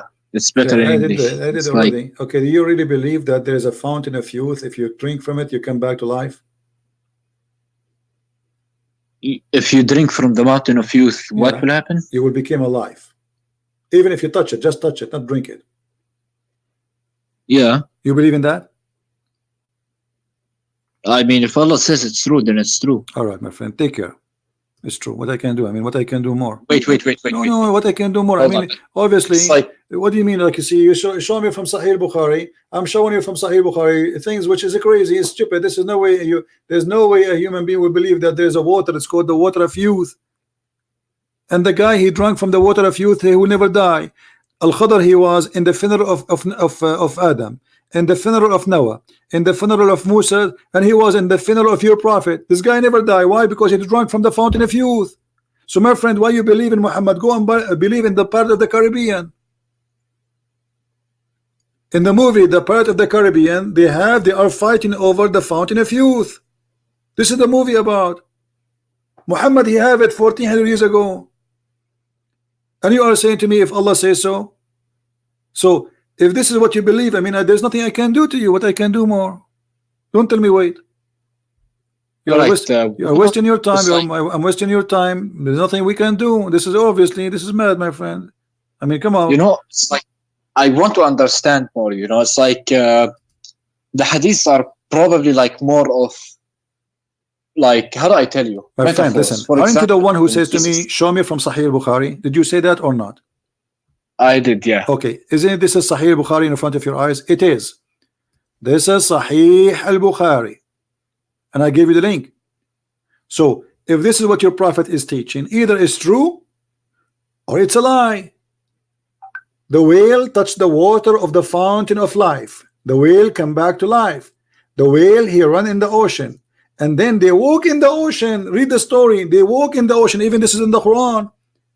The whale, when he swim in the ocean, wherever he touched in the water, that place we became like a rock. So Moses and his servant, they walk on the water which became a rock. I mean, read the story. So if you believe in this and you say to me, okay, there's nothing wrong with it, then there's nothing more I can say to you. What I can do?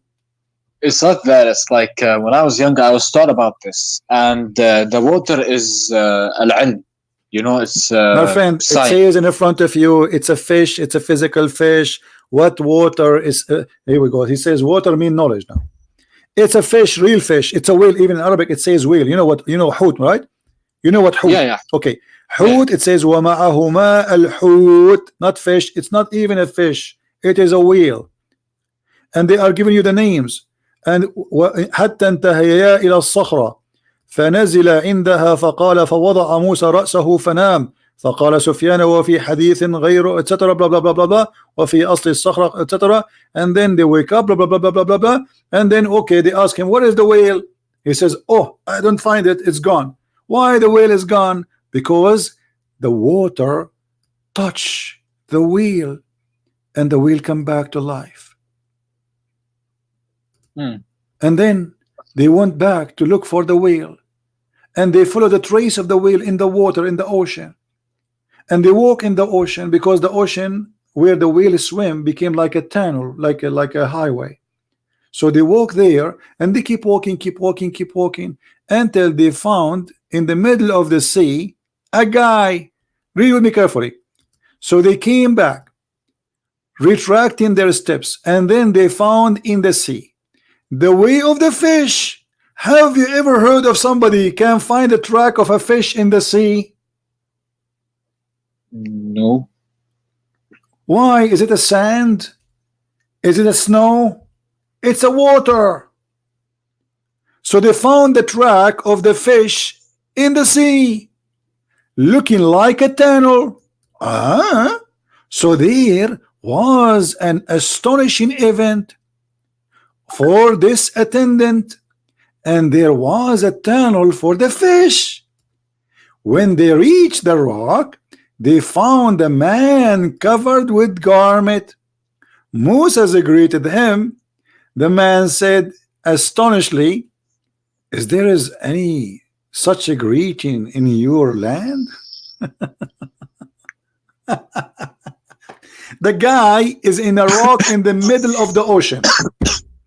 Yeah. Moses, he walked in the ocean, following the track of the fish or the whale, and then he found in the middle of the ocean a rock which there's a guy sitting, and he covered himself by a green garment. And then Musa said to him, Shalom Habibi. The guy said, which country is that they have such a greeting? Shalom. Musa said, I am Musa's. The man, he says, Musa's? The children of Israel? From the children of Israel. Look, the guy, he heard about Musa's. He watched TV. So Musa said, yes. Then he added, may I follow you? Musa said to the guy, can I follow you? Which means Al-Khadr is higher teacher than Musa's. And the story there, you can listen to it and read it. It's the most stupid cartoon ever. I'll reread it later on. So I'll of course after read all of it, this, but my friend, be honest with me. Do you think Islam is a valid religion or it's a cult? I still don't know. I just gotta ask my sheikh, and you know, I just gotta ask. So Yusuf, what about me and you? We make an agreement. Can you bring me your sheikh to debate me? I'll try. I'll talk to him. Of course, I'll talk to him. Yeah. All right. Can you do me a favor? Can you record the conversation with him? Says there's a guy. His name is a Christian Prince, and he want to debate you. You give it. You post it in YouTube yourself, and we will play it. So we will see his answer. All right. Yeah. Of Ask course. him. I want to record your Christian Prince to challenge you. I want to record it, and I want to post it on YouTube to show him that you are not afraid, and you will do it.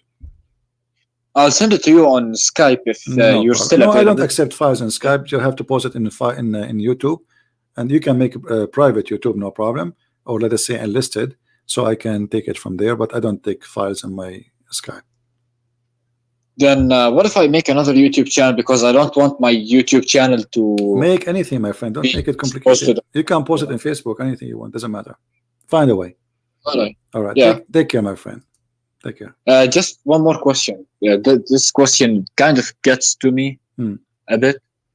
If Islam is false, then why did it spread this much, and why is it growing? There's more atheists than Muslims. Does that mean atheists are right?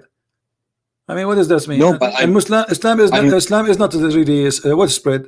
I mean, Muslim, they immigrate and they go and they have a lot of babies, but the fact Islam is still a very small religion.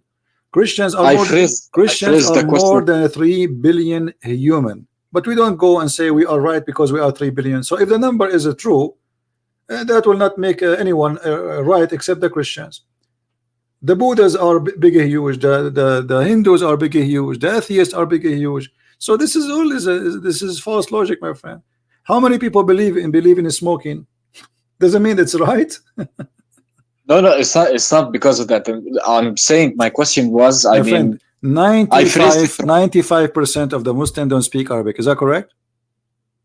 Yeah, I think so. So how those people, they will know Islam is stupid if nobody showed them what Arabic it says? They recite the Quran, but they do not understand what the Quran is saying. And then Muslims, they deceive them and they say to them there's a miracle and science in the Quran, and they fabricate millions of videos. So in order to make people see what this cult is, and then we will see how many they will stay, you have to show them, and that's what we are doing. And that's why a lot of people will leave Islam, and you will leave Islam too. Just wait. All right. I mean, I'm gonna learn more. No problem. But I don't know if I'm gonna leave it or not, because it's like what's the point for it coming down in the first place if it's what wrong? Coming down, my friend? Coming down from where? Coming from down from where? Do you really believe that God, he sent such a crazy stuff? Come on, Yusuf, you're wasting my time. Coming down. Take care. What the point of it coming down? Allah, he sent hail from mountains in heaven. Here we go, it coming down. What coming down? Fountain of youth. I mean, even if you make a cartoon, people will laugh at you. We watch the Pirate of the Caribbean because it's a graphic, it's fun, but we know the whole story is a joke. But you Muslim, you take the joke and you make it God. We watch the Pirate of the Caribbean, the Fountain of Youth story, so we laugh. It's a fiction story. You Muslim, you take the fiction, you make it God. But this is your business. All right? What I can do more to you, it's your choice. Anyway, guys, I got to go. We are here already for more than 3 hours. Actually, almost 4, right? So I want to say thank you for everybody, and don't forget to subscribe to this channel, and don't forget to download the video. It takes maybe an hour before it's ready because it's a long video. Then you can download it and you can share it in your account because we will not keep our videos for long there. So thank you, Yusuf, for calling us. At least he tried. He is better than the rest of the Muslims. But obviously Islam is invalid. Islam is a foolish cult full of mistakes, and doesn't matter how much they try to lie to us claiming that Quran is full of science. We discover that Quran is nothing but a joke full of errors, and it is the book of errors. There's nobody make errors as much as Allah, aka Muhammad, because Allah doesn't exist. The one who came with this is Muhammad, and this is why the Quran looks so funny, so silly, so stupid. It does not even fit for a child, not an adult. Thank you. May the Lord bless you. Christ is Lord. Islam is false. I will see you soon again. Take care.